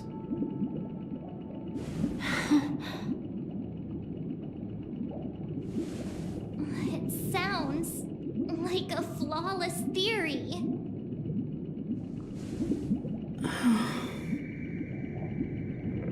But what is the price to attain all this?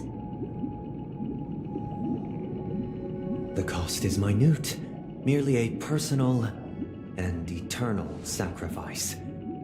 If this paradise is to be maintained for everyone, someone must remain trapped in solitary awakening until the end of the cosmos. Awakening. Which means that this so-called paradise is still a dream. Stepping into this paradise means forsaking reality, correct? It is not forsaking, but transcending. Flesh, blood, sorrow, weakness. If the physical is the root of spiritual suffering, it is only logical that we defeat it. But in this supposed bliss, people won't have defeated their demons. The chance to overcome their tribulations would be forever lost to them. In other words, it is an escape. That's another way of understanding it. But there is no shame in escape. On the contrary, the seeds of escape exist in everyone's hearts. Don't you agree, Miss Firefly? And as for why life slumbers, it is because we are afraid to awaken from our dreams.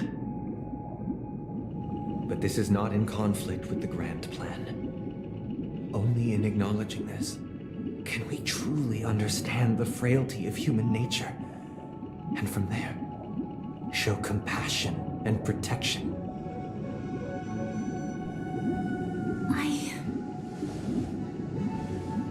I admit that you are a born leader. Your perspective on humanity brims with pessimism. Yet you express compassion for all, even when your heart pities them. But unlike you, I live for the self. From my perspective, individuals making choices for themselves is their birthright. The want to escape may be innate in the weak. But whether they are weak or not, it is not up to another to decide. Perhaps in your mind, you also view me as weak.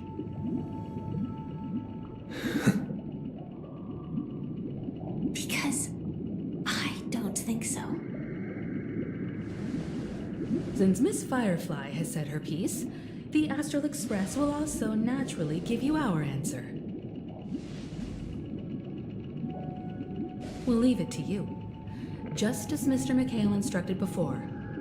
Tell him our choice.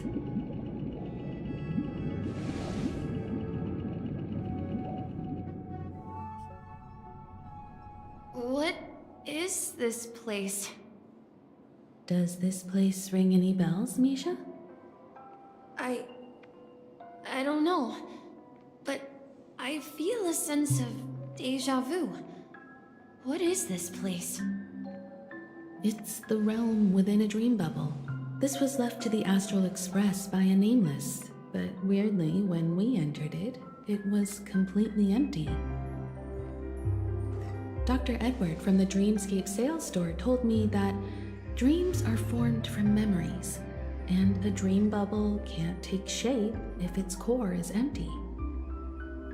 So I thought you might be able to help us in unraveling this mystery, Misha. As a hotel doorman, you know Penacony best among us. I don't know much about dream bubbles, but if you want to figure out what this mansion is, I'll do my best. I'm counting on you then. Himeko, I still don't get it. Why were you so sure that Misha had a connection with this dream bubble? I wasn't sure. It was just a hunch. But since Misha feels familiar with this place, my hunch might be correct.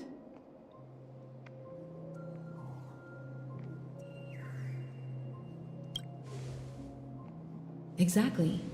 This is where you and Firefly encountered death, which we now know as dormancy. Considering its connection to Dreamflux Reef, it's not surprising it appeared here. The question now is, who brought you here?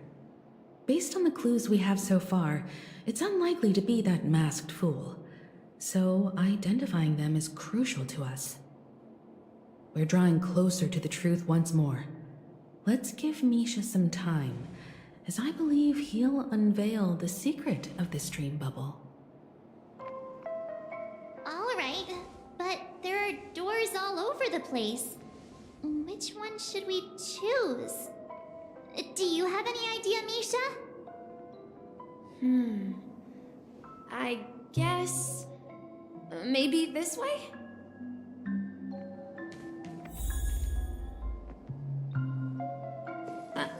I'm not entirely sure, but let's give it a try.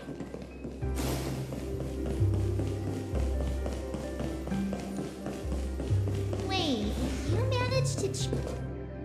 Weird. This place is quite different from the hotel. But I feel like I've been here before, and even lived here for a while. If I remember correctly, there should be a fireplace down that hallway. Clocky and I used to sit by the fire, listening to the crackling of firewood. And the room on the other side was the toy room. I loved spreading out all the toys from the box on the floor and making up stories for each of them. Hold on. This doesn't make sense. Didn't I grow up in Dreamflux Reef? So, what is this place? This could be a case of amnesia. Don't worry, Misha. It's common for everyone to forget certain aspects of the past. Those memories haven't vanished. They're just lying in the depths of your mind. We can surely get them back. Since this place seems familiar to you, why don't we explore a few more rooms and see if you can recall anything more? Yeah, then let's check out the rooms I just mentioned.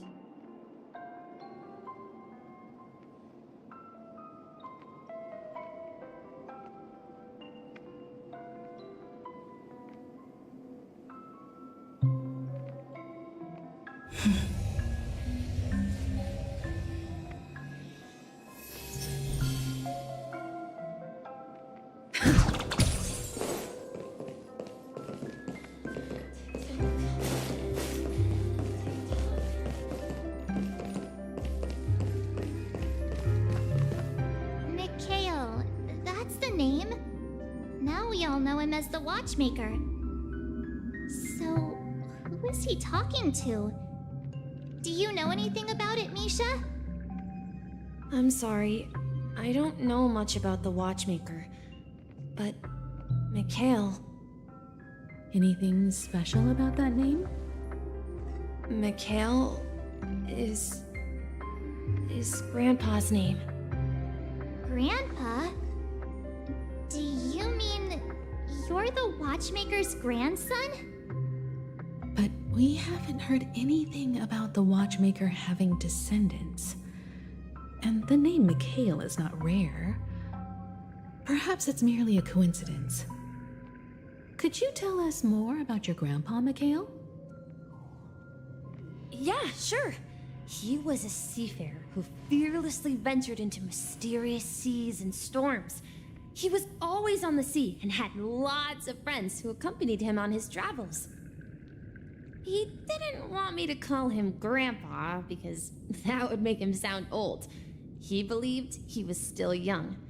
The name Mikhail was given to him by his parents, Mihaly and Elise, both renowned seafarers. Every time he came back, he'd share his logbook with me and tell me about his adventures at sea. I want to become a great adventurer, just like him. It appears that the seafarer has nothing to do with the watchmaker. So, perhaps it's just a coincidence? So, where is your grandpa now? He went off on a new journey, and it's been quite a while since I last saw him. So, where has Clonky gone? Did he leave to protect Dreamville?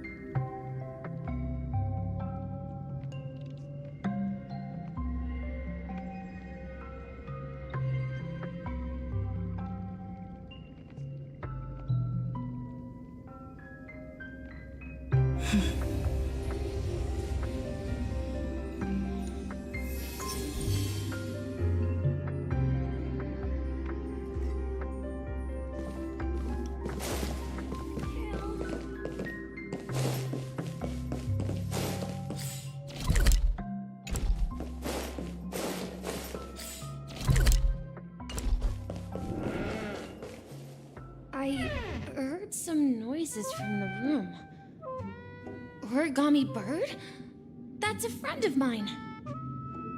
You and Origami Bird are friends? Yeah. It's a member of the Compass crew, just like Clocky and Miss Mirror. And there's more than just one Origami Bird.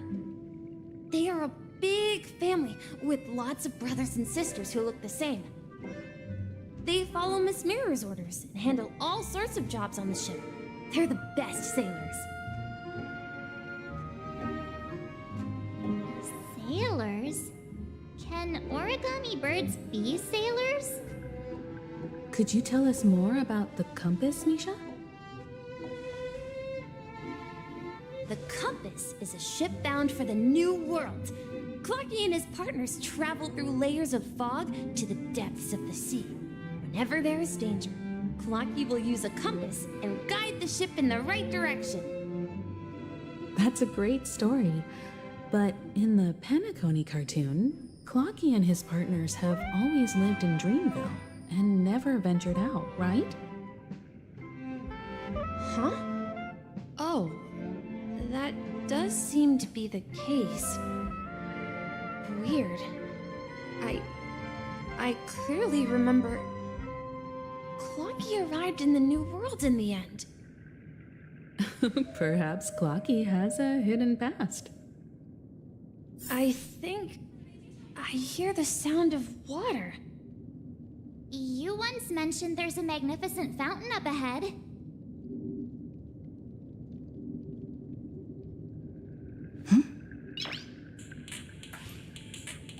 Nice.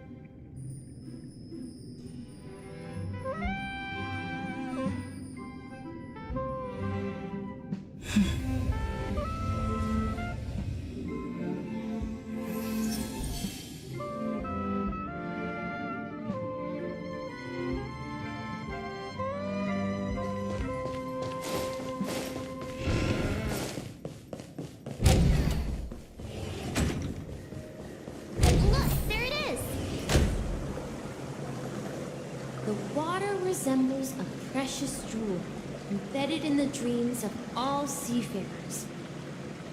Every time I gaze at the shimmering lights beneath the waves, it feels as though I'm back in this place, standing by your side.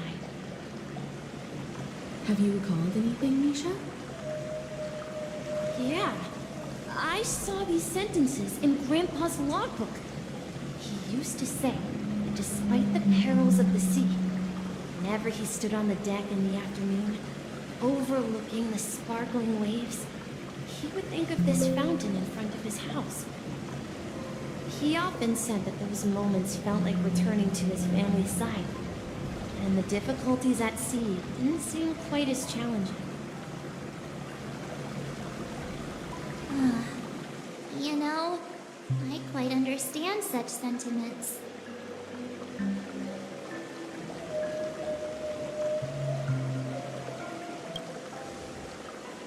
I'm not an elder. I was just being a bit sentimental. Perhaps every adventurer far from home carries a fountain within their soul. Even though the other side of the sea remains shrouded in the unknown, the fountain in front of his house serves as a compass, leading him back to his cherished ones. Yeah. While Grandpa was at home, we would stand by the fountain and place the compass, a toy boat that I made, into the pool. Back then, I would ask him when I could go on adventures like him, and he would always laugh and say I was still too young. It seems this Mikhail is truly a seafarer and has nothing to do with the watchmaker. Yeah. Based on Misha's recollections, the scenes in the dream bubble appear to be his childhood memories. But this raises more questions. According to Misha, he was clearly born on an oceanic planet and led an ordinary life, with no connection to Penacony at all. Could this be some sort of metaphor? Perhaps the sea refers to the memory zone. I'm sorry.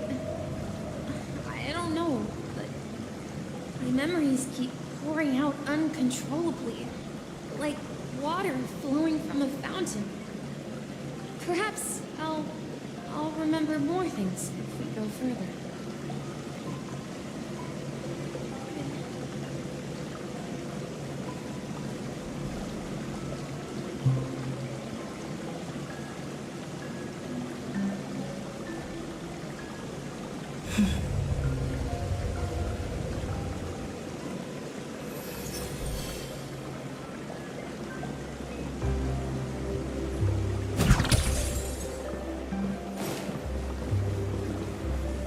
We're going to the opposite side, right? No. We should turn left here. Huh? Something feels different about this place. This is it. I remember this corridor. Up ahead is Grandpa's study. It was in that room that I saw him last time.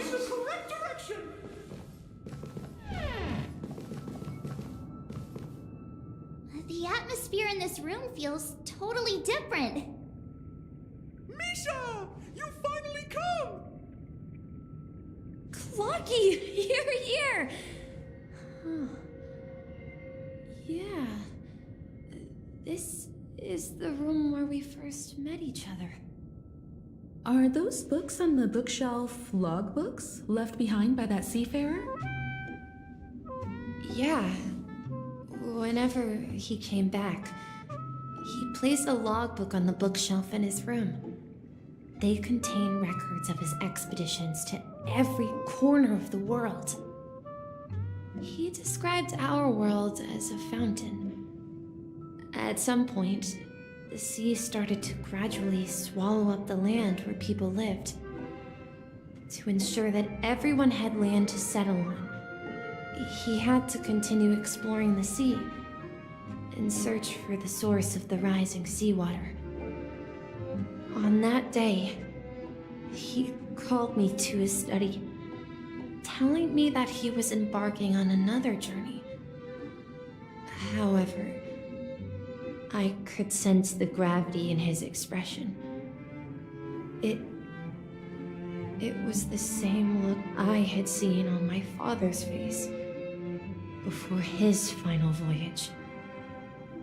I asked him if I could go with him, but he said that my adventure lay elsewhere and told me to stay home and patiently await a certain sound at the door. What sound? He told me about a vast ocean in the sky an ocean of stars. He spoke of a train that transports children with a desire to venture far away, traversing the sea of stars without ever stopping. He said that he knew the crew on the train, and that he had asked them to take me along.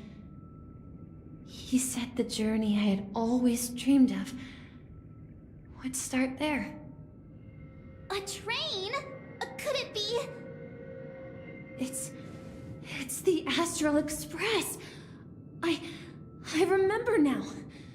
Grandpa's friends are a group of nameless who came to this world to resolve a disaster caused by a star. Then, he gave his pocket watch to me.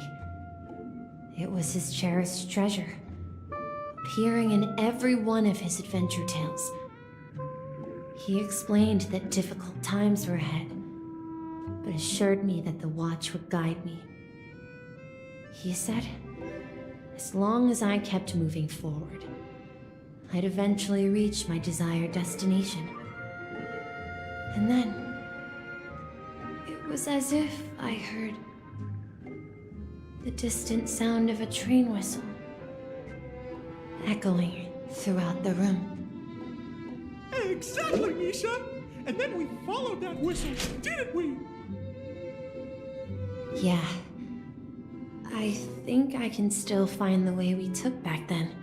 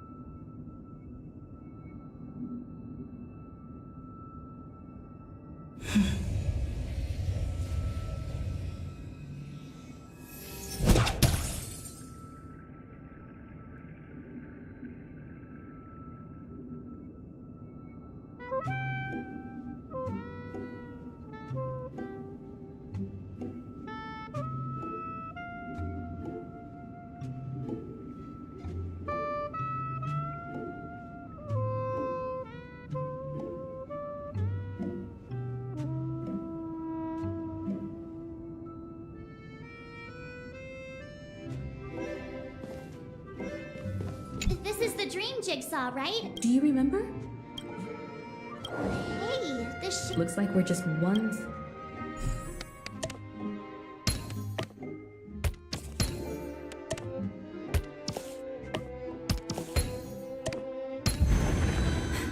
So that's how it works.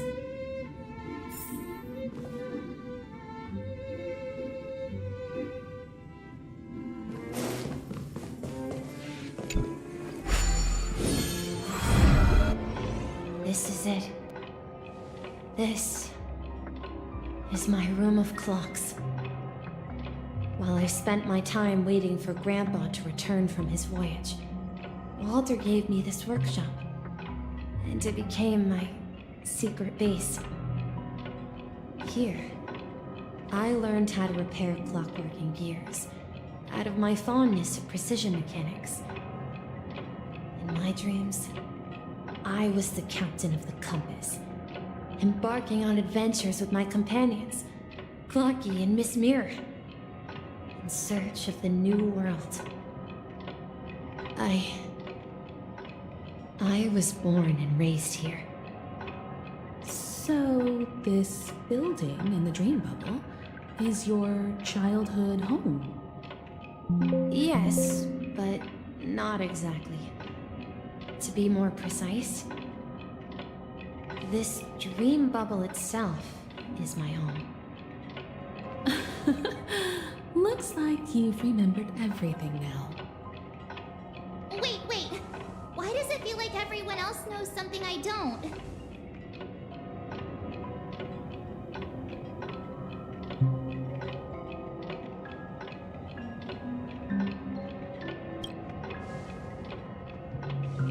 March, do you remember when she mentioned the clocky that only she could see?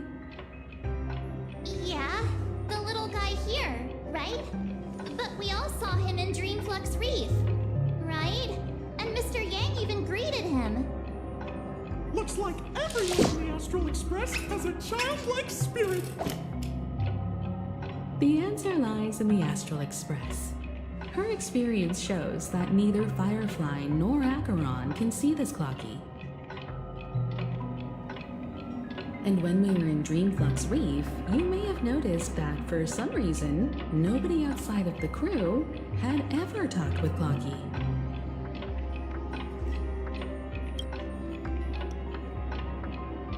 A mimetic life that can only be seen by a select few. It's just like a hidden message left by someone for the nameless. But Misha can see Clocky too, right? They even grew up together. But Misha hasn't started the way of the Trailblaze yet. That's the key to the mystery, March. Now take a moment to recall. Have you ever seen anyone outside of the crew interact with Misha? Wait. No way! That's the answer, March 7th. This dream bubble is the place where I was born. And I'm a dweller in this dream. Just like a memory zone meme. I should have stayed here and waited for you. But when reality and memories merged, I unconsciously pushed open that door and left the bubble with Clocky. So it's not that the Watchmaker's dream bubble is empty, but rather the stuff inside ran away? And the whistle you heard was the sound of the Express arriving at Penacony? That's one way to see it, but I believe there's a longer story behind all this. It's best for Misha himself to explain all the details. How about we start with your name? Now, should we call you Misha, or...? Thank you all for helping me rediscover my true self. Now, please allow me to reintroduce myself. I was born on Lushaka, in the Presmere system, adopted by seafarers Mikhail and Char. They gave me a treasure, a name that carried their hopes.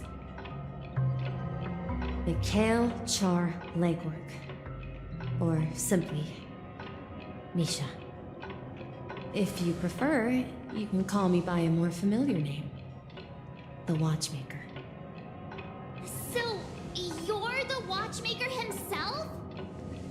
Unfortunately, that legendary figure is no more. I am only a reflection of his life. As for the child who has been with you, he's the innocent protagonist of Misha's childhood dream. Friend of Clocky, a young apprentice, and a future mechanic on the Express. And this also marks the beginning of his journey, devoted to the Trailblaze. At the end of the journey, I left this little flame, which I so cherished, in my deepest dreams, hoping to pass it on to the nameless of future generations. However, he somehow left the dream bubble and forgot all about his task. I apologize for all the confusion this caused. Because he was born with a desire to trailblaze, wasn't he? I don't think Misha has forgotten his role as a guide. He remembered it, and that's why he mistakenly appeared as a hotel doorman in her dream from the very beginning. The one who brought our unconscious friend here must have been Misha. If that's the case, We encountered the Watchmaker's legacy from the beginning, didn't we? Well, I have a sarcastic friend who says I always take big detours and end up back where I started. Perhaps that's what every nameless has to go through. But in the end, you found me. I'm sure you're all wondering what my legacy is. I believe my hound has mentioned the Stellaron and my wealth. If I may apologize, the Stellaron part is real. As for my wealth, however, it's nothing more than a baseless rumor. I left my homeland as a child and embarked on the journey of Trailblaze. I traveled to various planets until finally reaching Esdana, where my friends and I built the original Penacony and fought for its future ever since.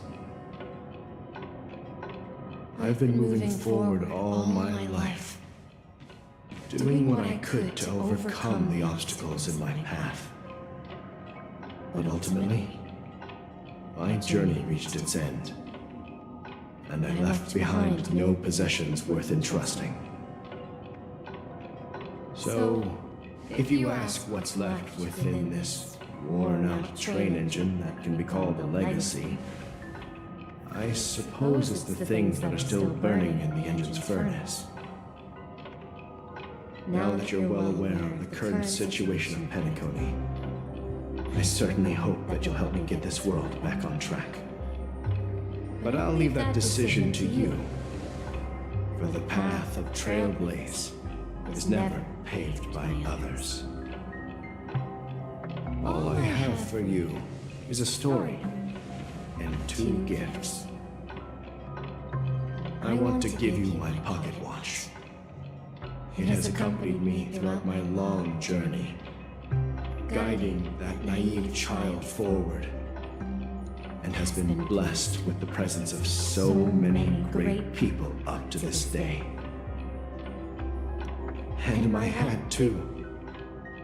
The one who navigated for me placed it on my head and planted a fanciful thought in my mind. The trailblazing expedition will never end. Now, it's time for you to make your choice. Once you've made up your mind, open that door and enter the long dream of an old man. I'll be waiting for you at the end of this corridor of time. All right, everyone, let's make a decision. Although I don't think anyone will have any objections.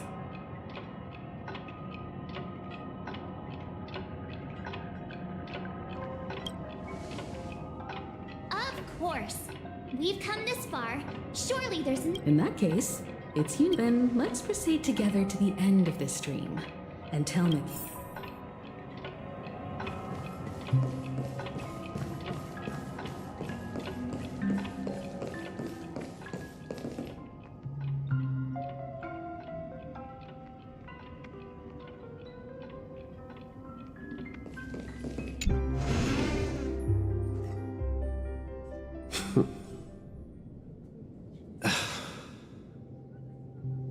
Mikhail, where are you going? Someone has to step up and save Lushaka. So why can't it be me, Misha? Please don't go. And if you must, please take me with you. Don't leave me alone. Even without me, you know how to proceed forward, brave Captain Misha. The compass is waiting for you. Haven't you always wanted to be a better adventurer than me? Now go, board that train and start your journey. Where are you going, Mikhail? I'm going to clean the floor in the parlor car. I've promised the conductor.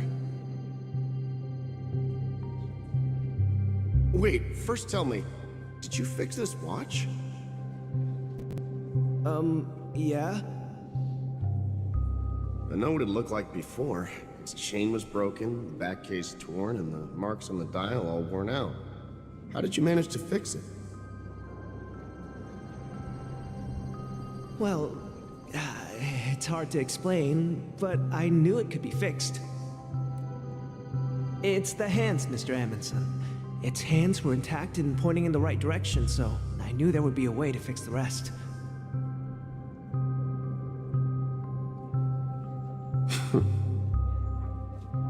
I see. You'll work with me from now on. Haven't you always wanted to tinker with this train?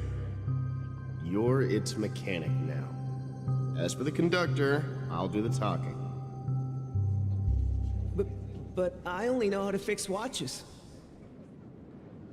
Don't worry. You've got what it takes. I'll teach you what you need to know. Where are you going, legwork? It's time to head to our next stop.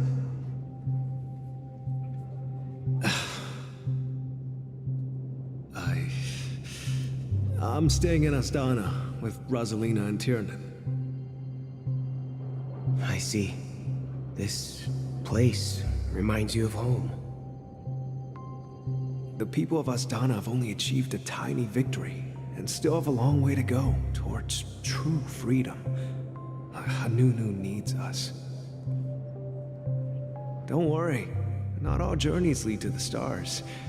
Even if I leave the Express, our path of trailblaze will continue. Yeah. I knew you wouldn't stay on the Express forever. Leave in peace, my friend. And, take this with you. This is Mr. Amundsen's hat. But why? When he departed, he said he would leave it to his best student. Well, I suppose the time has come. Farewell, legwork. Take care of Tiernan and Rosalina. And don't forget to write to us.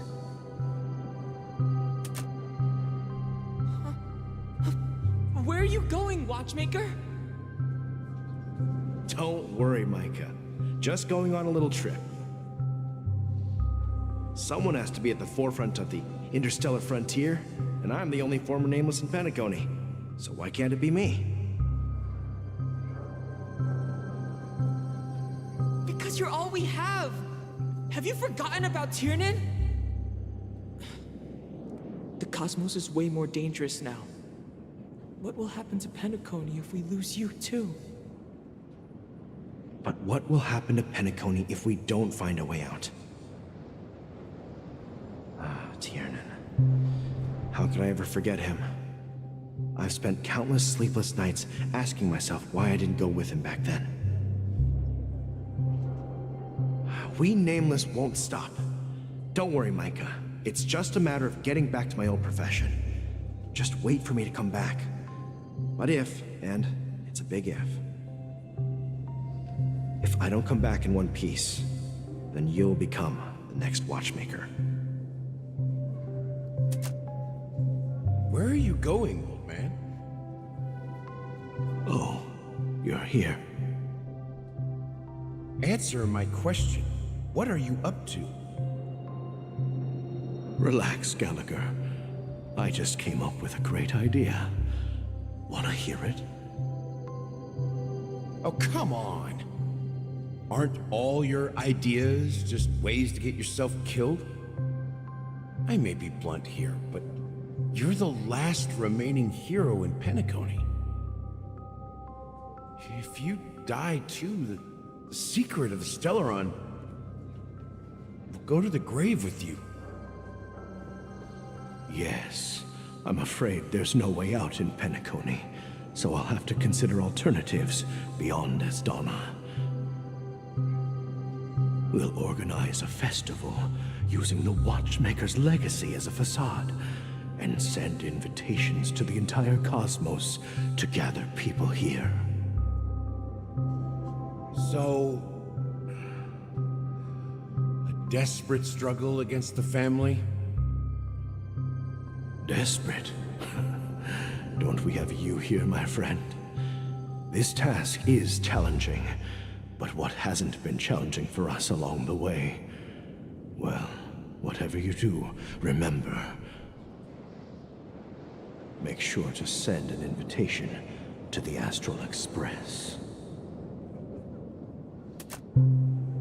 Misha! Where are you going? Oh, it's you, Clocky. Take me to Dreamflux Reef. Last night, I had a long dream about the day we met. I want to write down that dream. Write it down? Why? Oh, so I won't forget it. Do you remember how you got your name, Clocky? Of course! You told me that when you were a kid, you lived in a room full of clocks. Those wall clocks and pocket watches grew up with you and were your best friends. Yes, but what I didn't mention was there's a funny misunderstanding behind it. I was a kid, and there was always a special pocket watch in my memories. It was with my grandpa, guiding him on his sea voyages and leading the way in his every adventure story. I wanted to have a pocket watch like that too. And that's when you appeared in my dreams. Yeah. Every night, we boarded the compass and set sail together. But you know what? It wasn't until the day my grandpa gave it to me that I realized it wasn't a pocket watch at all.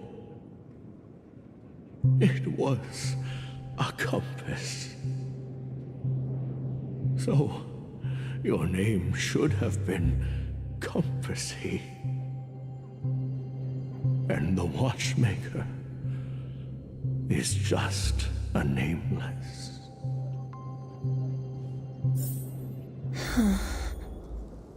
We've arrived at Dreamflux Reef. So, where to next? You know, Clocky, I don't think I'll be going anywhere else.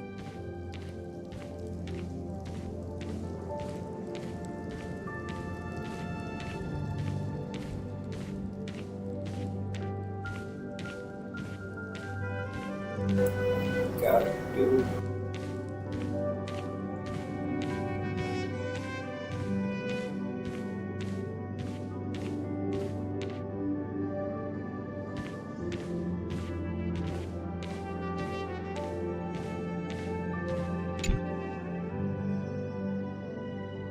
I've traveled far enough, and it's time for a little break. Oh. So, we'll set out again. When you're rested? No, I'll stay here. And then, this is where it ends. This is where it ends? What do you mean, Misha? You told me that the trailblazing expedition would never end. Yeah, that's what I said. So now, it's up to you to decide your next destination. My next destination?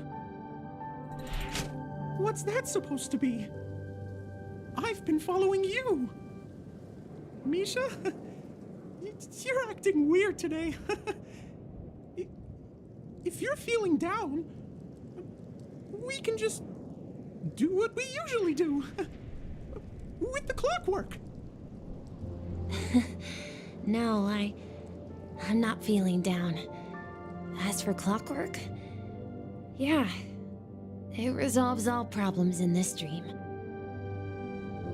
So, do you know what clockwork actually is?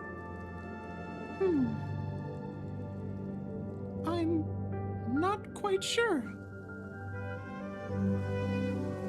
Well, everyone gets lost at times. They may hesitate and doubt which way to go. That happens in this dreamscape and beyond. But don't worry. Everyone goes through moments of uncertainty and hesitation.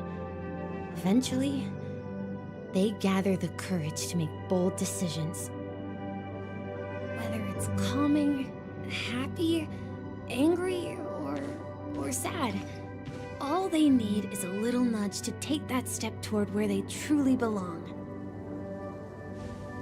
I'm leaving that little nudge with you, and I hope you'll share it with others. Such is the essence of clockwork, the will of the Trailblaze. Clocky's hands spin around non-stop, indicating confusion, frustration, and weakness. But ultimately, people still need to move forward. Just like your hands, always pointing ahead. This is where my journey ends. From now on, it is your path to walk. Trailblazing means taking paths your predecessors forswore and venturing even further. The Penacony in Mikhail's dreams does not belong to order.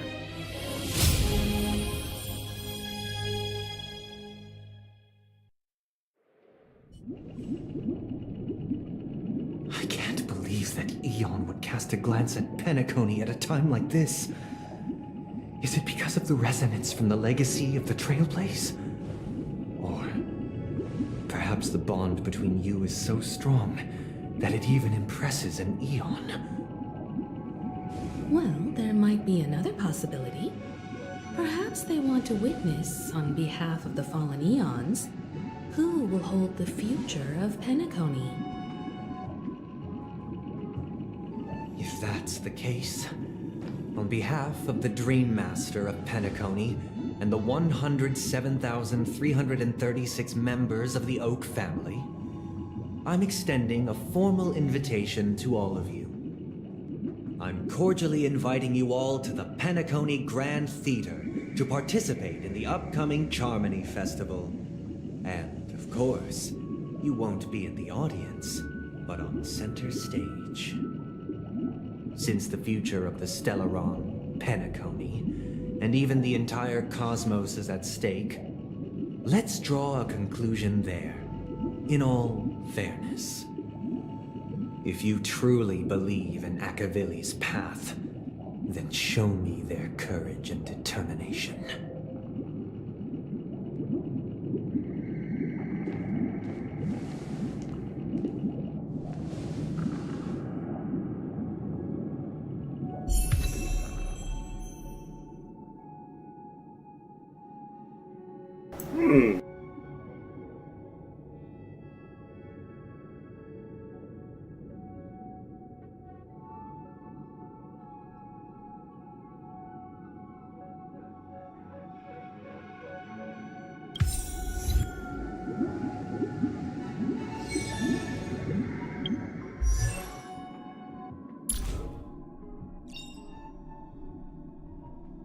Unknown to each other, yet united in purpose, we make the same choices.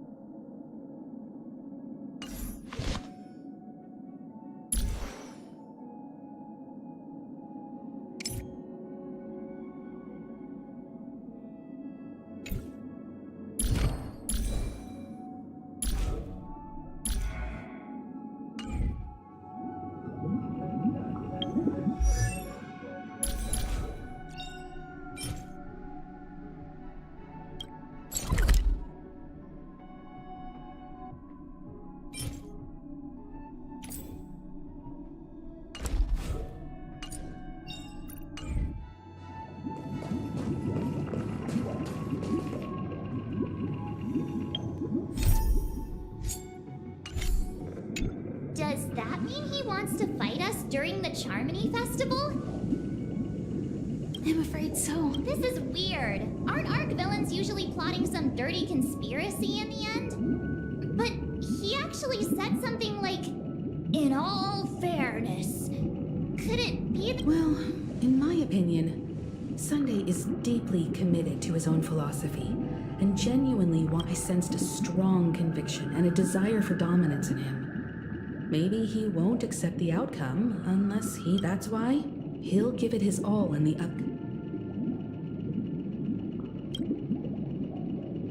Yeah, you're right. We've even dealt with a Lord Ravager of the Destruction, so a follower of the Order. Anyway, we can't leave the Stellaron unchecked.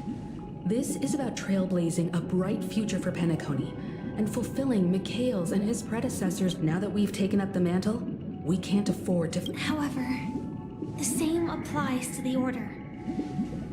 Their plan didn't materialize overnight, and they have the profound collective consciousness of the planet of festivities behind them, the desire to dream, to slumber and escape reality. All those hidden emotions have given birth to the sweet dream of the Order.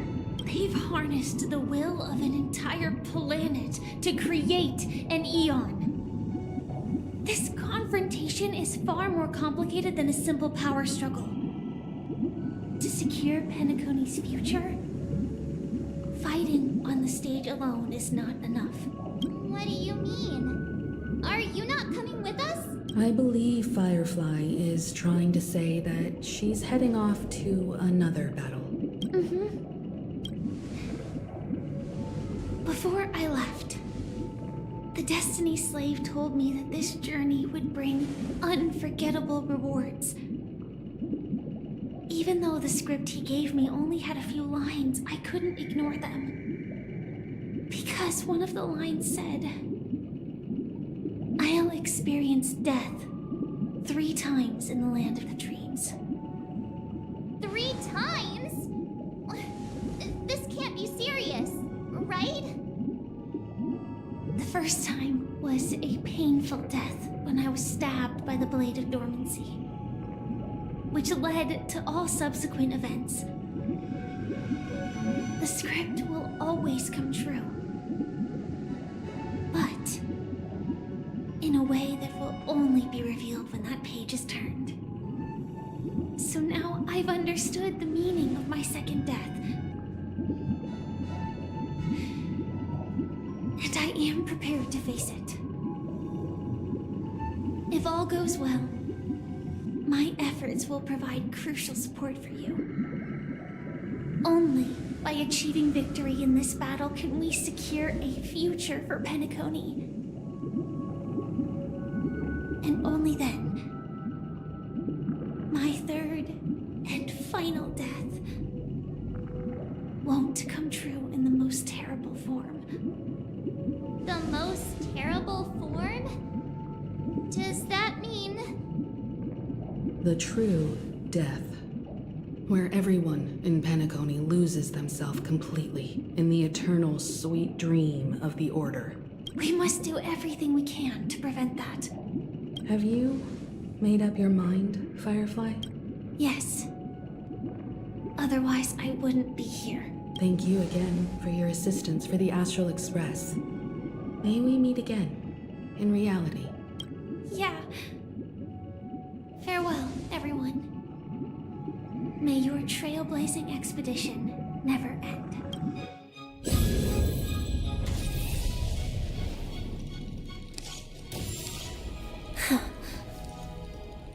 I dreamed of a scorched earth. Everyone, are you ready? A new shoot sprouted from the earth. It bloomed in the morning sun and whispered to me. Like fireflies to a flame, life begins death. May we meet again in reality.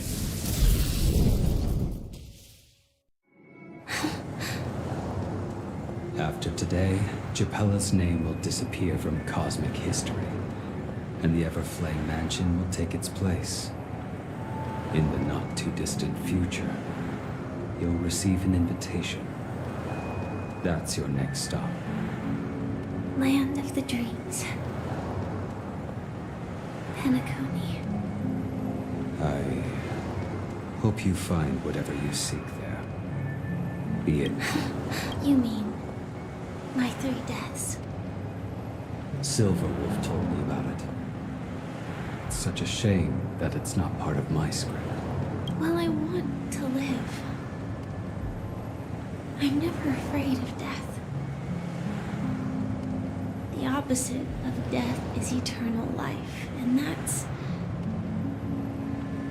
something I'll never desire. People die, and I am no exception. Death is like a script, a fate that cannot be defied. But that's exactly why we have to choose where we want to rest forever. Do you exist just to perish? Are you not the same, Blade? The end you desire is not one dictated by others. If I were to die now, I would only be a weapon. I believe I should die as a human, though its definition escapes me. Isn't this the answer that ordinary people look for their whole lives? A name that can be carved onto their tombstone. The tombstone that belongs to me once bore the inscription, Glamoth's Iron Cavalry. Then it changed to Stellaron Hunter. But one day, it will bear the name Firefly. And all the brilliance she showed at the end of her life.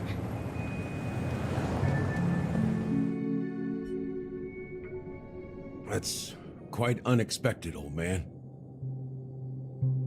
Who would have thought your crazy plan would actually work? Do all you nameless fools just act on a whim? I can sense that this false sweet dream is coming to an end. The nameless may be young, but they had the ability to achieve this goal. Just like you did in your time. It's a shame you won't be able to see it firsthand. Maybe I won't either. Once something fictional is seen through, it ceases to exist. Yeah, not just those nameless. Even Mr. Wings is just like you. Stubborn, won't listen or give up, no matter what. Well, fate is unpredictable, I guess. If we weren't bound by those cursed paths, maybe we could have had some good talks. But in the end, we managed to do it. And now we can find solace. Remember how those idiots cursed us? They said, "Go to hell, you worthless traitors." Well, I don't know if they really meant it, but if longing for freedom means going to hell, then I'll be joining you soon, you old fool. Let's get together and have supper again in hell. Oh, I almost forgot. There's one more thing. Here's to you. A glass of hello and goodbye, Trailblazer. To the imperfect tomorrow. It's warm here, isn't it? You're lucky to have found shelter from the rain. Let alone fresh berries in this desolate place. I was just following the scent of life. It's particularly strong in a place like this. It's a shame these berries don't have much flavor. Seriously? In case you didn't know, this fruit is pretty juicy. The only downside is that when you chew it, it becomes extremely spicy.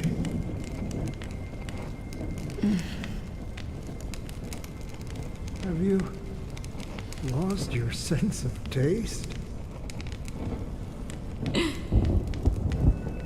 I can still taste certain things, like a faint sweetness. Before coming here, I stopped by a place called Ortron. It had barren cliffs and nights lit by bonfires. Burgundy snow would fall from the sky, and when it landed on my tongue, it tasted like raspberries. The flavor wasn't exactly sweet, but it left a lasting impression. When I think back on my past, I realize that what's tying everything together isn't the big events, but rather these small yet unforgettable moments.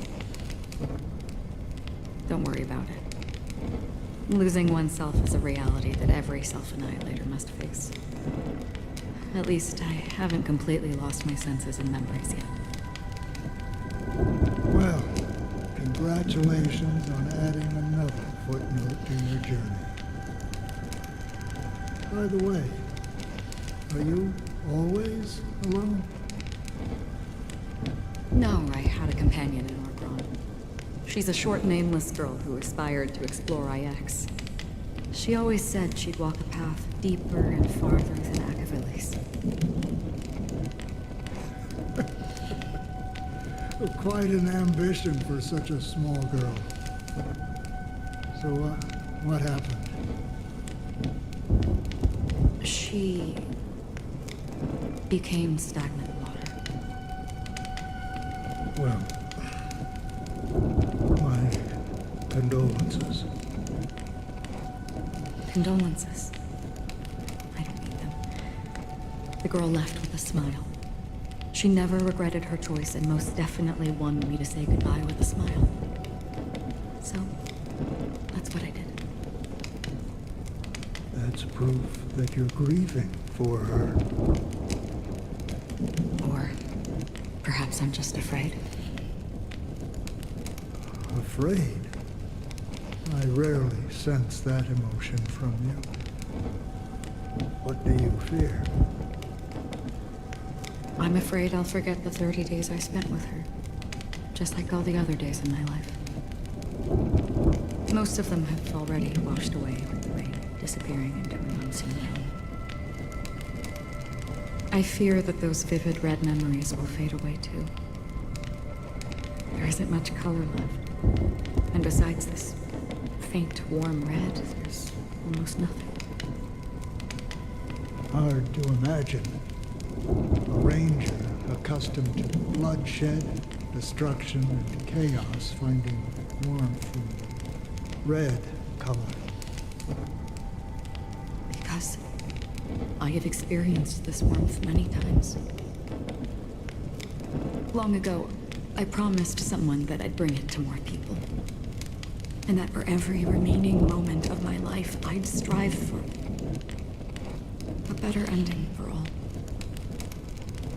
As long as this red color still lingers, I have a chance to fulfill that promise. It represents a burning fire, blooming flower, the berries in this cave, and life itself, fleeting yet still dazzling. In the end, it will lead me beyond the horizon of existence. And on the other side, I will cut off nihility.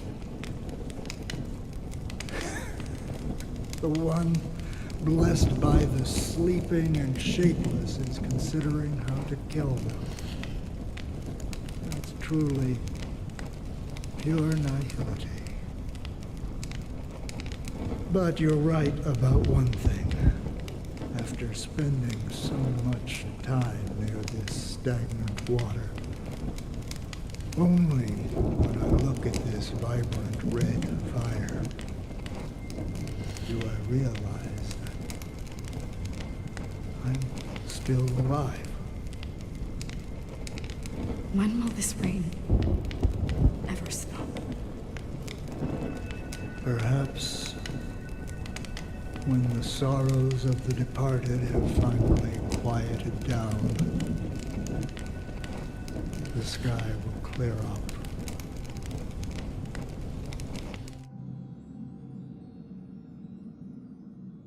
Have you heard of a planet named Biari Scamandros, Don Hung? It's one of the paradises under the influence of the Harmony, a sought-after wonderland for the inhabitants of the Dardanu major and minor systems. Half an Amber era ago, the family held an unprecedented festival there. And after that, everyone on the planet became part of the family.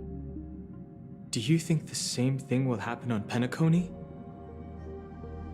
Yes. Or how else can we explain it? The family deliberately used the Watchmaker's invitation to keep all the Pathstriders here, but banished the Emanator of the Nihility. Because of the Nihility, I'm rarely affected by the power of other paths, but somehow I can unconsciously infiltrate them. Maybe that's the risk they're trying to avoid. I would disagree. Biari Scamandros is not part of the credit system or connected to the Silver Rail. It's nothing more than a remote civilization sheltered by the Harmony. But Penacony is different. If the family messes with Penacony, that would be like declaring war on almost half of the factions in the cosmos. They have no reason to do that. No, they don't. If they truly serve the Harmony, that is. What do you mean? The path in Penacony is impure. The Harmony here has impurities. Do you remember the Ancient Swarm disaster? Tazeront, the propagation, brought endless havoc to the universe, and it eventually evolved into a fierce battle among all eons.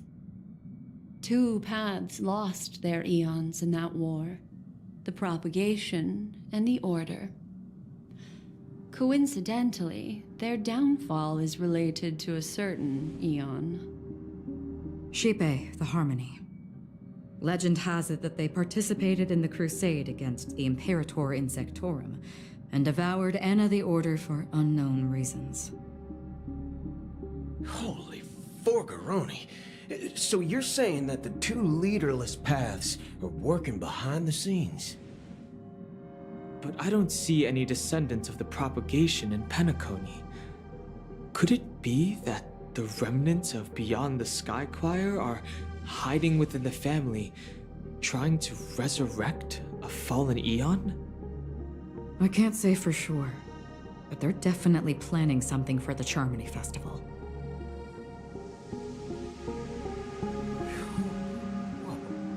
This is getting way too complicated. Is this why you want us to leave Asdana right away? Are you giving up? The Charmony Festival will start soon. There's one thing that I need to confirm no matter what. A warp jump is the best way to do so. Time is running out.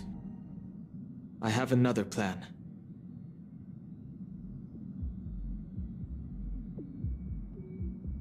Hold on. Are you thinking of using the Jade Abacus of Allying Oath? Exactly. The assistance from the Lawful Cloud Knights would be enough. Think it over carefully. You can only use that once in your lifetime. I have considered it thoroughly. My companions are... they're also once-in-a-lifetime treasures.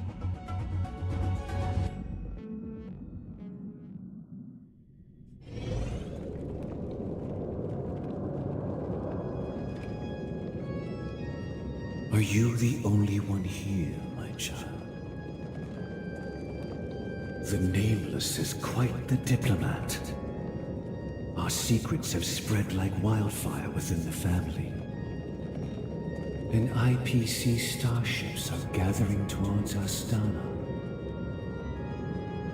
This is a crucial moment for us. So, where is the chosen one who harmonizes the varied sounds?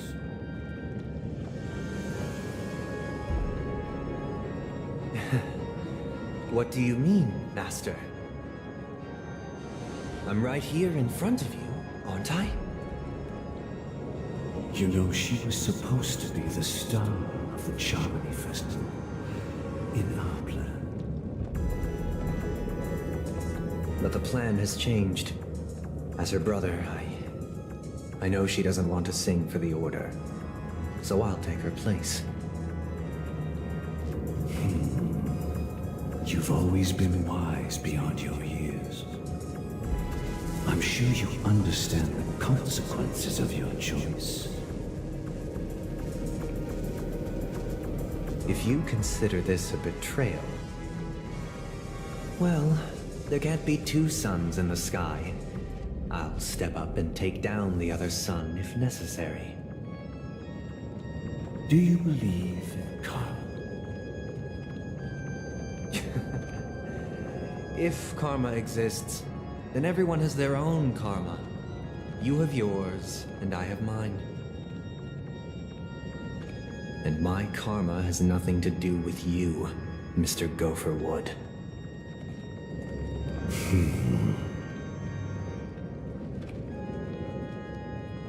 All right. Since you're willing to sacrifice yourself for her, I'll grant your wish. Well, the compromise came sooner than expected. Why? You and your sister were born as twins of the Order. And one of you is destined to follow this path to the end.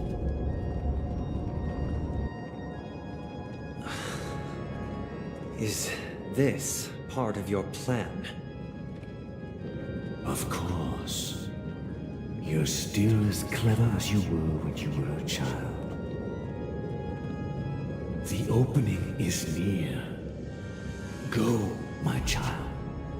Seize the power of the harmony and reveal your karma. I have one final question, Master. Why did you choose to bring the Order to Penacony? Wouldn't it have been better to choose a desperate world instead of a city filled with hope and dreams? Why? It's for justice, my child. If we lose justice in our hearts, we'll make the same mistake as the Harmony did. So, it's not you who manipulates the dreamscape with the Stellaron, but... Well, that's where our conversation ends. Go ahead. The 107,336 souls of the Oak family have dreamed of this moment too many times.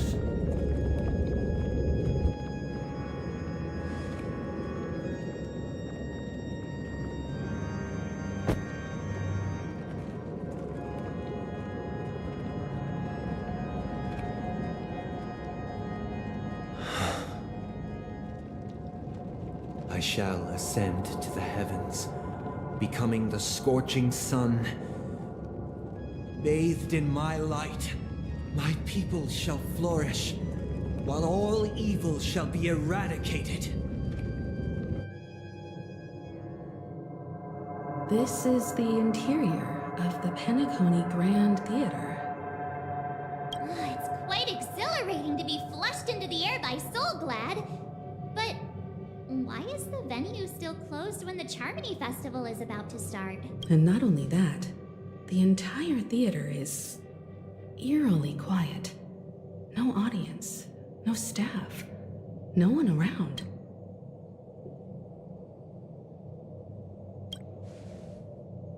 Even if we're late, a grand theater like this shouldn't be completely empty. Let's explore around.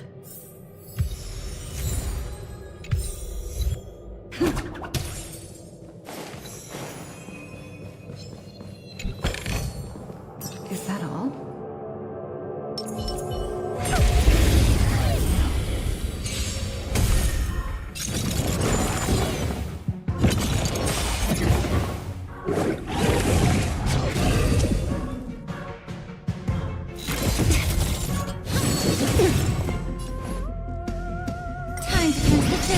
Open sesame.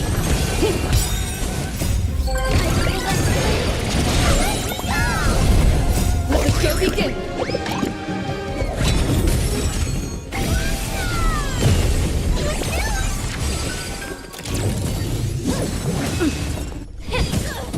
Expand your thinking.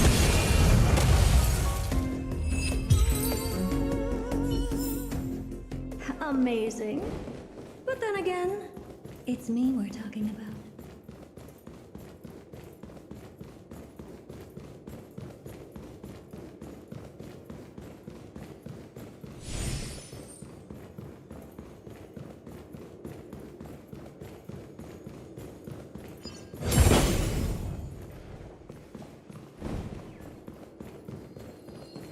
Gosh, the atmosphere here is so creepy and unsettling. Even if there's no audience yet, there should be some staff around. Why is it so silent?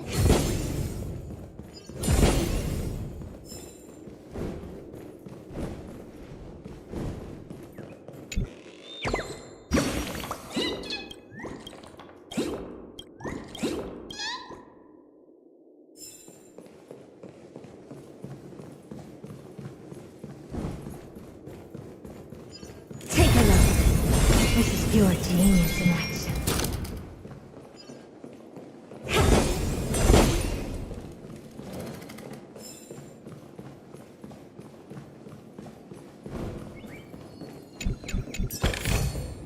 Oh, you want this? Fine. Take it and amuse yourself.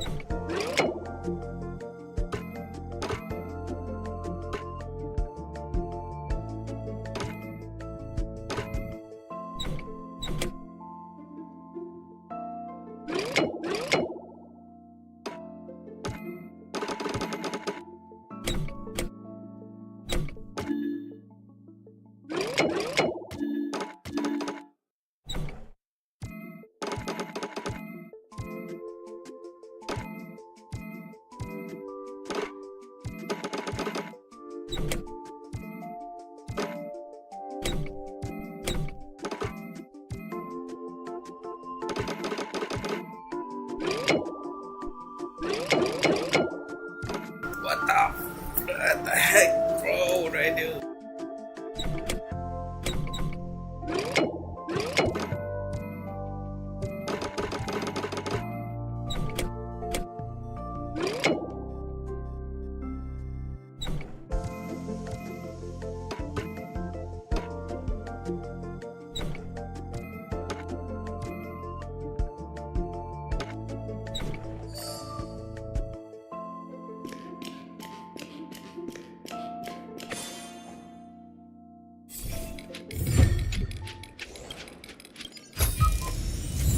Oh, you want this?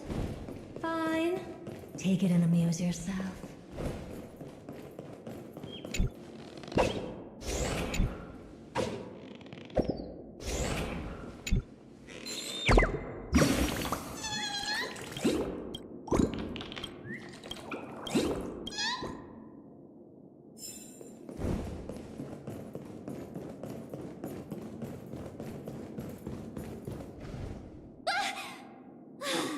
Yikes! They scared the life out of me! Why are there so many puppets at the ticket office?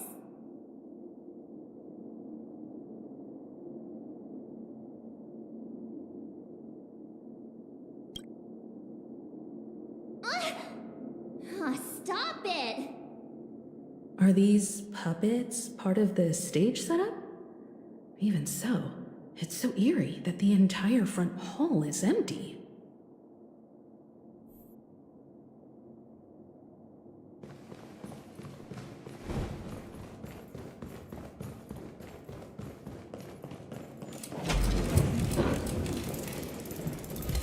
Something feels off. We're in the right place, right? There's no other grand theater in the dreamscape. So Sunday's messing with us? He said we'd have a final showdown on the stage, but why is there no one here? My apologies for the delay, March 7th. You scared me! Where are you now? I'm waiting for you behind the curtain. Following the Asdana tradition, I invite you to enjoy a stage play in 3 acts before the festival begins. History is a mirror reflecting the universe's true essence. Let's use this opportunity to delve into the rich history of Penacony and the eons. Within it, naturally, the future takes shape. Let us commence with the dawning of the world. After the Dusk Wars, darkness veiled the sky, and chaos consumed the earth. Enna the Order emerged, destined to restore all existence. That marked the first day.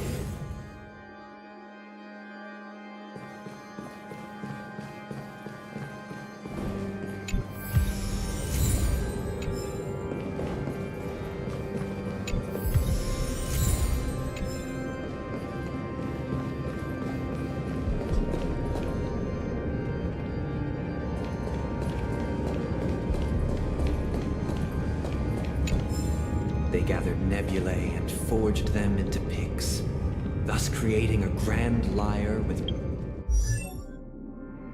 black and white keys. Strike the white keys, and the sun rose. Strike the black keys, and the moon rose.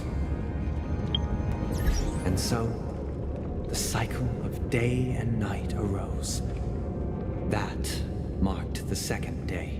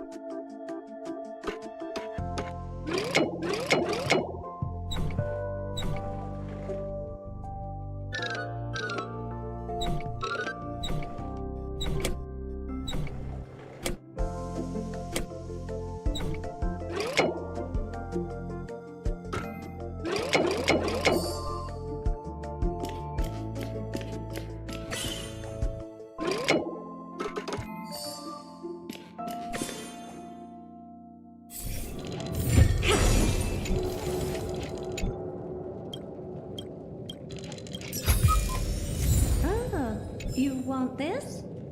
Fine. Take it and amuse yourself.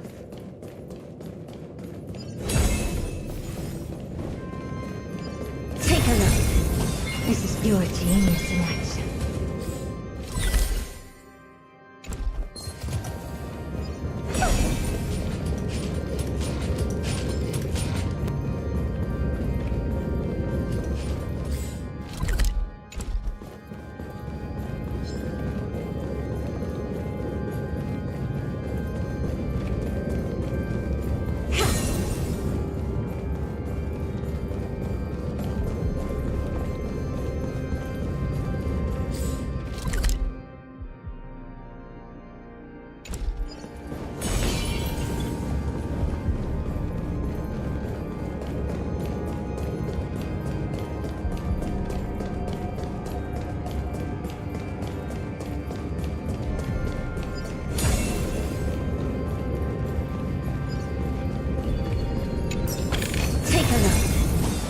Pure genius in action.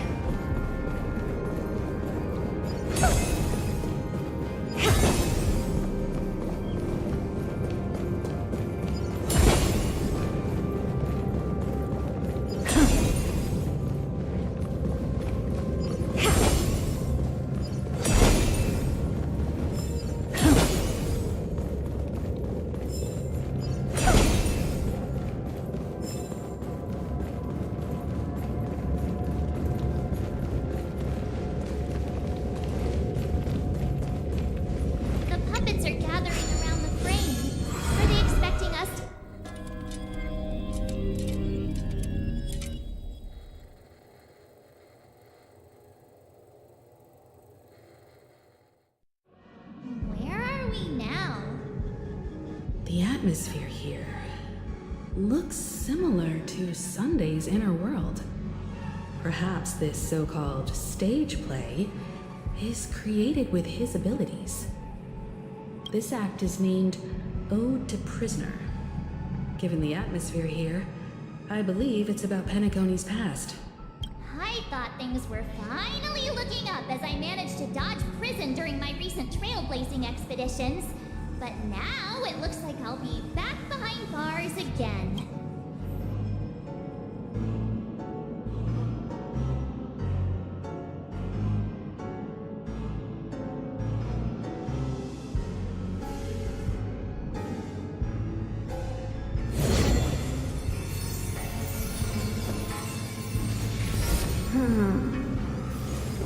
I genuinely wish to avoid a violent clash with my esteemed guests from afar. Therefore, I've arranged 3 acts before the situation becomes irreparable. Where shall we start?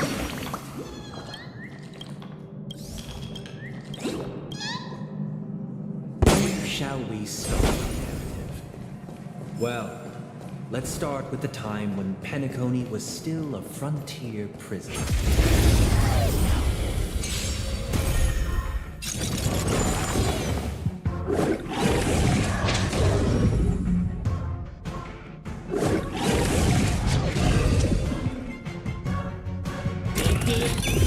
Be of your body and mind. Everything in this world is bleeding.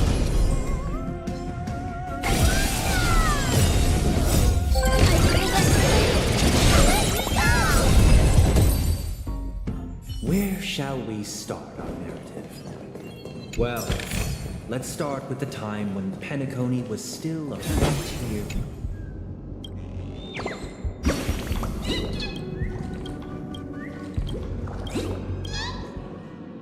Where shall we start our narrative? Well, let's start with the time when Penacony was still a frontier prison.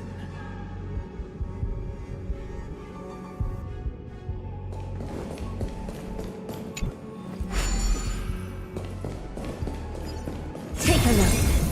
This is pure genius in action.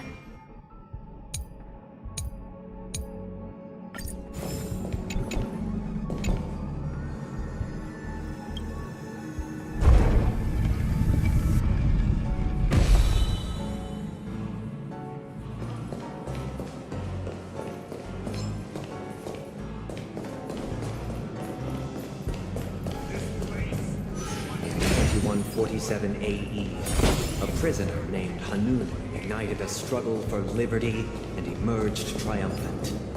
IPC referred to it as the War of the Frontier, while the Asdanians dubbed it the War of Independence.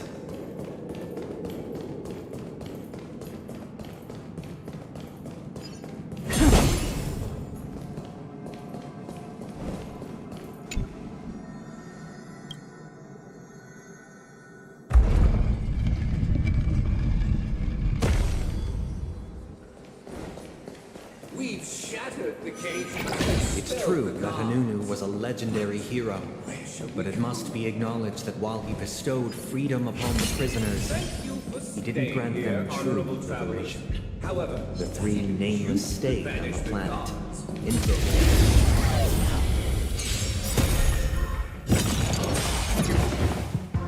Endless riddle. Nothing but a boy. Open sesame. What a crow. Amazing. Then again, The three nameless stayed on the planet, endeavoring to spread the tenets of Trailblaze throughout the frontier prison. Alas, their efforts proved futile. It's true that Hanunu was a legendary hero, but it must be acknowledged that while he bestowed freedom upon the prisoners, he didn't grant them true liberation.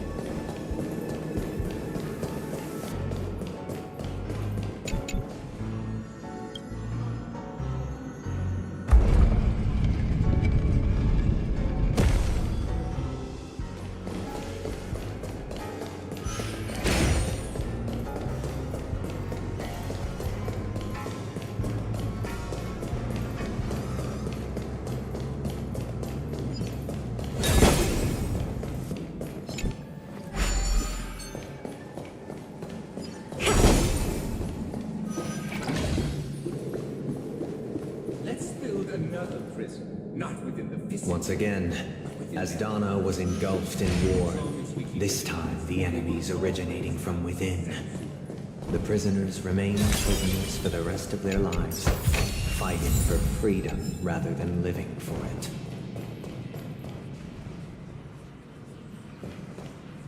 I hope you like this land of freedom. As you can see, their sentences have long ended, and the IPC guards have long been expelled.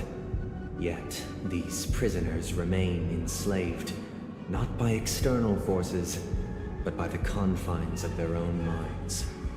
Freedom permeates every corner. Prisoners, this is my order. Learn the essence of freedom and teach your fellow prisoners to fight for their lives.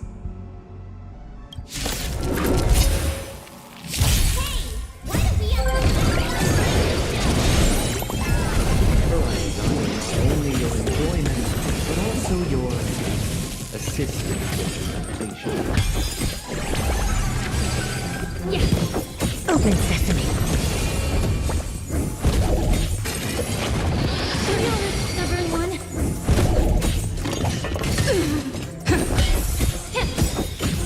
Everything in this world is bleeding.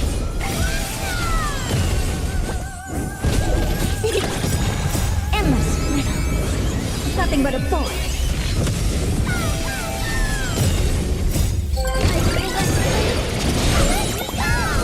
Expand your thinking. What a crow. No one can restrain you anymore. You are free. Thus concludes the first act. Amidst a raging war, the frontier prison headed toward becoming... This must be how Penacony was constructed. With the aid of outsiders, the prisoners were finally liberated and established. However, it appears that Sunday aims to convey the spiritual plight of the prisoners more than the physical aspects of imprisonment. This show was a bit too literary for my taste. But the battle part is quite easy to understand. Anyway, we've arrived at the exit. Let's go!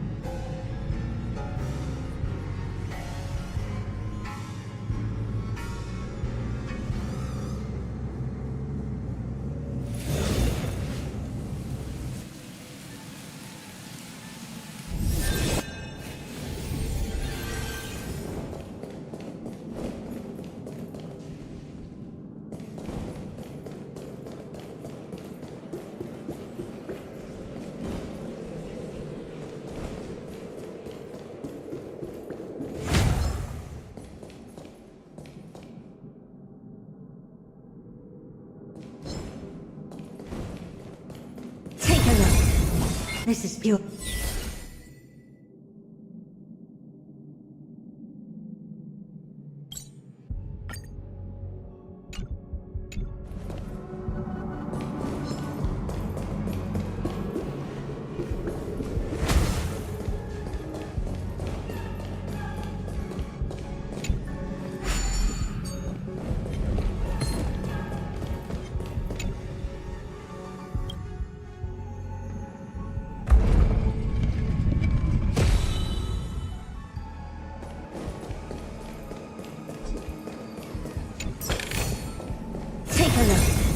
This is beautiful.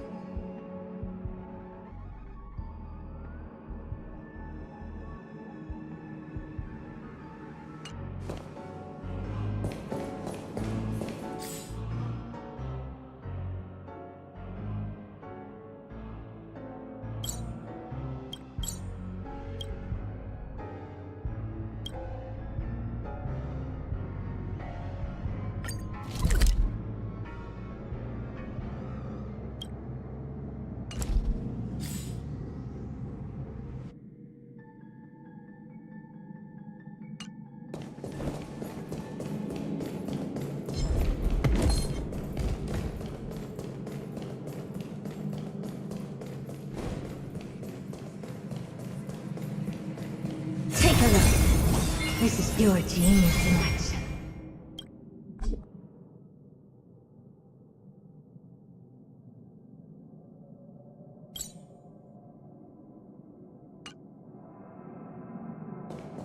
Take a look. This is pure genius in action.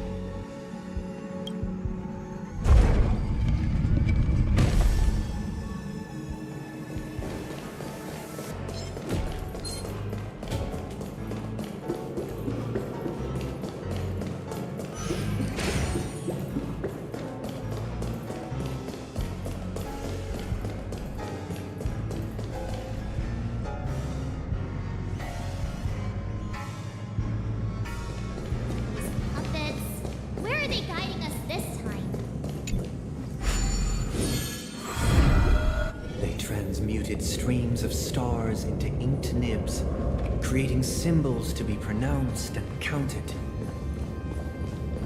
They molded stardust into flowing rivers, assigning the righteous upstream and the unjust downstream.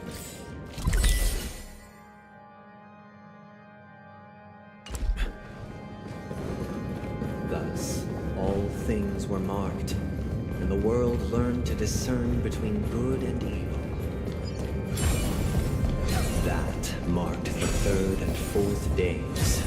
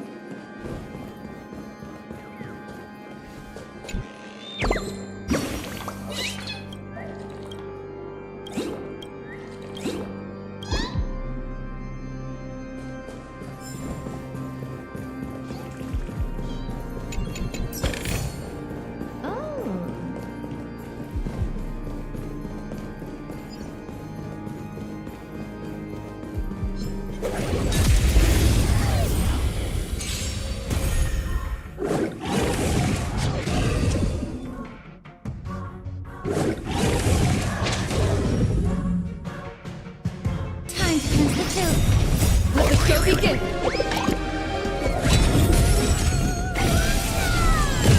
Expand your thinking.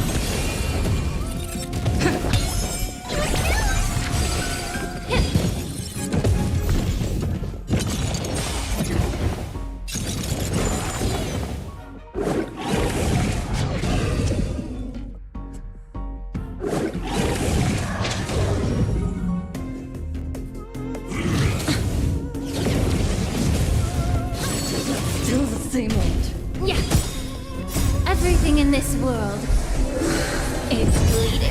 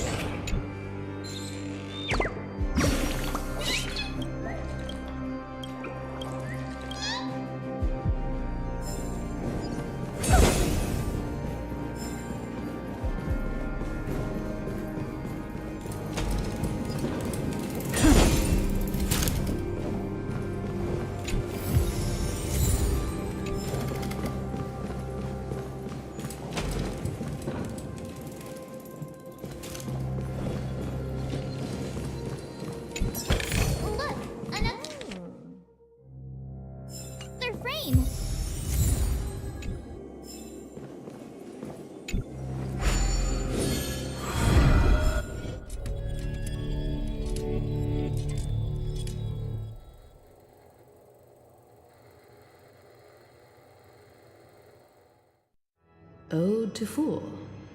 This must be the second act.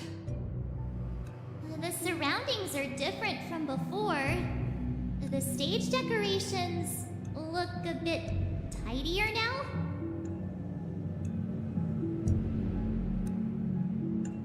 Behold the ensuing tale, a struggle for...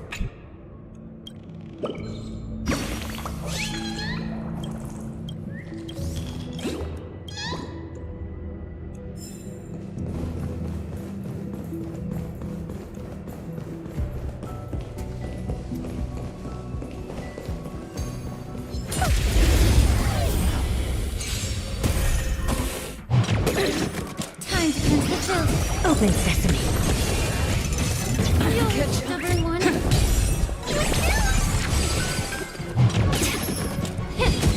Expand your thinking. Let the show begin.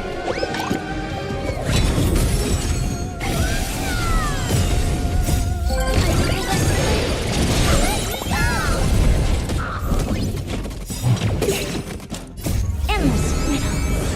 Nothing but a forest.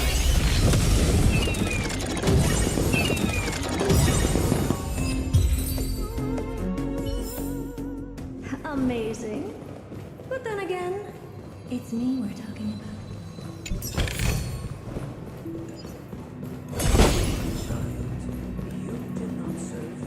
The leader of the Alfalfa family sought to defect to the IPC, trading freedom for survival. However, his eldest son slew him in the name of righteousness and ascended as the new family head.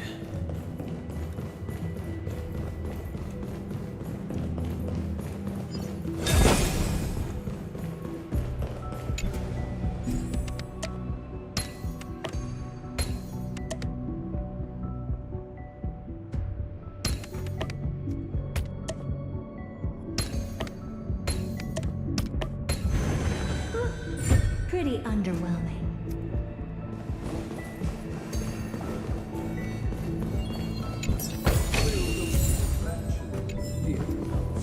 The land of the exiles was in disarray, besieged by both internal and external perils.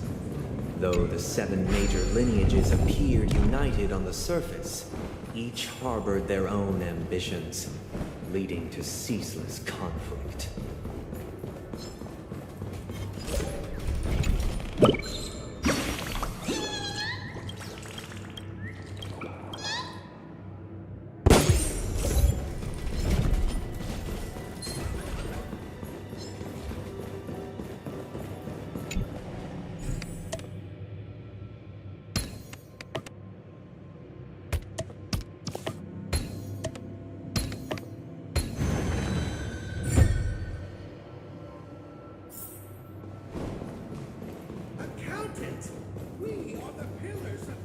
The Black Plum family was the first to fall.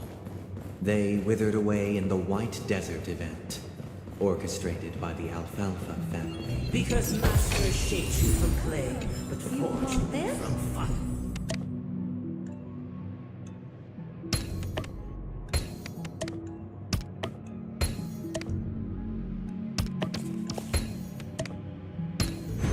Who came up with this? Seriously, go rewrite it.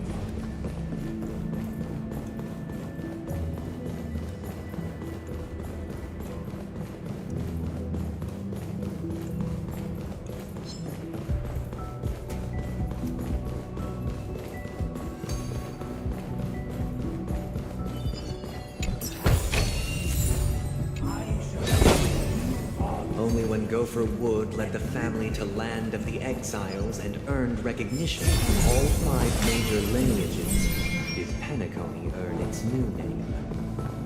Dear outsider, I beseech your aid in purging this mansion of the poison spread by the lurking instigators. You want us to help you? What do you need? I wish they could regain their reason and cast away the shackles of hypocrisy. This is the second act.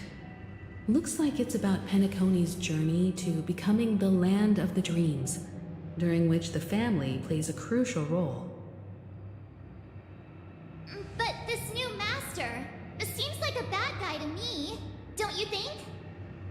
Perhaps this is the truth Sunday is trying to express, if you read between the lines. The Harmony changed Penacony just as the guards once did. Looks like we've gotta help those guys kneeling down over there calm down a bit, right?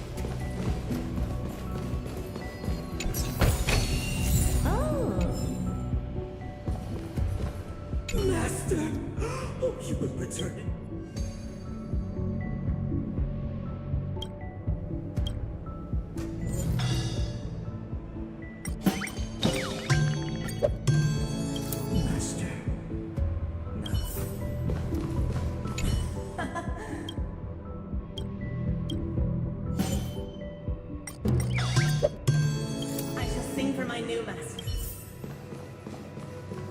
Once I...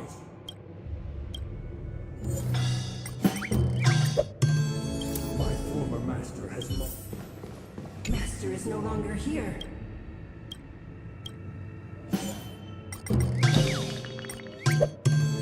Master is no longer here. Either I shall be my...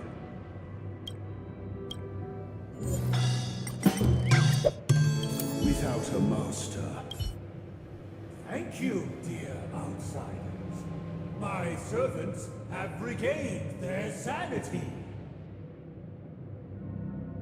Heed me, one and all. Your former master shall not return. It is through righteousness and unwavering support for one another that we shall attain true perfection. Cast aside the veils of hypocrisy and embrace one another. Get ready. Looks like another fight is about to begin.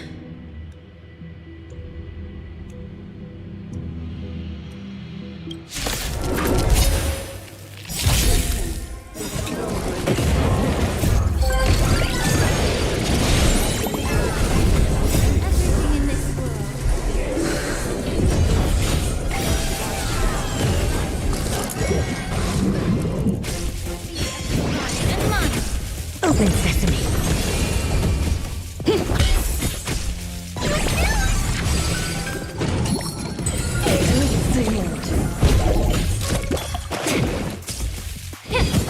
Expand your thinking.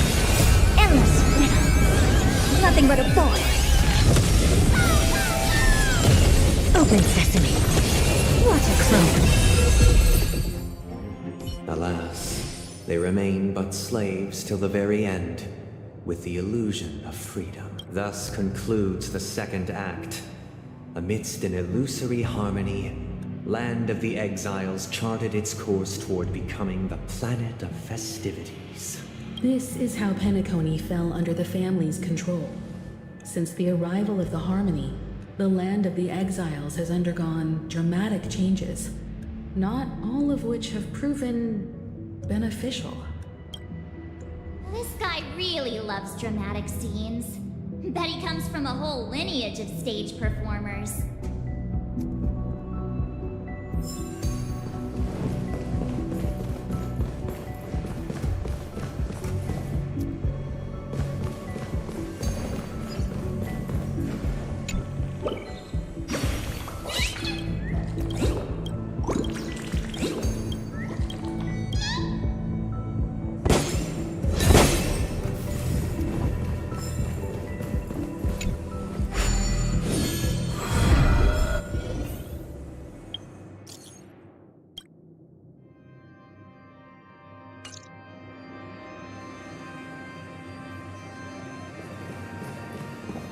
They used the planetary rings to establish the law, forging a code of conduct among the masses.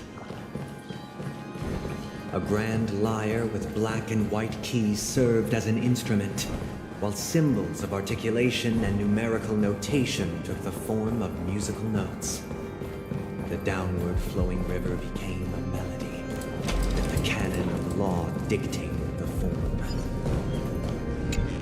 Thus, all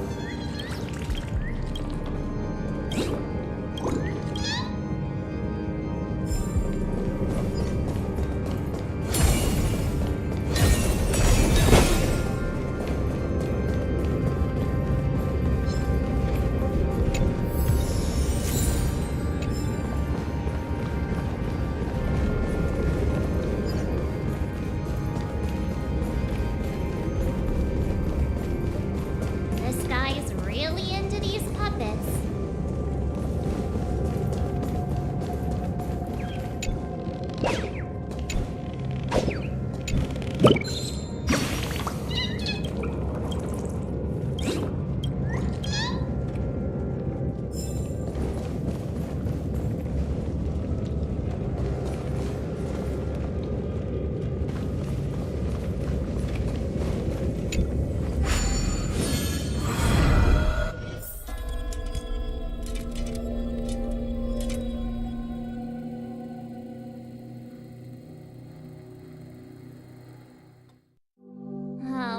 get it now.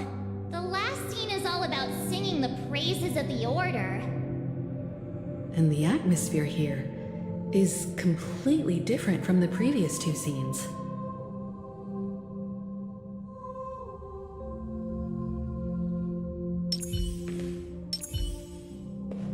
This is the concluding act of this play. I have showcased...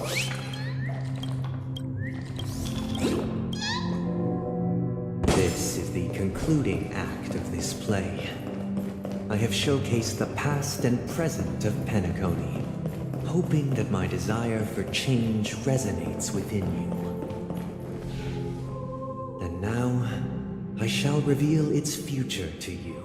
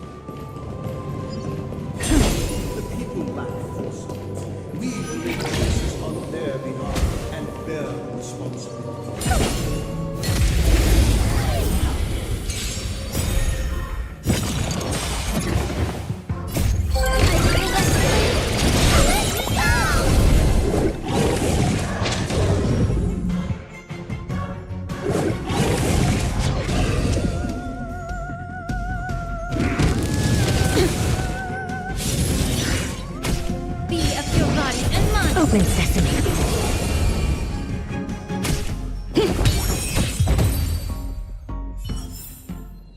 Amazing. But then again,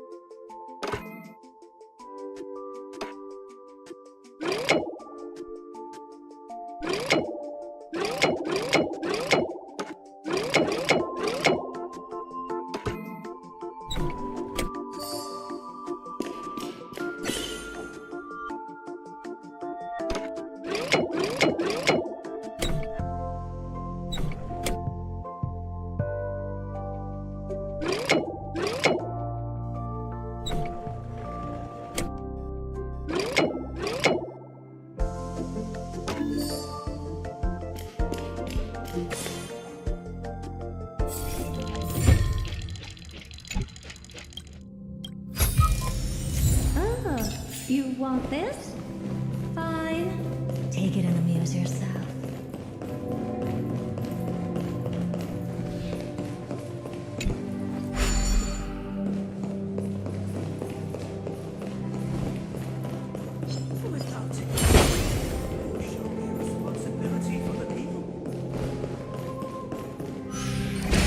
The people lack foresight.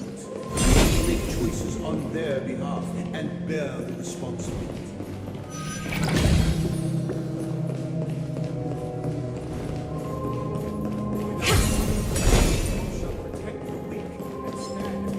We shall support one another, protect the weak, and standing against the mighty.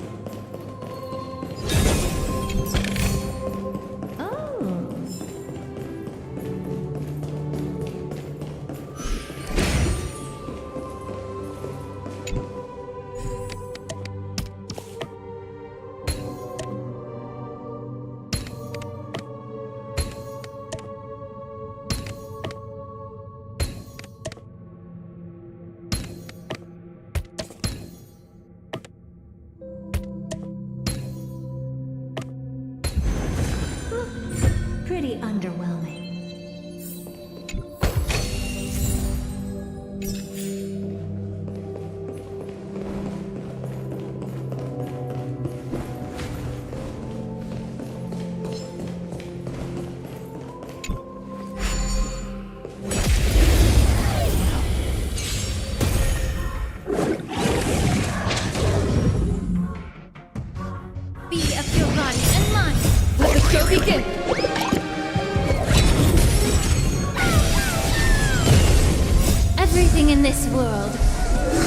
It's bleeding.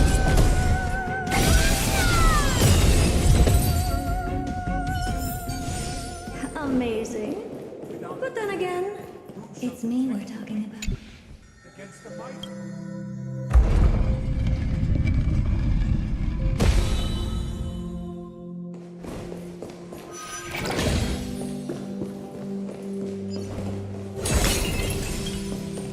Without a king, who shall govern the movement of stars? Before the arrival, everything followed its natural course, and so it shall continue, even after. We no longer.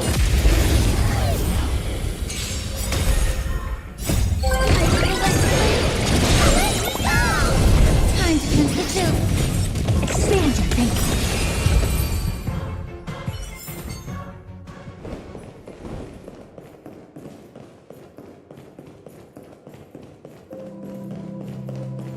But after the king's departure, We no longer have need for a king, for we.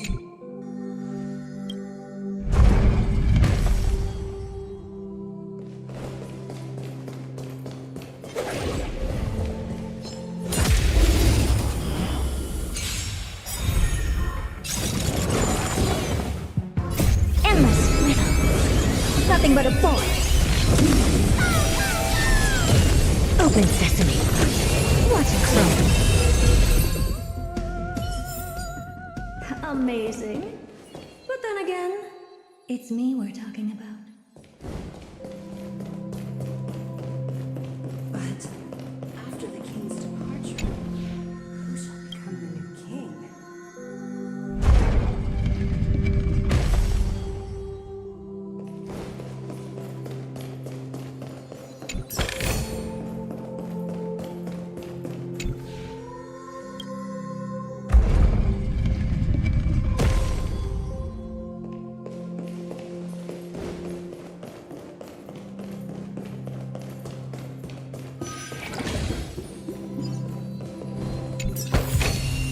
Ah, you want this? Fine. Take it and amuse yourself. Hey, aren't we supposed to kick off a short story and have a fight here just like we did in the previous acts? Perhaps we'll need to complete the story ourselves, just like we did before. So, do you think their mind needs tinkering or something?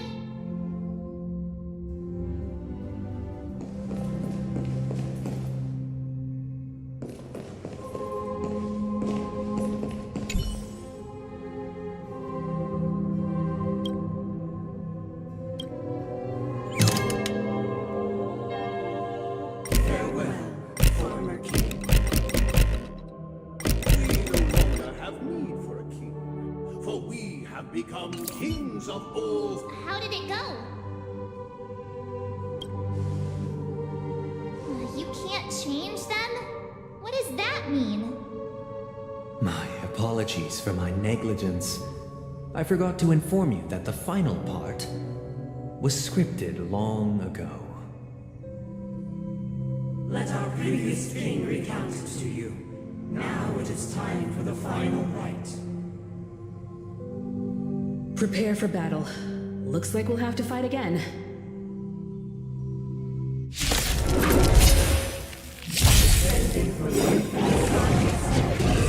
I traverse towards the future with measures.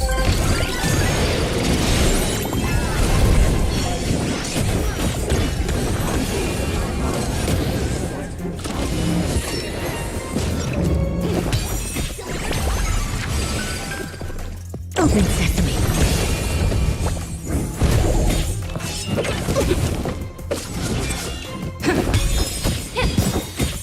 Everything in this world is bleeding. Expand your thinking. Endless riddle. Nothing but a boy.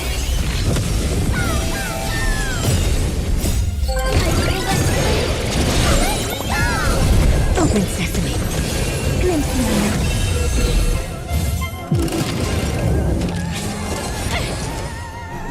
Time to cleanse the filth. Expand your thinking.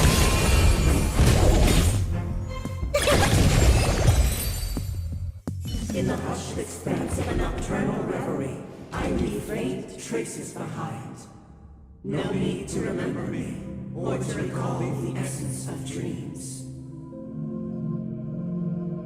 What is mine shall wane, while you shall transcend its delicate nature.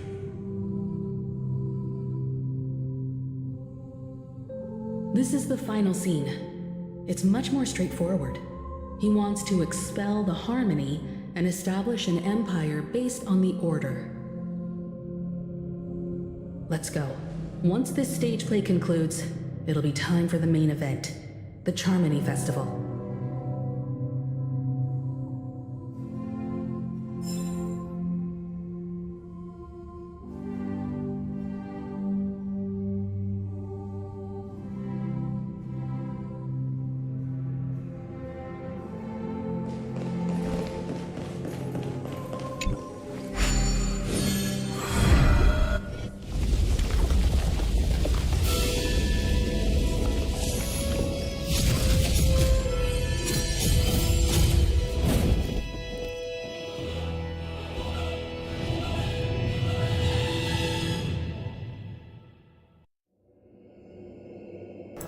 They imbued the world with meaning, perfecting all things in the heavens and on earth.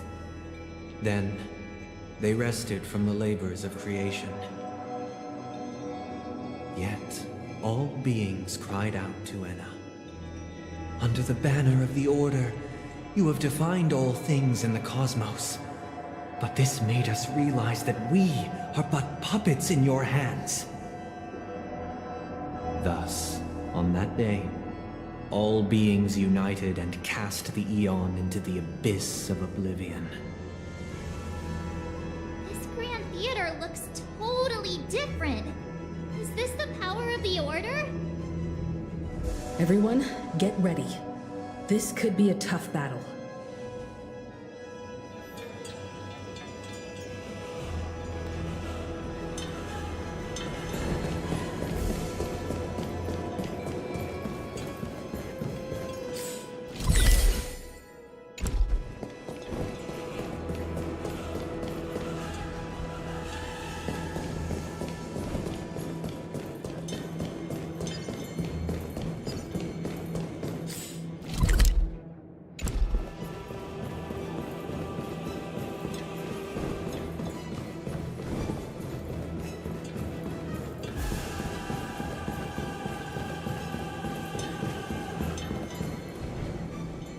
That marked the seventh day. Cheers and chants reverberated in the hills.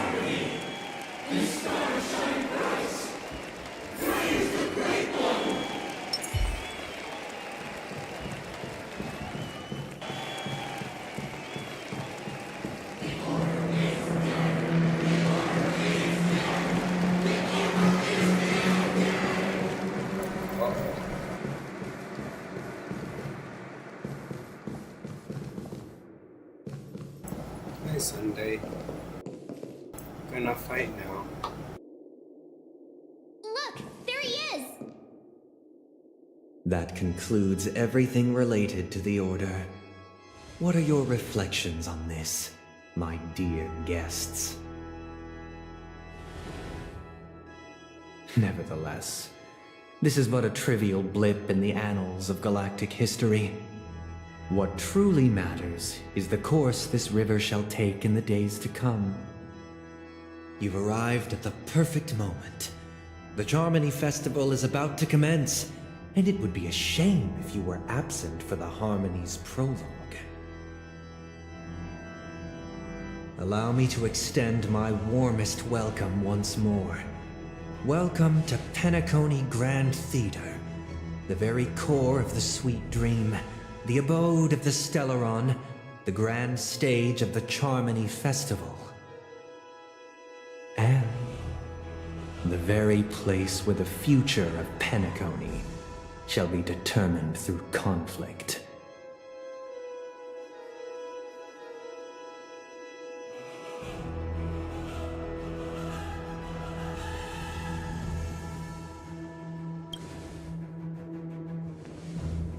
because our shared goals give equal weight to the beliefs we strive for. True goodness can only be achieved through faith.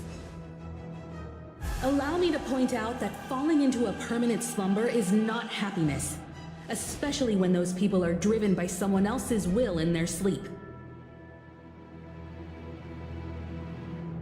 Do you still believe that the Order only seeks to control the universe as their puppet, Himiko?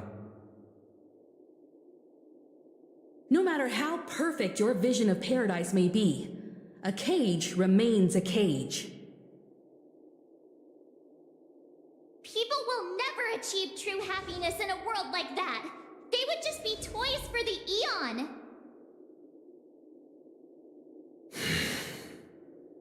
It seems you have misunderstood my intentions. Allow me to clarify.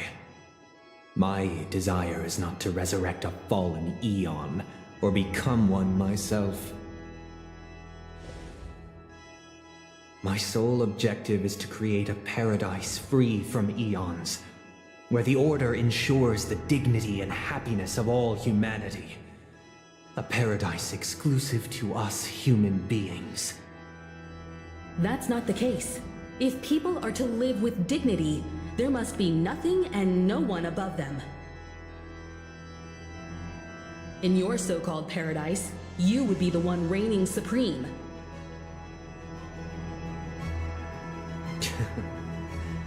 Looks like we won't be able to convince each other. Now that our conflict has been destined, let's unveil our paths and reveal to the universe the true path. However, before the prelude to the future begins, please take a moment to ponder the questions I've posed. Is darkness equal to daylight? Are sinners equal to the righteous? If you are born weak, which god should you turn to for solace?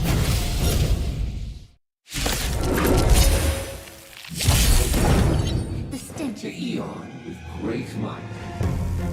Under the banner of the Order, you have defined all things in the cosmos.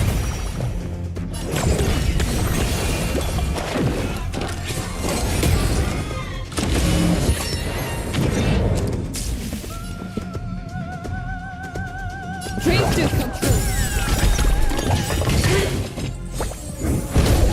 The mood is set. Let the show begin.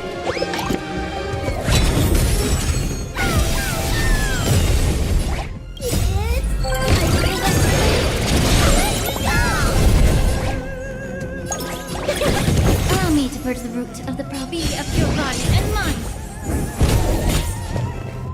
Open sesame. Curiosity. Endless freedom. Nothing but a boy. Expand your thinking. Glimpse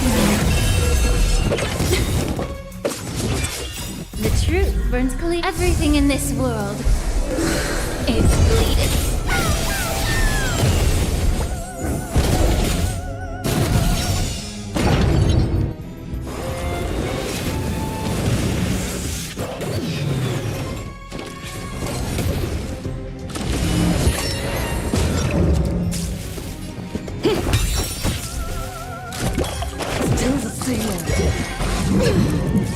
Underestimating us will cost me.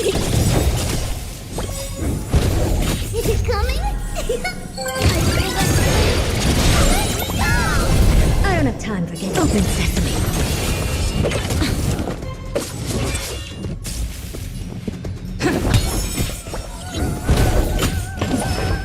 Catch up.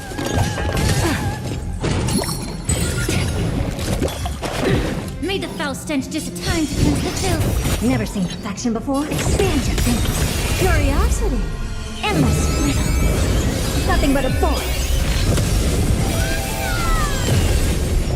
Open sesame. Watch it close.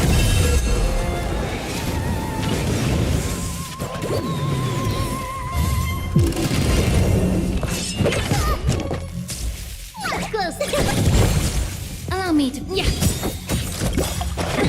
The truth. Everything in this world is bleeding. I already know your decision.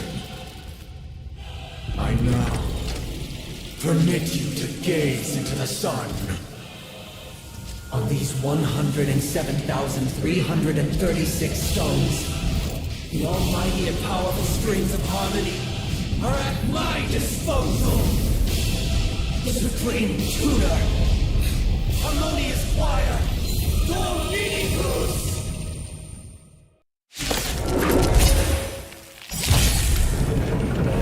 Lost souls, come and meet your master! The embodiment of the harmony? So the true purpose of the Charmony Festival is to usurp it?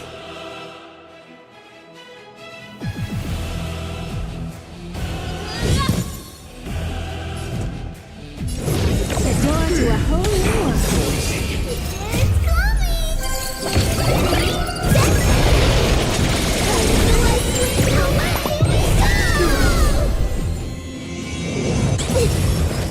Everyone, keep up with my tempo. Listen to our song. Let's play our own melody. Let the show begin!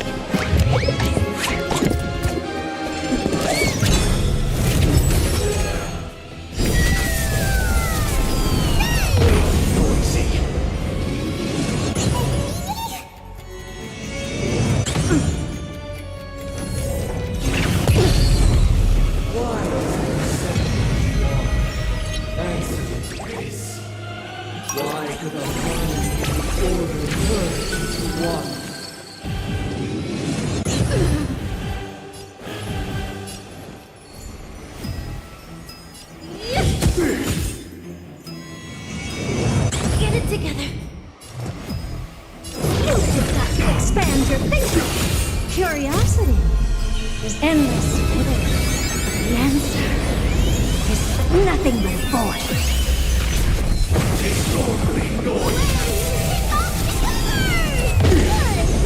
What's wrong? Never seen expansion. There's another world in front of my eyes. Neither side could tolerate discord. Noisy. Stubborn one. Listen up!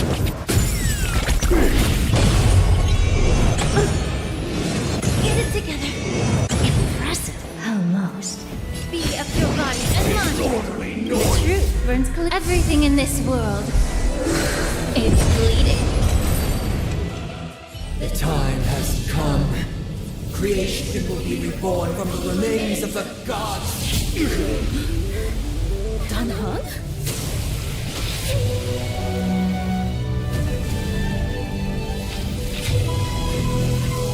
Radiant spirits, heed my word. Show no mercy!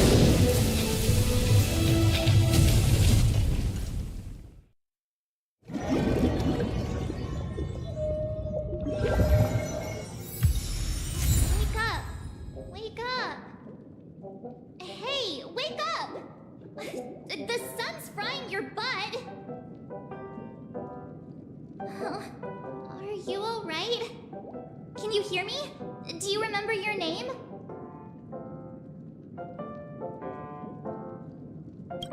It does? Well, doesn't ring any bells to me. Looks like your mind's still in one piece. If you're able to remember such details. Well, that's reassuring. It's a long story. Simply put, Don Hung used the Jade Abacus of Allying Oath when we were in the middle of a fierce battle, and summoned the General to help us just in time. And then we returned to reality. Look, this is your room. Everyone else has also returned from the dreamscape. Himeko and the rest are at the lobby discussing matters with the General. And now that you're awake, we should tell the crew that you're alright. Come with me. Not going to come chat with me, sleepyhead. That voice.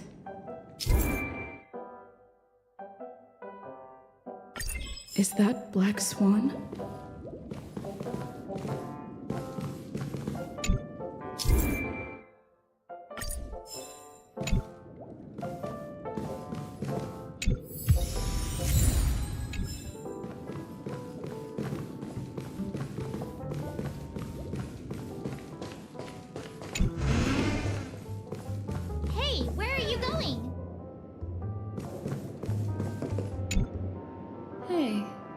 we meet again, sleepyhead.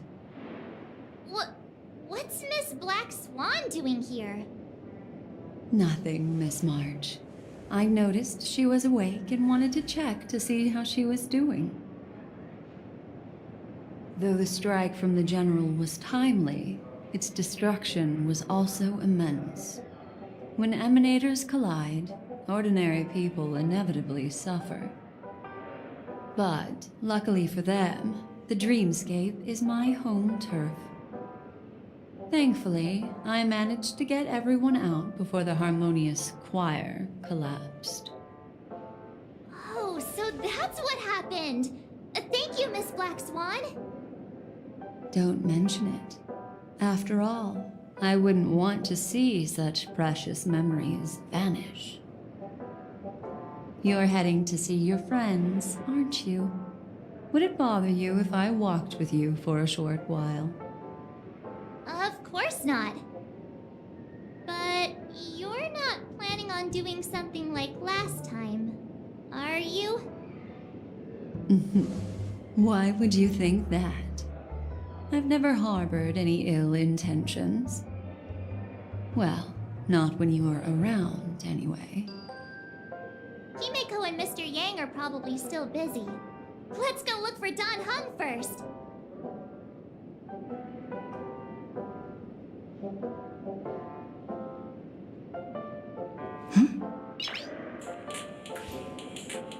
Nice!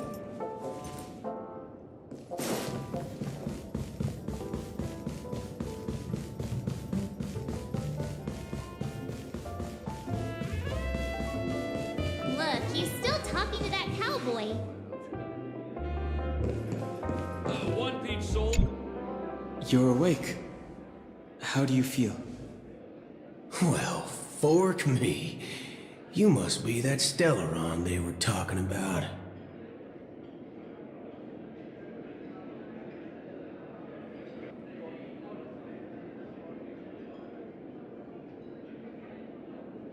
I didn't mention anything to him.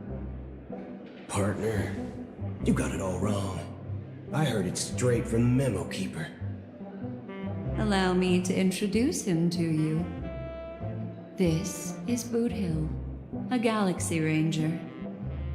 During our pursuit of a certain person, we crossed paths and just so happened to uncover a shocking plot being concocted by Mr. Sunday. Which is why we sought you out, to help the Astral Express save the world together. No need for thanks. The Galaxy Ranger's principle is correct every injustice one sees. That's how you lot in this Yen show put it, right, Don Hung? More or less. Wait, hold on a sec. This is the first time I'm hearing about this certain person. Who are you chasing? And why would that lead you to the Express? Good question. It's, who was it again? Don Hung. Do you remember?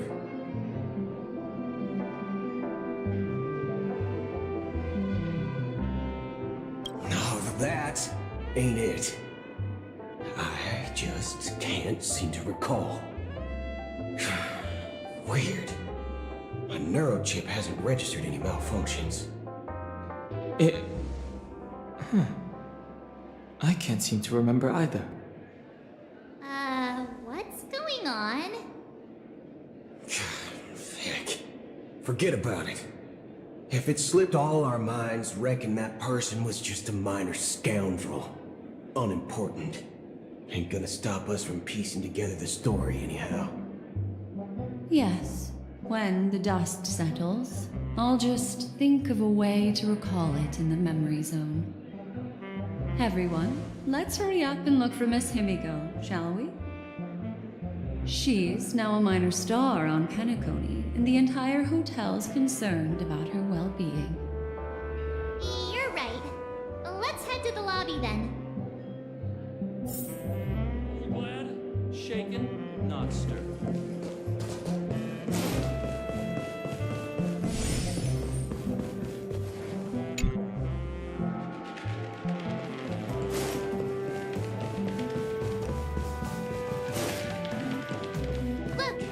General. That's all right. In these times of conflict, for the sake of utmost safety, it is only right that the Alliance steps forward to mediate on behalf of the Astral Express. We must not allow you to take unnecessary risks. Furthermore, despite the IPC's eagerness for success, it prioritizes peace above all. And the family, trapped though it may be, professes a desire for harmony. The Alliance has always won people over with reason.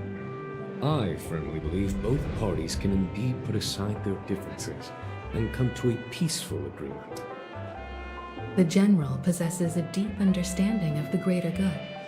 With the Cienjo Alliance mediating, peace for Penacony is within reach. You flatter me. But ultimately, it's been all down to the Express. Without your efforts, this sweet dream paradise would have been claimed by the last remnants of order before there was even a shot at peace. Well, would you look at that? Here comes the big hero.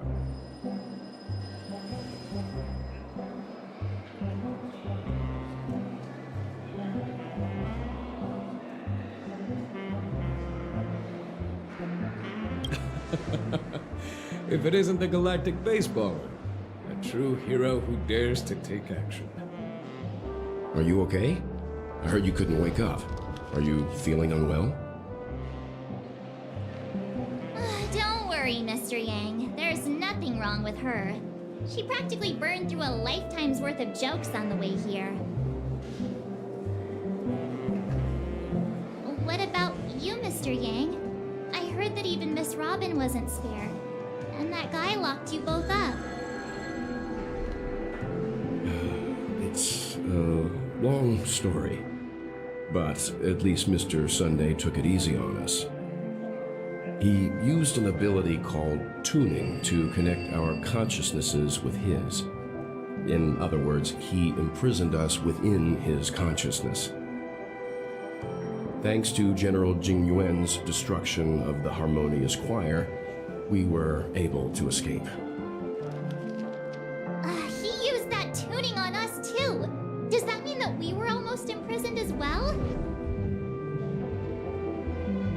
I can confidently say now, he was truly after a fair fight with us. Had he wanted, he could have easily taken us down, without so much as lifting a finger. Speaking of the Oak family head, where is he now? It's complicated, but in a nutshell, he's now the former Oak family head. The IPC has named him the key figure in the family's Penacony split, citing a threat to cosmic peace. He must represent the family and answer for the unrest caused. His trial is set to take place at Pier Point. The family quickly labeled him and the remnants of the Order as enemies, declaring the turmoil an internal rebellion. This move effectively barred the IPC from intervening in family affairs on both moral and rational grounds. Everyone really has their own agenda, after all. Then, what's going to happen to Miss Robin? She and Sunday won't be able to deny their involvement in the Charmony Festival. They're siblings, after all. Why the sigh, General? I can only say that this incident is an unexpected mess for the girl. The Alliance will try to persuade the family to consider this matter carefully during mediation. It's time, everyone. The IPC's key members and I have agreed to consult one another before the upcoming negotiation. Do any of you wish to sit in? Given the General's invitation and the matter's significance to the universe, the crew will naturally accept. However, if the IPC has any reservations... Why, of course you're welcome. They've mentioned that your team is a trusted ally of the IPC in Penacony, so there's no reason not to welcome you. Besides, If there can be reliable observers from the Astral Express present, discussions will go more smoothly. So, what do you all think? Well then, we shall oblige. I'm kind of allergic to those types of situations. I think I'll just head back to my room and start packing. Not to worry. Himiko and I will take care of things. I'm afraid I'll also have to return to the Express first. The conductor is worried about us. It's best I go and explain the situation. Thank you. What about you? Will you join Welt and me? Or have you got other plans?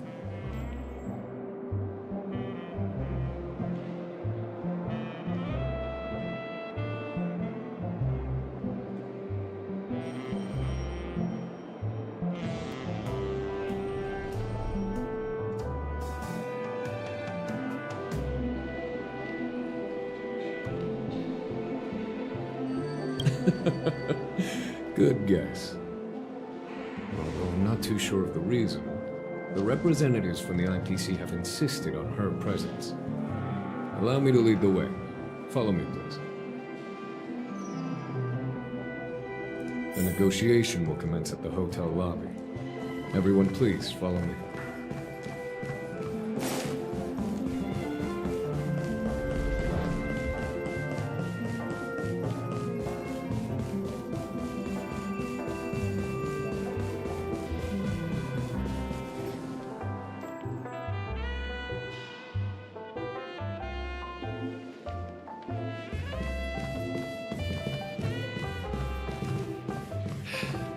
Best not to take dreams too literally.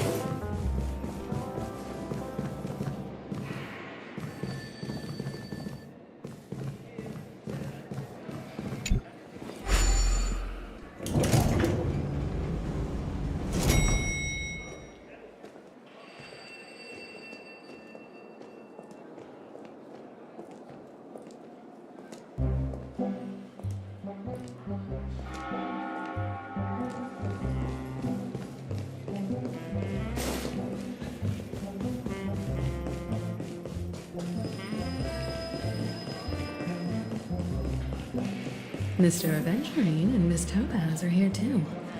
Oh, and who is that over there? The Intelligentsia Guild's Dr. Ratio. This assembly is quite something.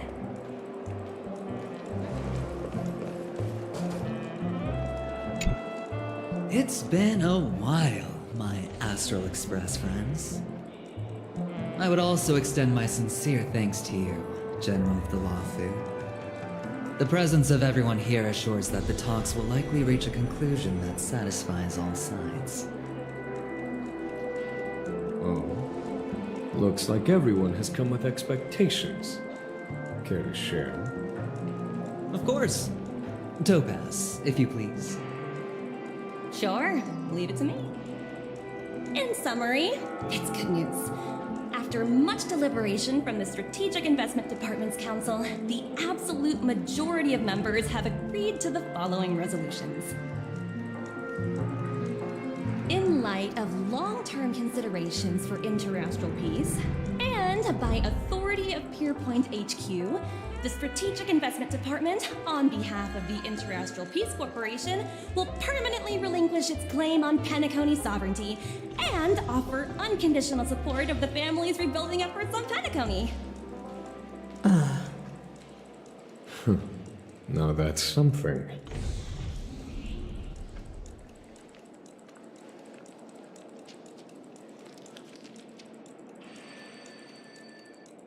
All in the name of peace.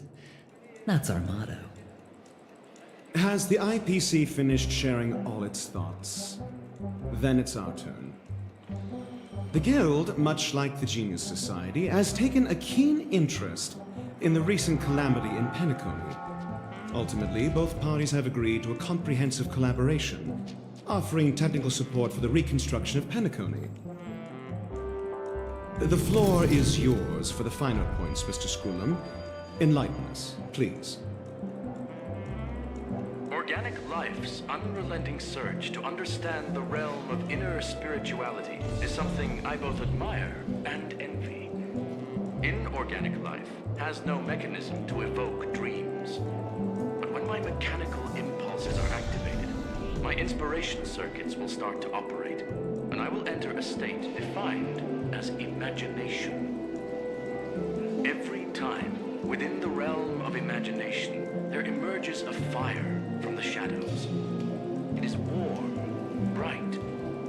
I frequently ponder this flame might represent the essence of intelligence. A cluster of inspiration ignited by high temperatures. The future direction of the universe may well lie within it.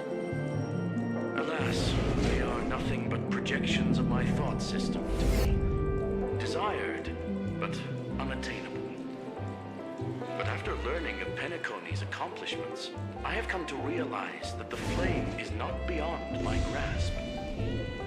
After deliberations with my partners, we have decided to defer the progress of the Simulated Universe project, and instead assist the Intelligentsia Guild as technological consultants in the research of the Dreamscape and Memory Zone, so that these assets may be better used to serve humanity.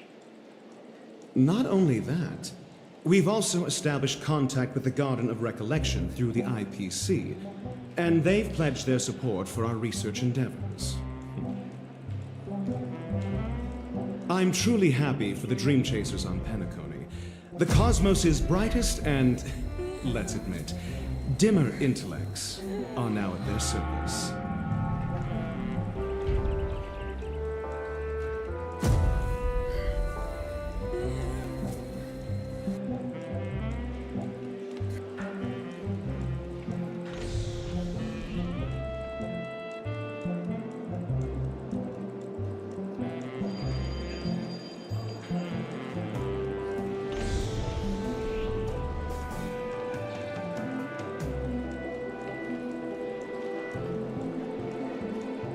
Agreed.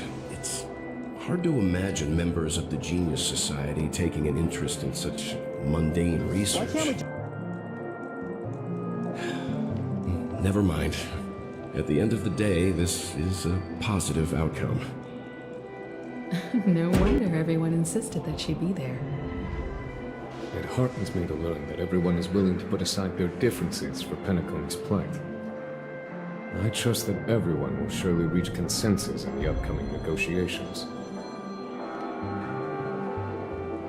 Looks like Penacony's future is decided. I'm wondering, is there anything else the crew is concerned about?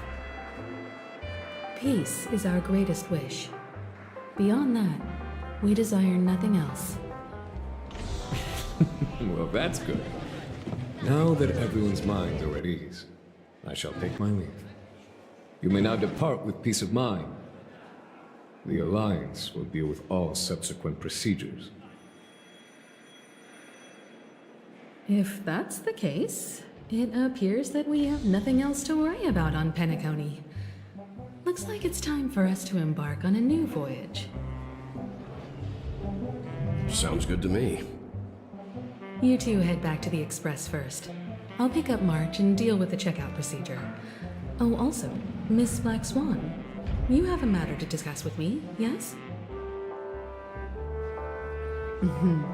Nothing escapes your attention, Miss Navigator.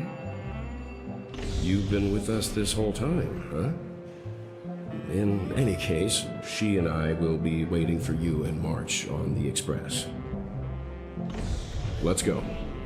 Our time on Penacony has come to a fruitful end. Penacony's journey ends here. I guess it was pretty fruitful.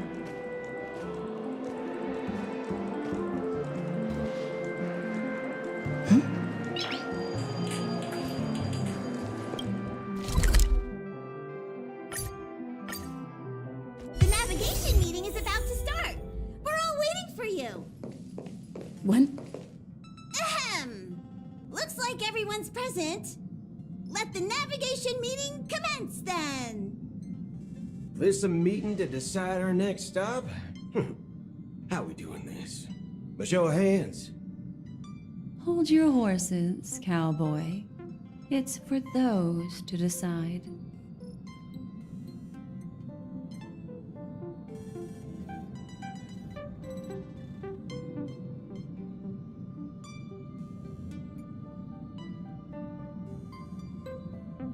Allow me to explain. Mr. Boothill and Miss Black Swan submitted a request to temporarily travel with the Express for their own personal reasons. As you all may know, the Astral Express never declines any passenger whose heart yearns for the distant stars. Therefore, they will be traveling with us for a while until they reach their destinations. Whoa, the Express is going to be much livelier now.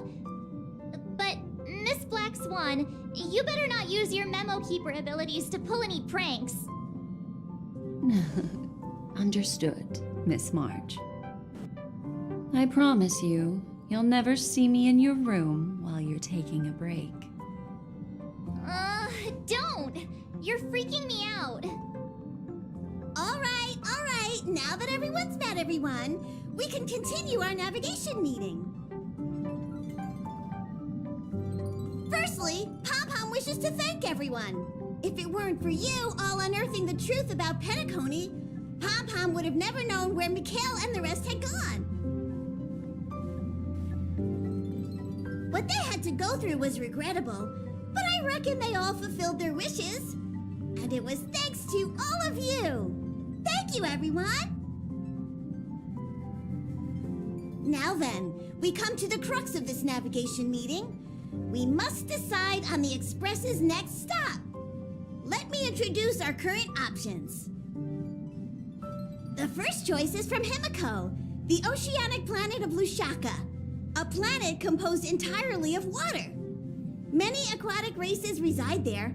Of course, it's also the home planet of the venerable, nameless Mikhail. The second choice is the agate world Melustanen, suggested by Welt. It's famed as one of the initial sites of the Stellaron disaster, and the place where the beauty Idrilla ascended. Today, it's celebrated as a planet of undying allure. The third choice is Edostar, a planet nestled within a vast ion storm region, currently under assault by the Antimatter Legion. However, the distress signals from there have recently ceased, prompting the IPC's wish for us to check in on the situation. The last choice, courtesy of Black Swan, is the glass belt Petravia, a massive belt of asteroids that was turned to glass by the Lord Ravager Zephyro. These days, it's apparently known to house one of the branches of the Morning Actors Troupe. Ooh, so many options. I'm seeing stars already. Next up, everyone will select the destination that they wish to visit, and then we'll put it to a vote.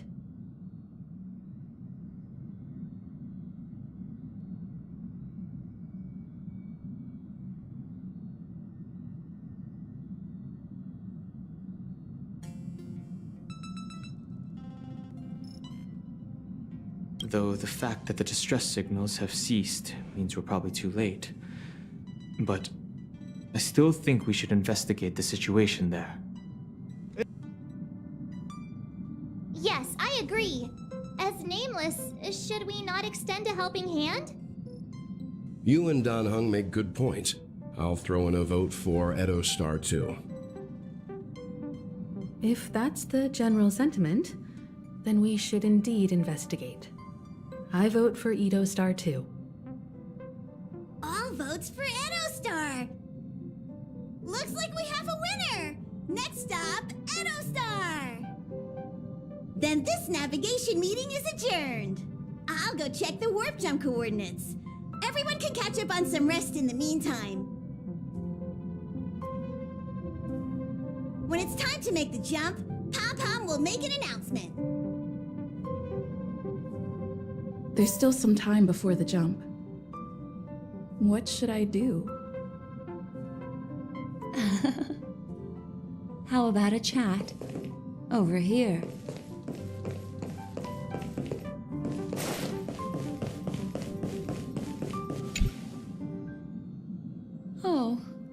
you're here, seeing your reflection among the stars in the porthole really does seem somewhat surreal. How about it? This journey of beautiful dreams. Was it to your liking?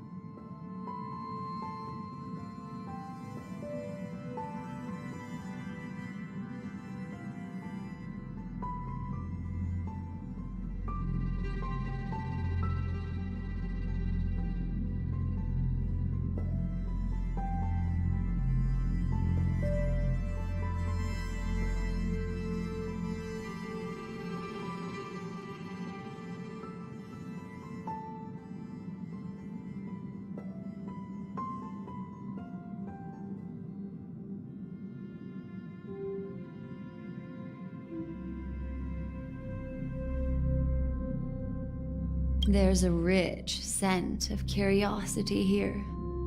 Such memories can be irresistibly captivating. So, how about you hand that small parting gift back to me? I'm quite eager to have it back.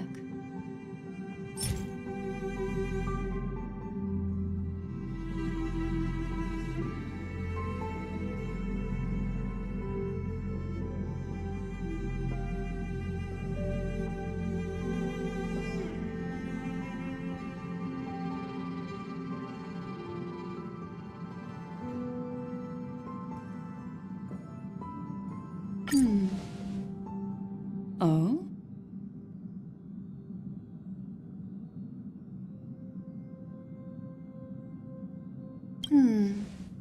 Never mind. I just stumbled upon a particularly fascinating spot in your memory. Before I explain, I would like to apologize to you.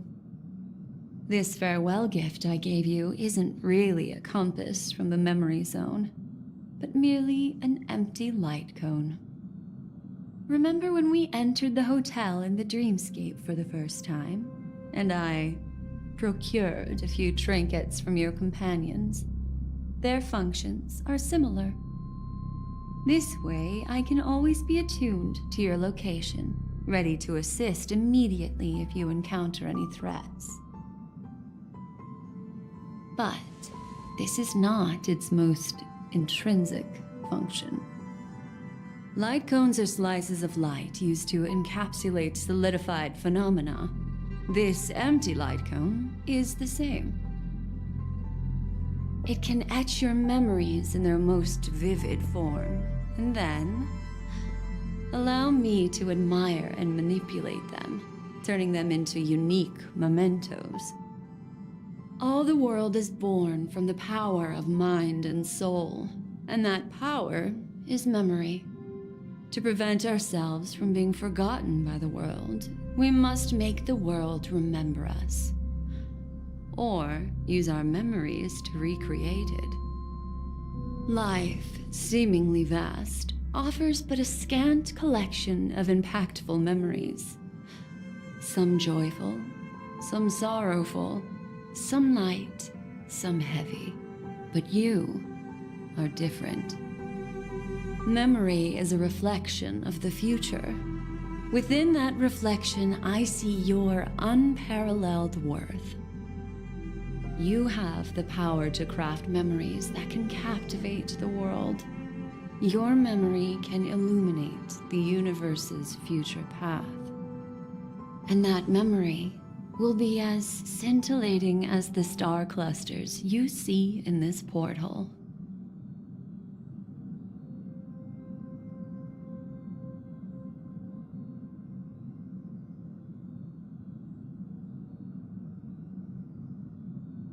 Precisely.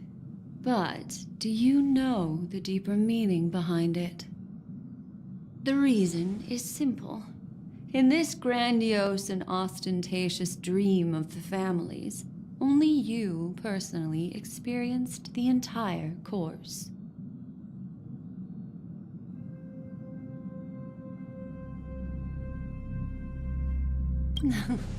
Patience, my friend. I will reveal the answer to you, but that time is not now. Turn around and take a look at your friends. Every one of them is reveling at the arrival of their next destination, all filled with hopes and expectations of their own present and future.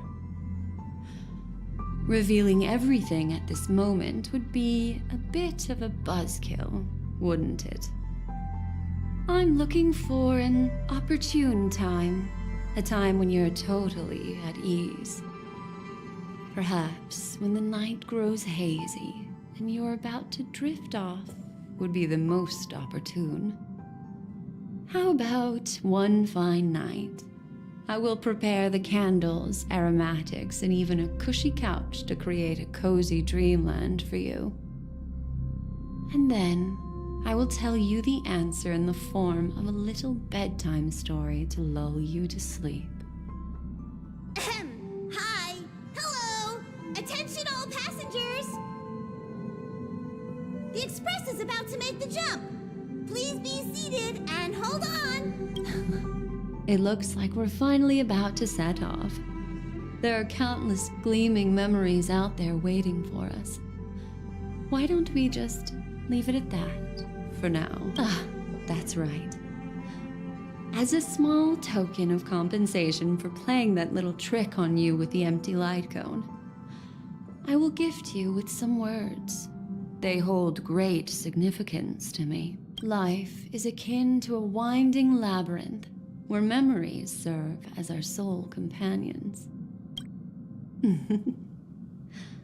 You'll remember these words dearly, won't you? In the year 2158 of the Amber Era, the first year of the new epoch, the universe resumed its intended trajectory.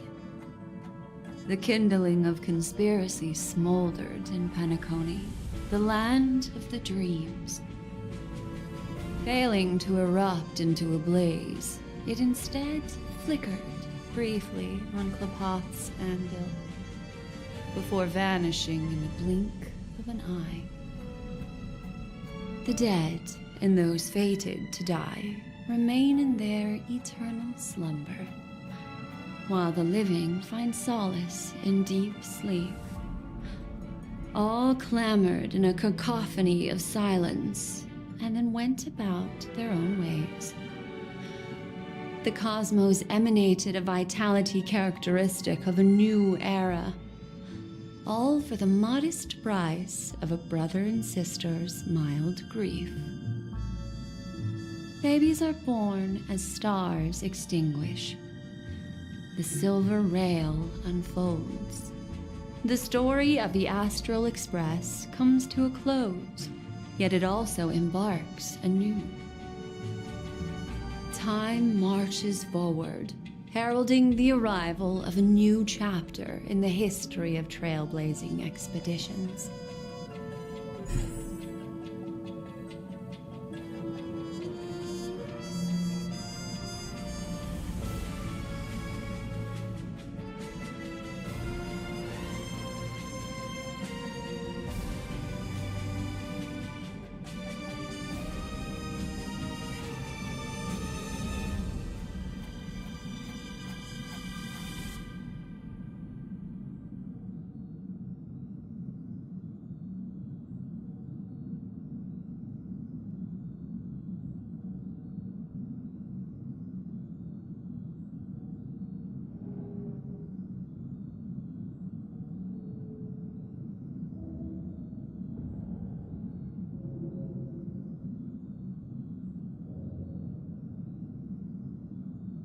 Countless shooting stars streak the sky tonight.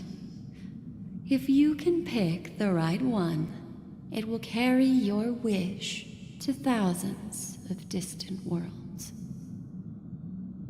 You're feeling very relaxed now, aren't you? So, then, it's time to tell you a little bedtime story. Well, let's start with a conclusion. The crew was defeated in the battle against Sunday. Everyone in Penacony failed, and no one survived. But don't panic. The truth, as horrifying as it may be, is not yet irreversible. There's still a glimmer of hope, and that's why I'm here. Next, I'll use this empty light cone that carries all your memories to relive everything that happened before. And when this story reaches its end, I'm sure someone as clever as you will notice that. There's a major flaw in the story you have experienced, yet within that flaw lies a glimmer of hope. Are you ready for it? Do you remember everything? When the clock turned back, the Express started a warp jump, sending you to a strange dream. You were bewildered back then, and then a Galaxy Ranger named Acheron showed you a way out. When you arrived at the Reverie Hotel, you met the doorman Misha and had a confrontation with Aventurine, an IPC representative. Thankfully, Acheron appeared again and helped you. After that, you saved Firefly and explored Penacony together. During the tour, you ran into Sparkle disguised as Sampo and accidentally entered a child's dream. There, I rescued both of you from death, but Firefly didn't return to reality. She realized the truth and tried to involve you in her plan, but that resulted in an accidental death. Even more unsettling, you soon encountered another murder. The 2 cases of death prompted you to investigate the truth behind the sweet dream. Despite your efforts to gather information about the 2 victims, you didn't make much progress. But you did learn about the watchmaker from Gallagher. Meanwhile, Aventurine was secretly carrying out his scheme, in which you were one of the pawns. In the midst of a fierce battle, Acheron revealed her true identity as an emanator of the Nihility and unsheathed her sword. That strike foiled Aventurine's plan and opened a passage between the sweet dream and the original memory zone. Upon your arrival at Dreamflux Reef, you learned the truth that death was actually dormancy, as well as the truth about the dreamscape, the Stellaron, and the bellboy, Misha. You split up with Sunday and Robin, looking for a way to seal the Stellaron. However, it turned out that Sunday and the Dream Master had their own hidden agenda. And you had to engage in an ultimate duel on the stage of the Charmony Festival. Finally, the story reached its conclusion. You emerged victorious, with the Trailblaze triumphing over the Order, and Penacony embracing a bright and peaceful future. This marks the end of the thrilling journey in Penacony. I'm sure you've already noticed something unusual, haven't you? The major flaw, which contradicts all the known information, hides in this story.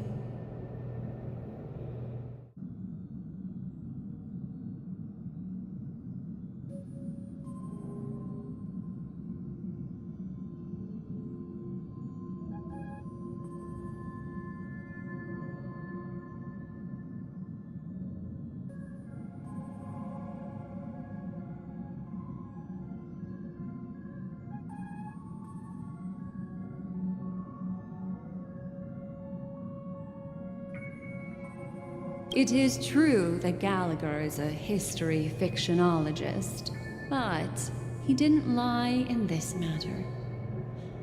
In addition, death and dormancy do arise from the same concept, don't they?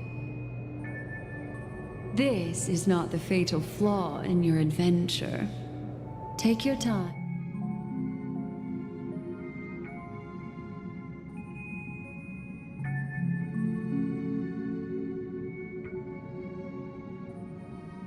Well, although the fake death, I'll go ahead and eliminate that incorrect. Little Misha. Or should I call him the Watchmaker? He's only a segment of memory in a dream bubble. But while Misha is a rather special memory zone meme, a life born in the memory zone could never manifest in reality. So, why did he appear in the Reverie Hotel the answer is simple. He is the one fatal flaw that contradicts all our known information. This means that you, who wholeheartedly believe in this memory,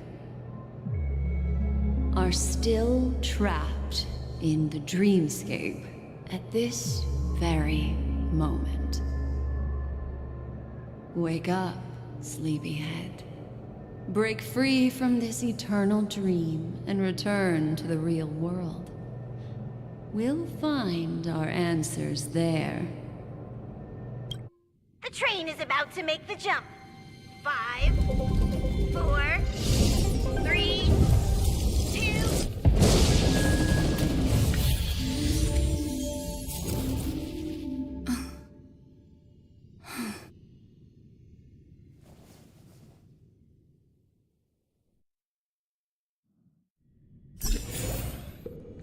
This way, darling.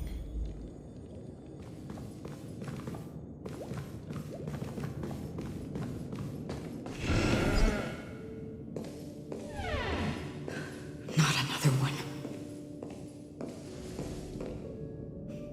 Thank you so much, Black Swan. Finally, I can breathe a sigh of relief.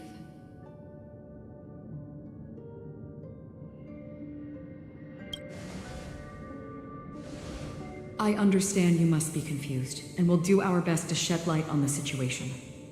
However, before that, it's essential to know that this place is the rift between dream and reality. A place reserved only for those who have awakened from Enna's dream. Do you remember Sunday's ambitious plan? He intended to harness the power of the Stellaron, the collective will of over 100,000 Oak family members, and the desires of everyone in Penacony to usurp the harmony and restore the order. Unfortunately, it didn't stop there. From the early days of our journey into Asdana, we were already affected by the Stellaron. That strange dreamscape where we met. Maybe it was a sign that your thoughts were beginning to drift away.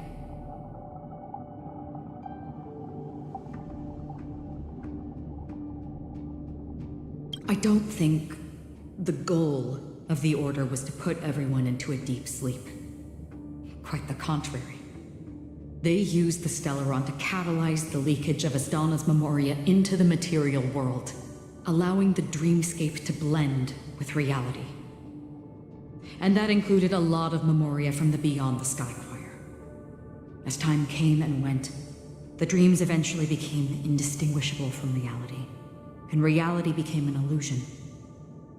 People think they are awake, but their spirits have long since stepped into the Temple of Order. This is what makes Anna's dream so powerful. In this paradise governed by the Order, everyone indulges in their delightful dreams and lives happily ever after. I believe what you experienced in the sweet dream, except for that flaw, was real. Only in this way could you reach the destination, lifting the crisis in Penacony and embarking on your next trailblazing expedition. If it wasn't for Acheron's plan, we might have been trapped in this dream forever. Fortunately, while the path of the Order governs all things, it can't affect the Nihility. I came to realize this when the Dream Master tried to expel me at any cost. This is also why you felt a sense of peculiarity when traveling with her. Well, I'm not as fortunate as she is. Even if I'm a memo keeper, I was still influenced by the power of the Order and fell into hallucinations. However, thanks to your memories, now we still have a chance to turn the tide. For mortals, even if they possess the great power of a path, they can't create a flawless world like gods do. That's why there was a flaw in your dream. In other words, once you have realized the world is not real, you'll have a chance to break free from the dream. The flaw in your dream lies within Misha, who could have never appeared in reality. When I turned the pages of your memories, I realized that I was in an illusion too.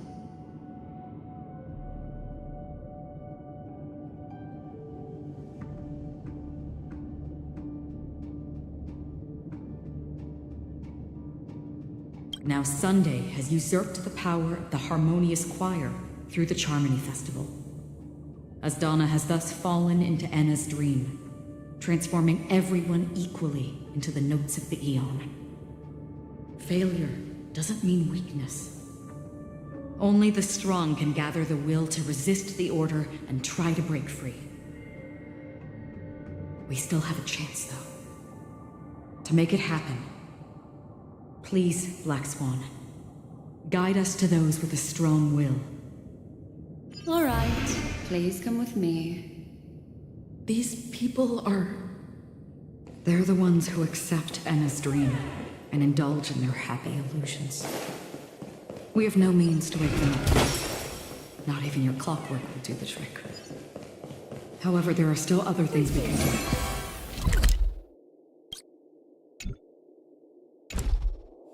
Let's keep going.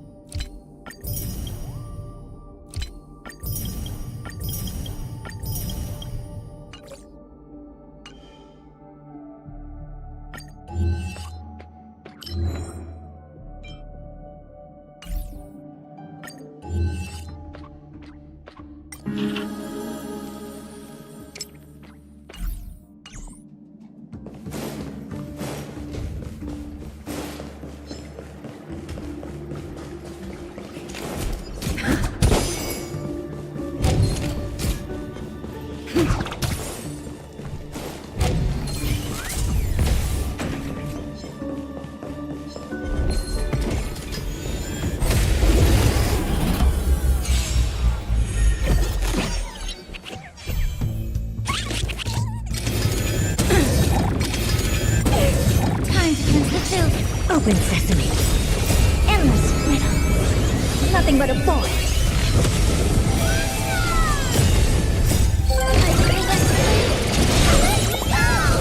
Expand your thinking. What a crime. Open sesame. Let the show begin.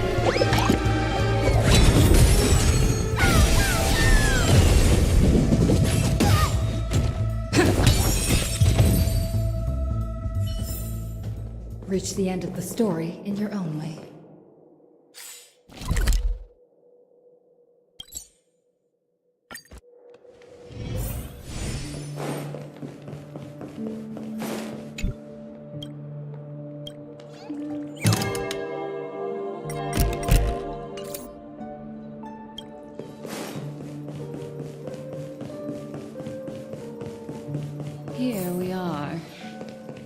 It's... Robin?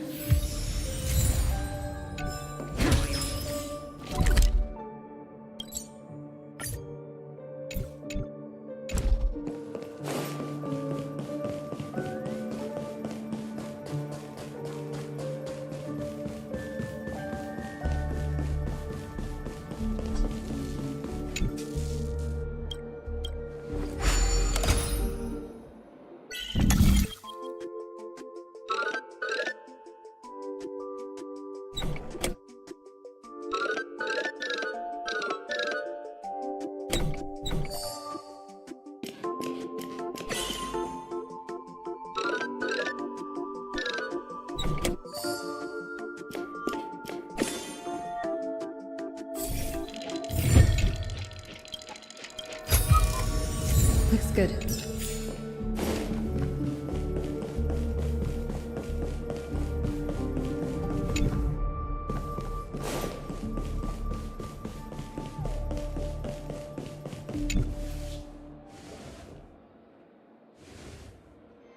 Finally, you've arrived. Let me introduce you to Robin. She woke up from Anna's dream by her own will, and it's this tough lady who led us here with her song. I woke up for the same reason as all of you. In the dream, I experienced something that could never occur in reality. Are we going to lock it up in a cage? I want to see it fly freely in the sky. Without us, this bird would be too fragile to survive on its own. Do you want it to die? No, but... Then let's take care of it together until it can return to the sky. Huh? Birds have wings because they're meant to fly. Even if they may crash on the ground one day, they shouldn't be trapped in a cage. Birds belong to the sky, so we should help them return there, right? The illusion was so impossibly blissful that I realized it was just a dream. And this is our final hope. Anna's dream is founded upon the harmonious choir, namely everyone's shared wishes. It will only materialize once the aspirations of all beings in Penacony merge as one. At present, it has become impervious due to people's desire to remain slumbering within the dream. And in order to destroy it, we must make everyone in Penacony want to wake up. Now comes the tricky part. How do we do it?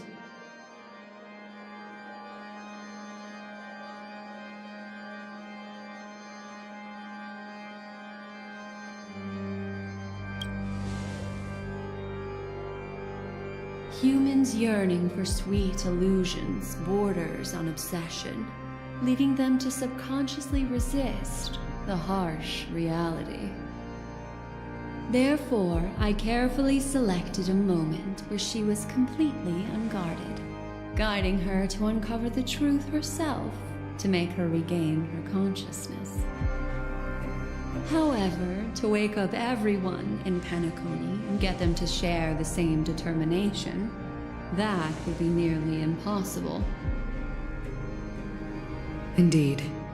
I'm afraid it's almost as difficult as resurrecting an Eon. But we can't just stay here and do nothing.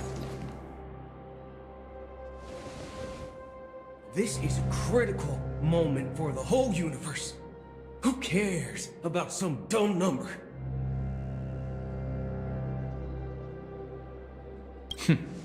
Thanks to Black Swan. You're welcome. And thanks to the Memo Keepers in Penacony, too. I believe your partners have also awakened from their dreams.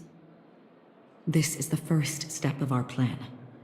With the assistance from the Garden of Recollection, those who possess a strong will, like you, will gradually awaken from the dream. These free wills are the discord that will sway Anna's dream. However, awakening a mere handful of individuals is insignificant compared to the vast number of people immersed in the dream.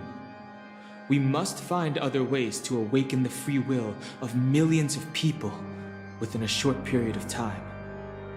If breaking through from the inside proves challenging, we can seek assistance from the outside. We've long been aware of a potential solution. Asdana is a galaxy known for its abundant memoria and the remarkable phenomenon known as synesthesia dreamscape. When people first enter this place, they often find themselves and others sharing a collective dream. At this very moment, there is only one dream encompassing the entire Asdana system. So, you mean, if we can attract a large number of outsiders to this system, their free will would intertwine with this dream and shake it to its core? However, those outsiders might also succumb to the dream and become the foundation of the Order instead. The real challenge is, how can we gather a huge number of people as determined as you within a short period of time? Looks like the Jade Kiss of Allying Oath will be the only solution. No need for that. Keep your once-in-a-lifetime treasure. We don't need to bother the Cienjo Alliance for such a tiny request. You want thousands of people with unwavering free will?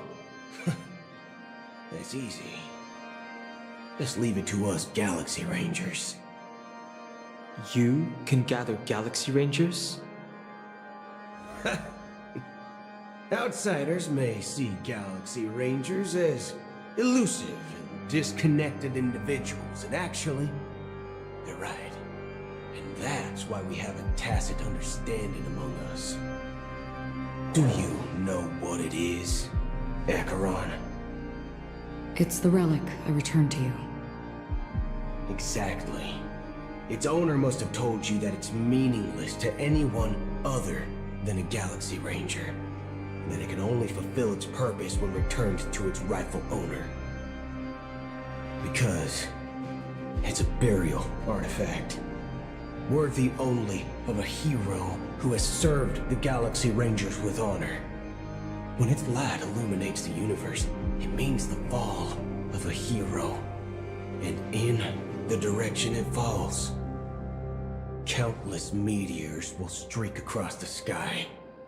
Those meteors are Galaxy Rangers, coming from all corners of the cosmos, driven by a shared purpose, without questioning the cause or counting the cost.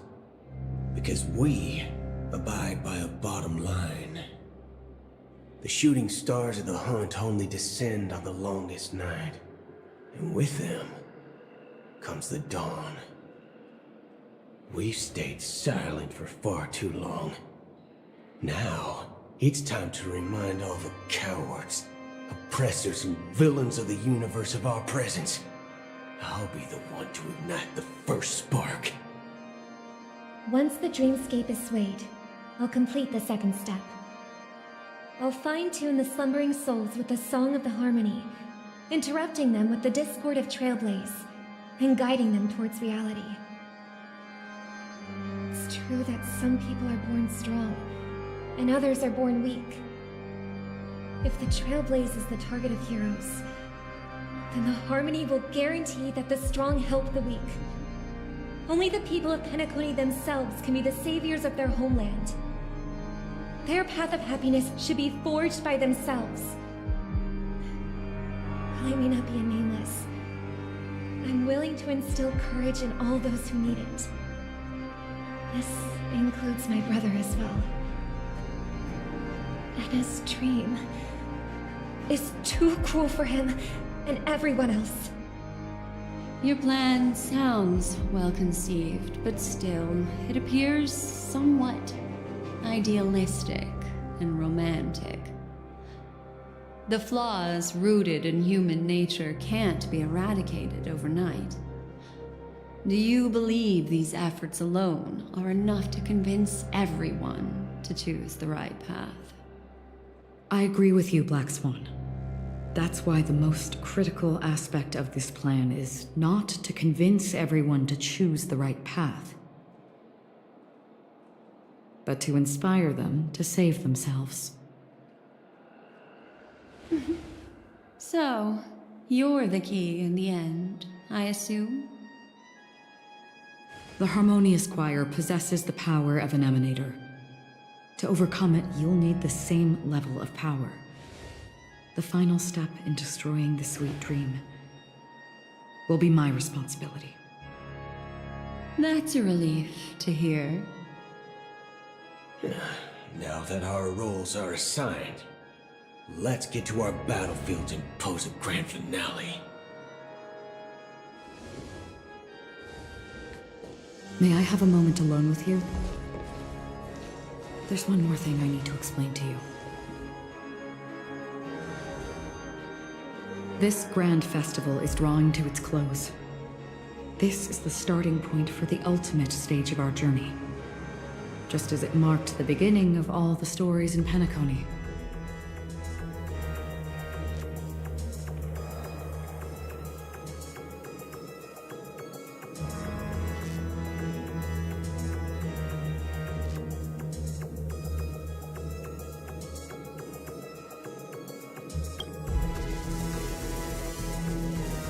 Indeed.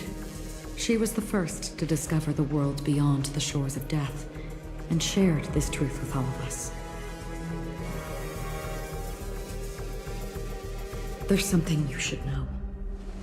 We were able to locate you within this boundless dream, and find the key to breaking free from the dream. All because of one person's unwavering dedication. Firefly. She awakened from the dream ahead of others, discovered the Express amidst the stars, and brought us valuable information about the remnants of the Order. She may have been aided by the script, and it came at a cost. As you know, Firefly is a stowaway who entered the dreamscape in a different way from ours. Without the dream pool in the hotel or assistance from the family, she can only awaken from this dream in one way. A real death. We mustn't fail her determination. I'm not implying that we must win this fight no matter what, but our resolve should match that of that courageous lady. Are you ready?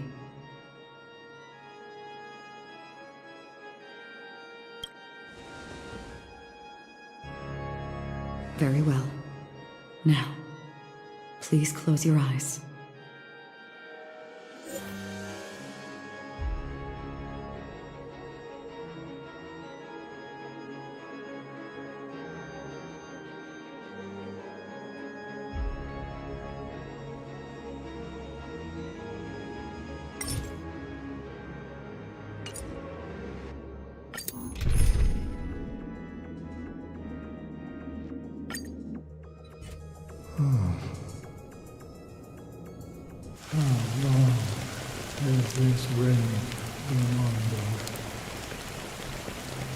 If I remember correctly, it has lasted for decades, or even centuries.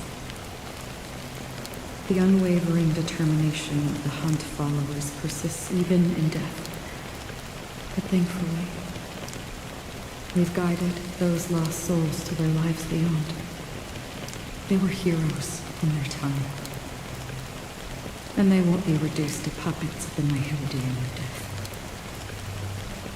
You see, the shadows on the sea have vanished. Do you remember? He once said that the sky would clear when the regrets of the departed had faded away. But it's still raining. I know. So, why is all this? Why did this rain choose me?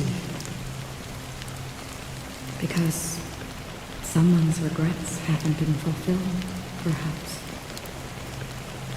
Mortals who walk the paths are like sailors on a vast ocean, leaving behind a trail that creates countless ripples of possibilities. These ripples last longer than the fleeting lifetimes of humans. And for some, their presence leaves such a strong mark that it's reflected in the waves. Sin-thirsters, the obsessions of the Pathstriders. They emerge from the depths of Ix, seeing themselves as masters of their own destiny, unknowingly repeating the actions of their past lives. They emerge from the nihility and head toward it, leading purposeless lives. However, these hollow phantoms, they have journeyed with me for such a long time.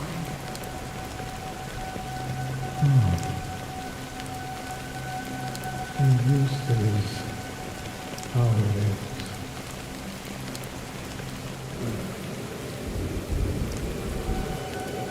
I'm already dead. Yes. You're watching over me. This is my duty as the Watcher of the Acheron.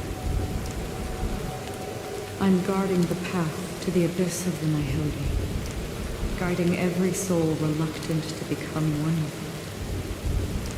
Back to this side. But if this is what the departed ones expected, should you try to change it? I don't know. But someone once told me that when the inevitable moment came, he hoped that someone would stand at his grave and place a bouquet of flowers. Even if it doesn't make sense at all. Some tasks have to be done, even if they are pointless.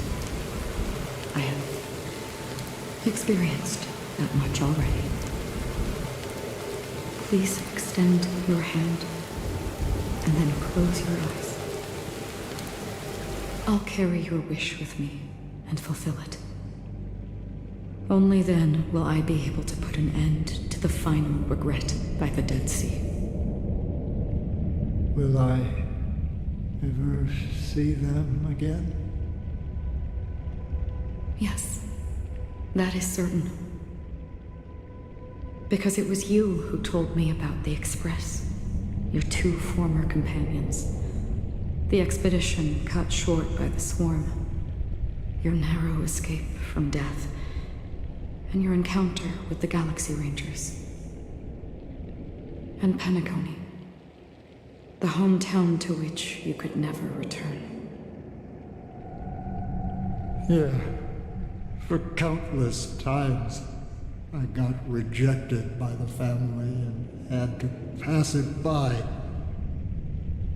But I knew that my companion was still there. Alone. Mikhail, are you still there? Take my hand and come with me. We will leave this place. You'll embark on a long, long journey, shrouded in darkness. But fear not, as a touch of red will be awaiting you at the end of the path. That's the color of existence. Follow it, and it'll guide you and illuminate the way out. By doing so, you'll eventually reunite in the warmth of the sunlight. Thank you. May death be the end of your boundless dream.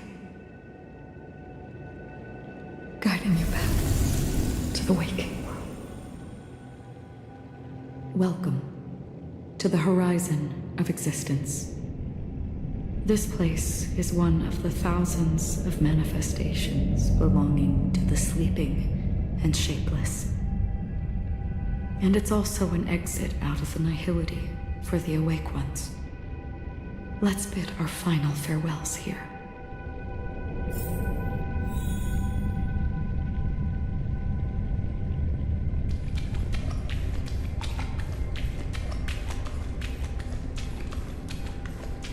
Always distinguish between reality and imagination. Life is akin to a winding labyrinth where memories serve as... May your schemes be forever concealed.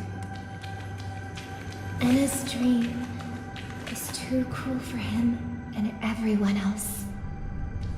To the imperfect tomorrow. I still remember the question on the invitation letter. Why? Why does life slumber? We don't know the answer yet, but we're about to awaken from this dream.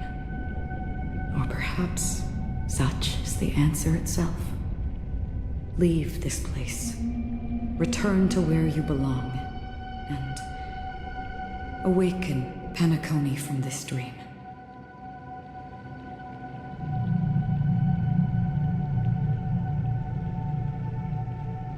As I said, our plan is not about convincing everyone to choose the right path, but about inspiring them to save themselves. So, when will people actively save themselves? The answer is when they are in desperate situations, like a drowning individual in the deep sea, when one's body and mind bear immense pressure. Agony, confusion, and despair will follow. I firmly believe that. The fragility of humankind often freezes them in their tracks. But in truly desperate situations, they will strive to save themselves. And now, Penacony has enough heroes to lead them forward. It's through this inherent, self-centered instinct that people exert their utmost effort, even when they know their struggle is fruitless. As absurd as it may seem, it's their resistance. As for now, it is time to guide them, not as a savior, but as a nameless among those mortals. In this way, you will reunite in the warmth of the sunlight. The rain is intensifying. Before we part ways, please allow me to ask a few final questions. So far, you have forged unbreakable bonds with numerous individuals and entities in the Sweet Dream. Might I ask if you fear severing these bonds with your own hands?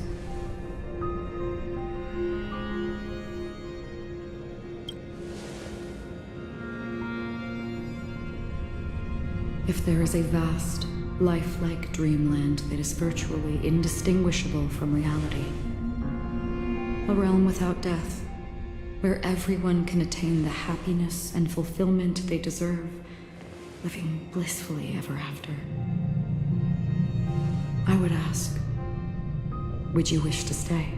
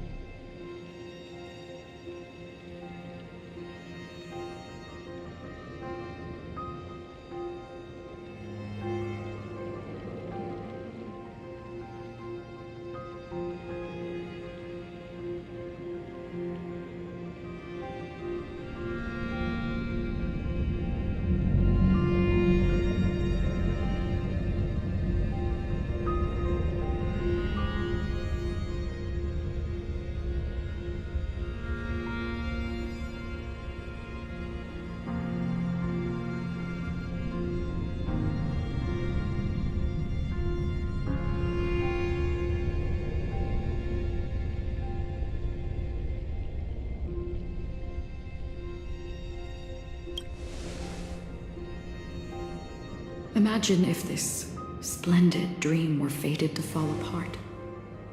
Friends, family, strangers, followed by the gentle breeze, soaring birds, the stars, and ultimately yourself. Everyone and every face they remember, the joy and the heartaches, the vows sealed and those left hanging, all will inevitably march towards a predetermined ending. If you had grasped the journey's finale right from its inception, I would ask, would you still embark on this journey?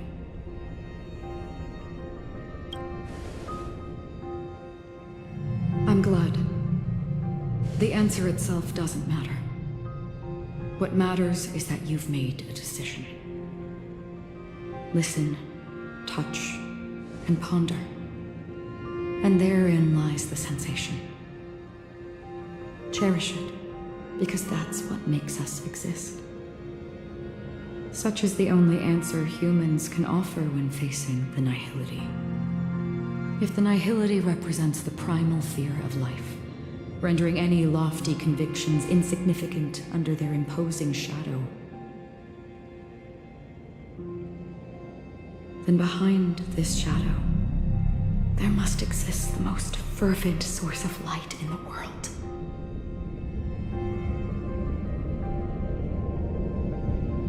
Just as every life that edges closer to death fervently approaches the end of the nihility, we must pursue that primordial light. Now, come to think that you exist in the nihility, and you watch over others to depart it,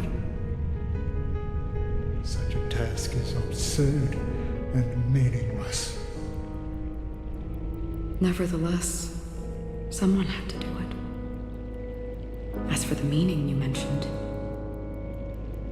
even if it's a meaningless task, I've come this far, haven't I? Even if the future you forge may not even belong to you. It may not belong to me, but it definitely belongs to someone.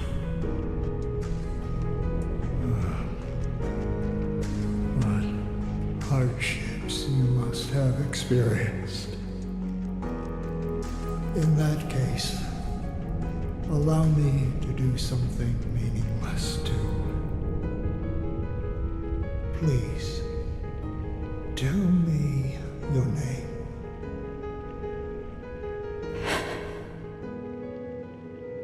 Perhaps my existence will vanish in the next moment, and nobody will remember this conversation or your answer.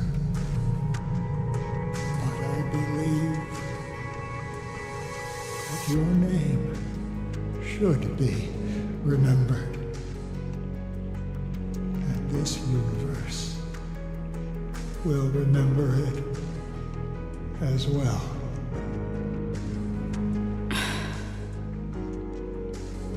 For me, some things are difficult to recall, yet there are others that I find challenging to forget. Such is memory, a creation of the past that blossoms into significance in the distant future.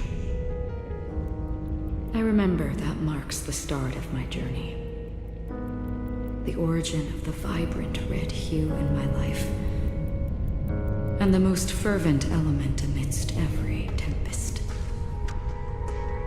That's my name. Raiden Bozen Mori May.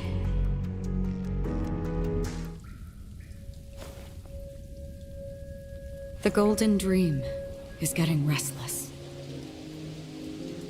In the coming long nights, I'm afraid you will face many setbacks and witness many tragedies. And in the end, you will only see in black and white. But please believe me, that in that monochrome world, there will be a glimpse of fleeting red. And when you make a choice, it will appear once more.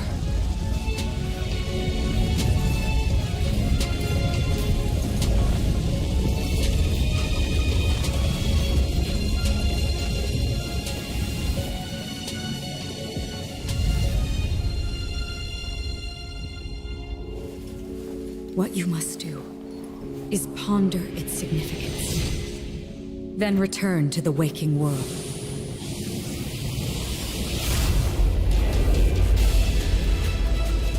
That's where we all find our answers.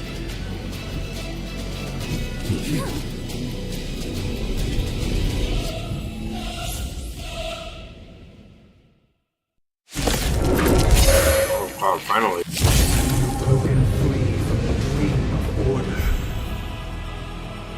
We've done enough sleeping already. Let's show them a wake-up call. Time to cleanse the filth. Never seen perfection before. Open sesame.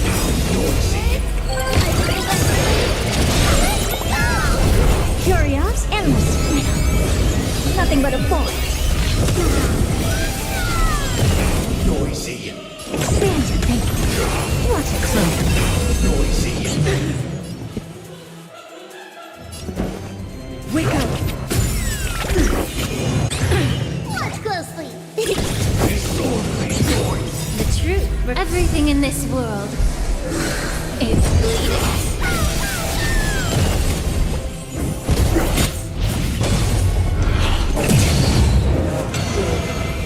How can the weak be righteous? Disorderly noise. Is it coming?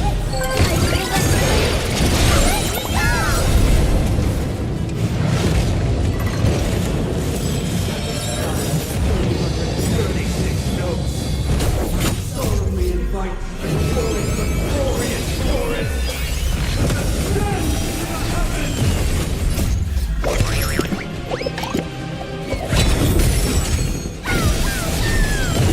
I don't have time for this. Expand your thinking. Glimpse my mind. Indistinguishable from reality. Can it still be called an illusion? Be of your body and mind.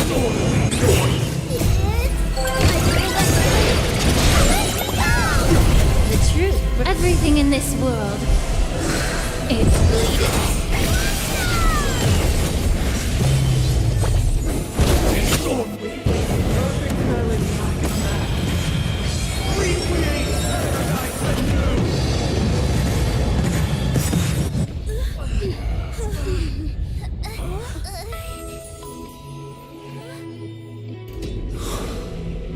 Music.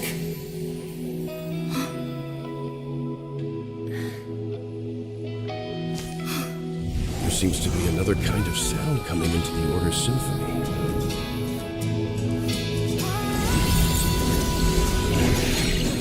Penacony's first and last disharmony. I'll take the lead. Those imprisoned in their dreams are awakening for freedom. Disorderly noise. Robin, is that you singing? You have heard their cry. This is not the paradise they hoped for. Even so, they don't know where they should be heading. That's why I had to become the lone star in the sky to guide them.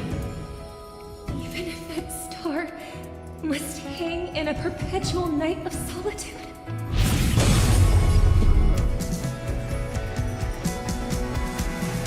Let's play our own. Let the show begin.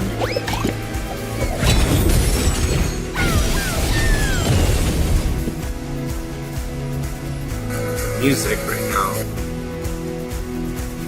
It's coming. If we have never experienced solitude, how could we have embarked on different paths? Now, I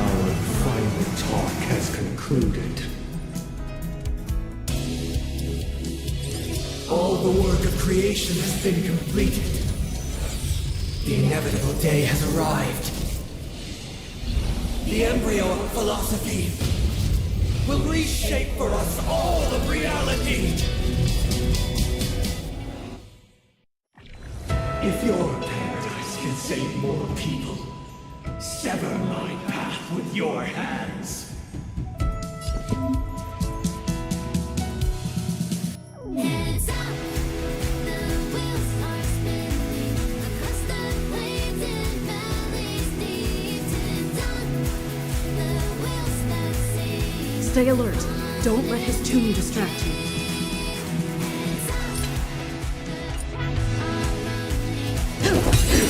I swear on truth. I don't have time for games. Open sesame. Curiosity. Endless freedom. Nothing but a boy. Never seen perfection before.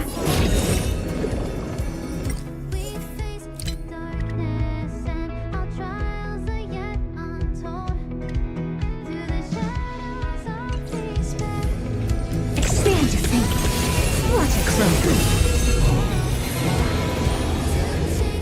May I honor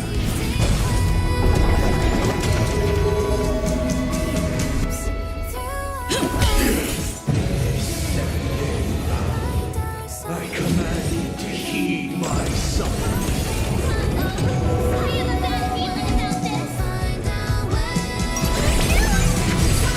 It was not you who created all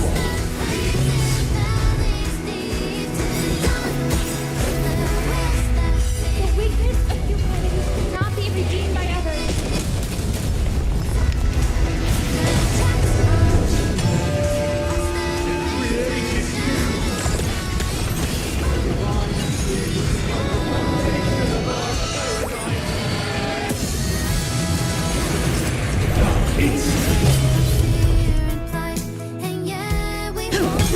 Made of the truth. Everything in this world is bleeding.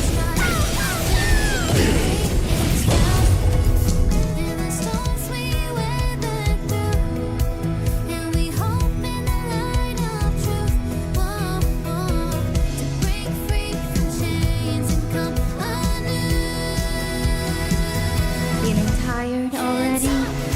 You will require invigoration.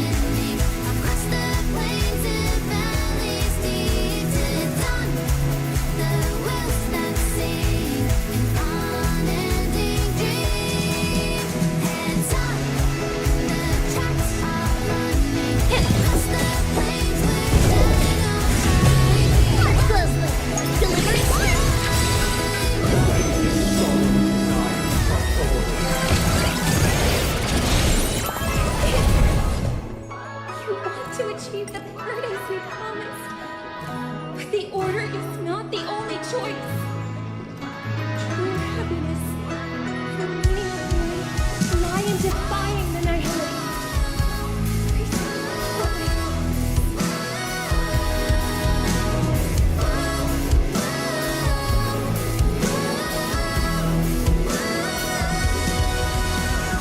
If I wait any longer, the universe might just implode.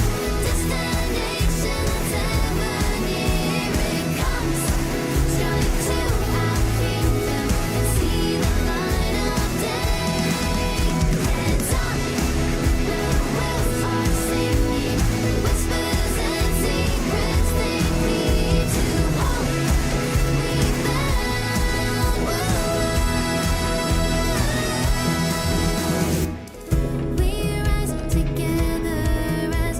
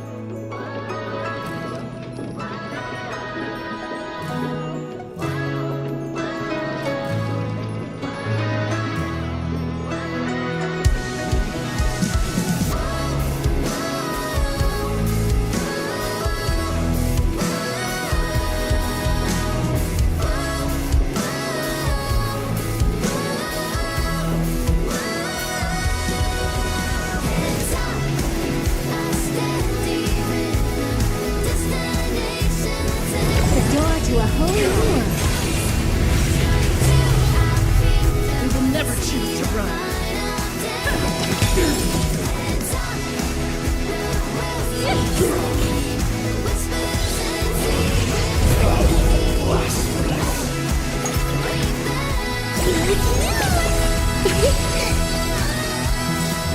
Even if the future is full of pain, we won't escape from it. All at once? I don't have time for games. Our trials are yet untold. Through the shadows of despair, with silence You've just got to expand your thinking. Curiosity is a dangerous thing.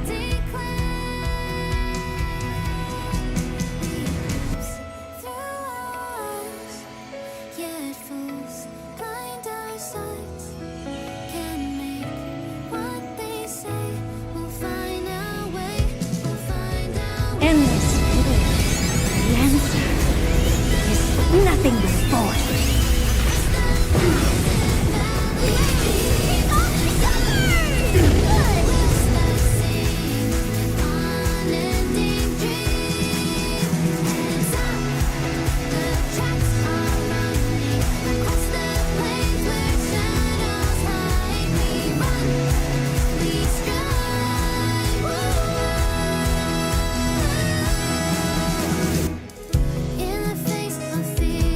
The door to a whole new world.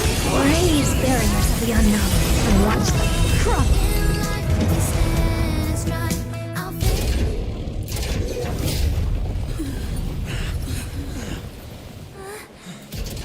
So, why does life slumber? Because someday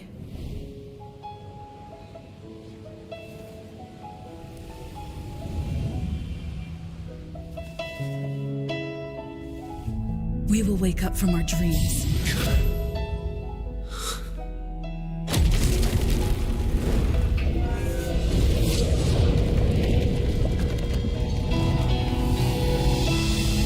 The night is still too short.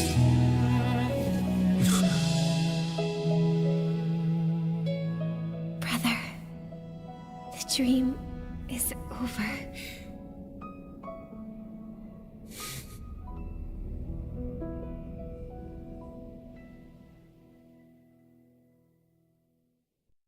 In the first year of the AE 2158, a fiery conspiracy erupted in the land of the dreams, but soon faded in chaos and destruction. Whispers carried the tale of those fateful 48 system hours, when a sun teetered on the precipice of collapse.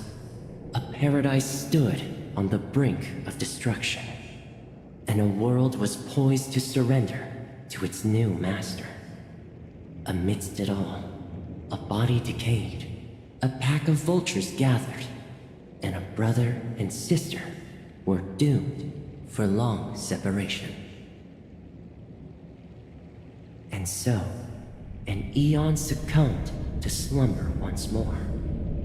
Some celebrated this fall, while others mourned. Among the insignificant witnesses, mere specks in the vast tapestry of the universe, it was said that this time, the Eon met their demise with dignity.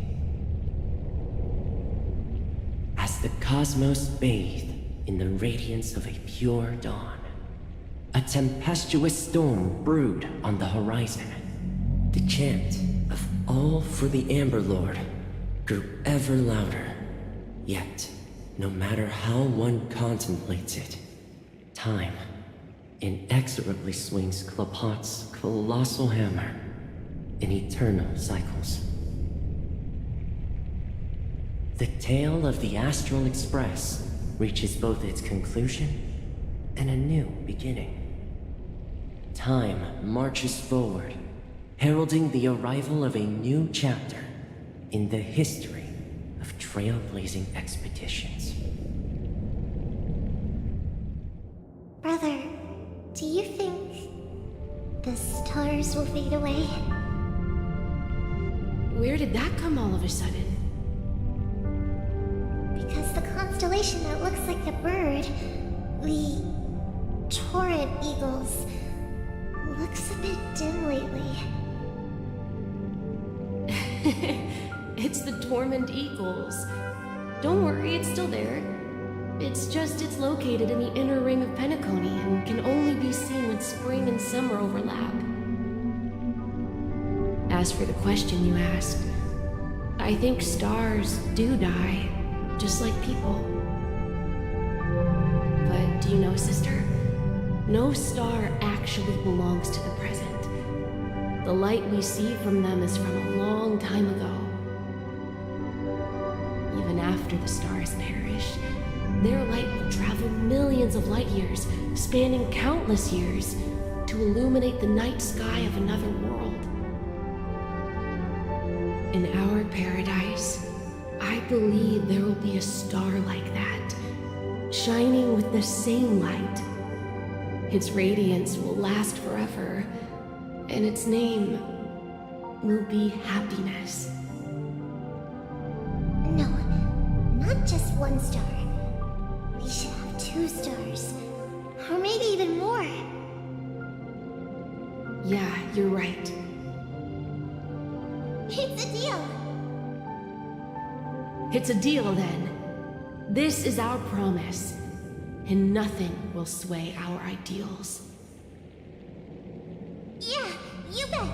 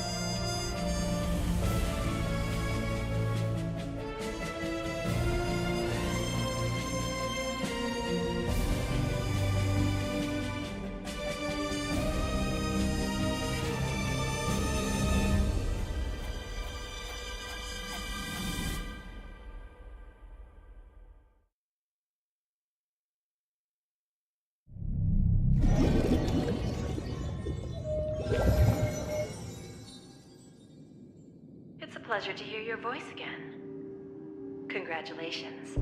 You've become the biggest winner of this festival. Are you calling just to poke fun at me? No. I'm just impressed. Not only did you venture alone into Penacony and discover the truth of Dreamflux Reef, but you also managed to escape with the help of that Knight of Beauty. Remember the recording you received from your Trailblaze friend? It's now the most valuable chip in this game. However, this came at a high cost. Losing a cornerstone is a hefty price to pay. Diamond just called a meeting to discuss what to do with you. Just as I expected. So is Diamond planning to demote me? Or kick me out of the 10 Stonehearts? Why don't you take a wild guess? Well, alright. Then I'll guess.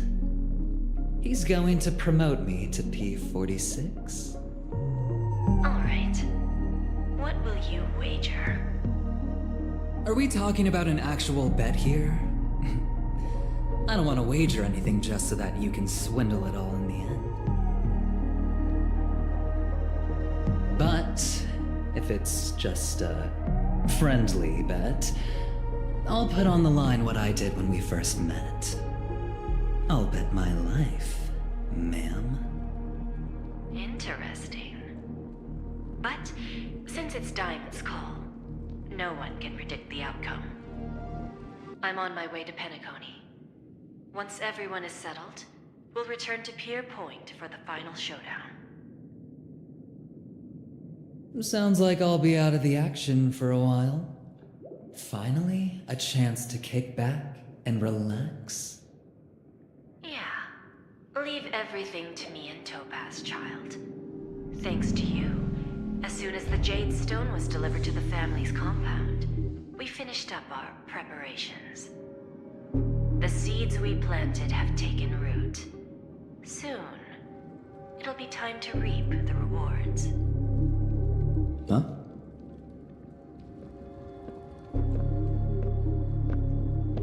Let's wrap it up for now. Looks like I've got a visitor here.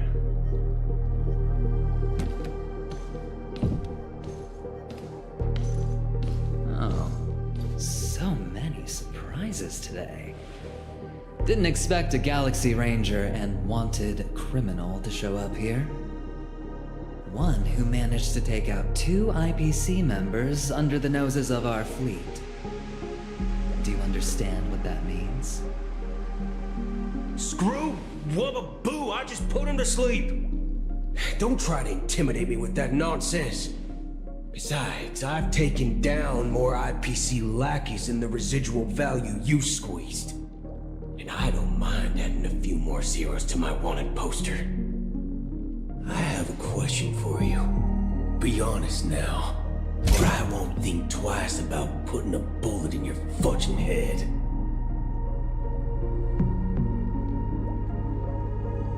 Tell me, where is Oswaldo Snyder? Wake up! Wake up! Hey, wake up! The sun's frying your butt. Are you okay? Can you hear me? I didn't hear a peep from your room, and it really freaked me out.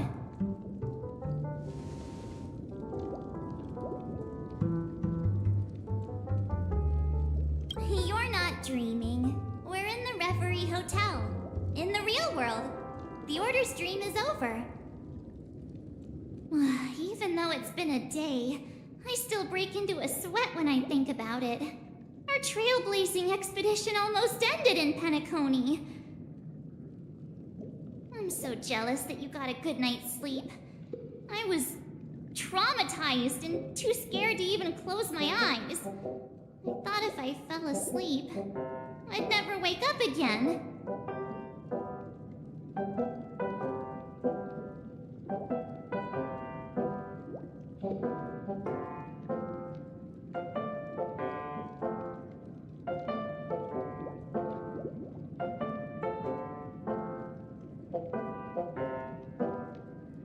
The Stellaron was sealed while you were sleeping. The ordinary people in Penacony have no idea what happened.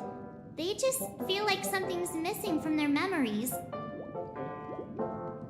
The family's official statement was like, "The Charmony Festival was attacked by an unidentified Stellaron and came to a halt."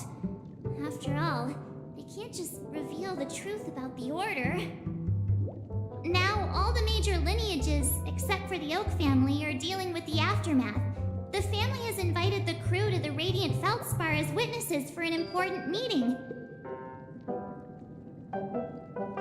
Everyone's waiting for you, so hurry up and pack.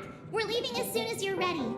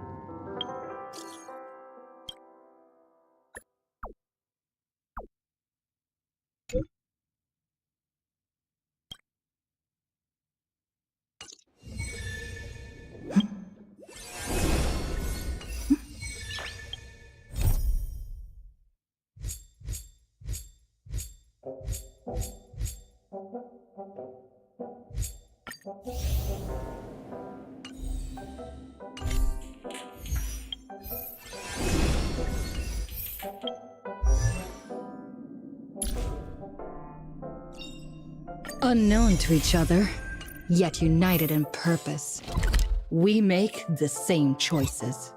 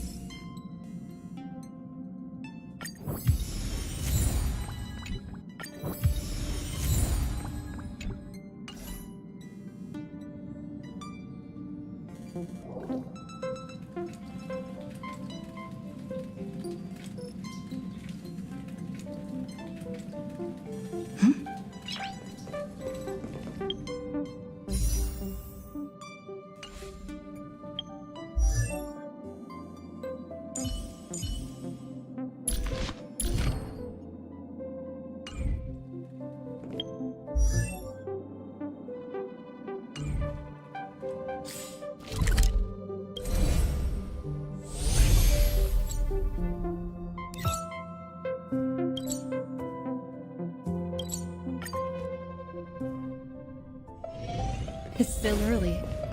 Arjun.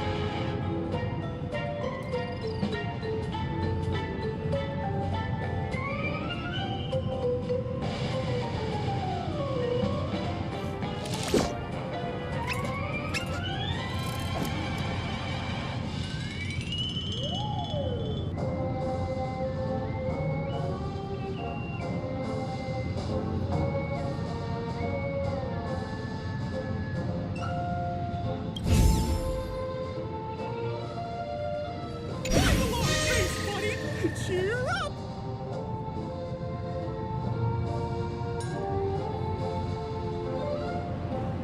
Take up! Oh boy! I've eaten too much this time!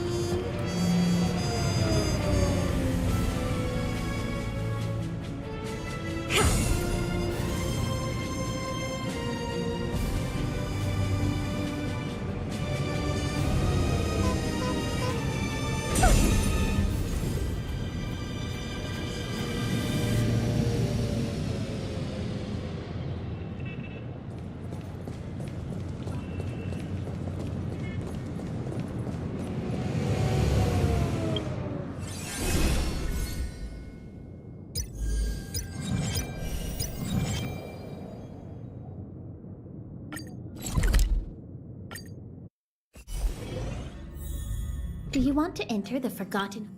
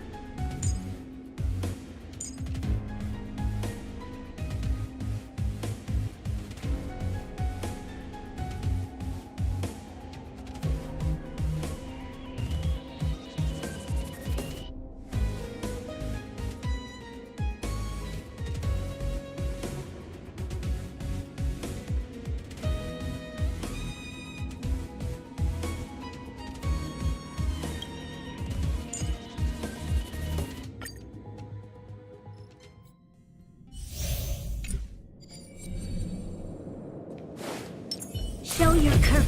The show begins. A little something for everyone.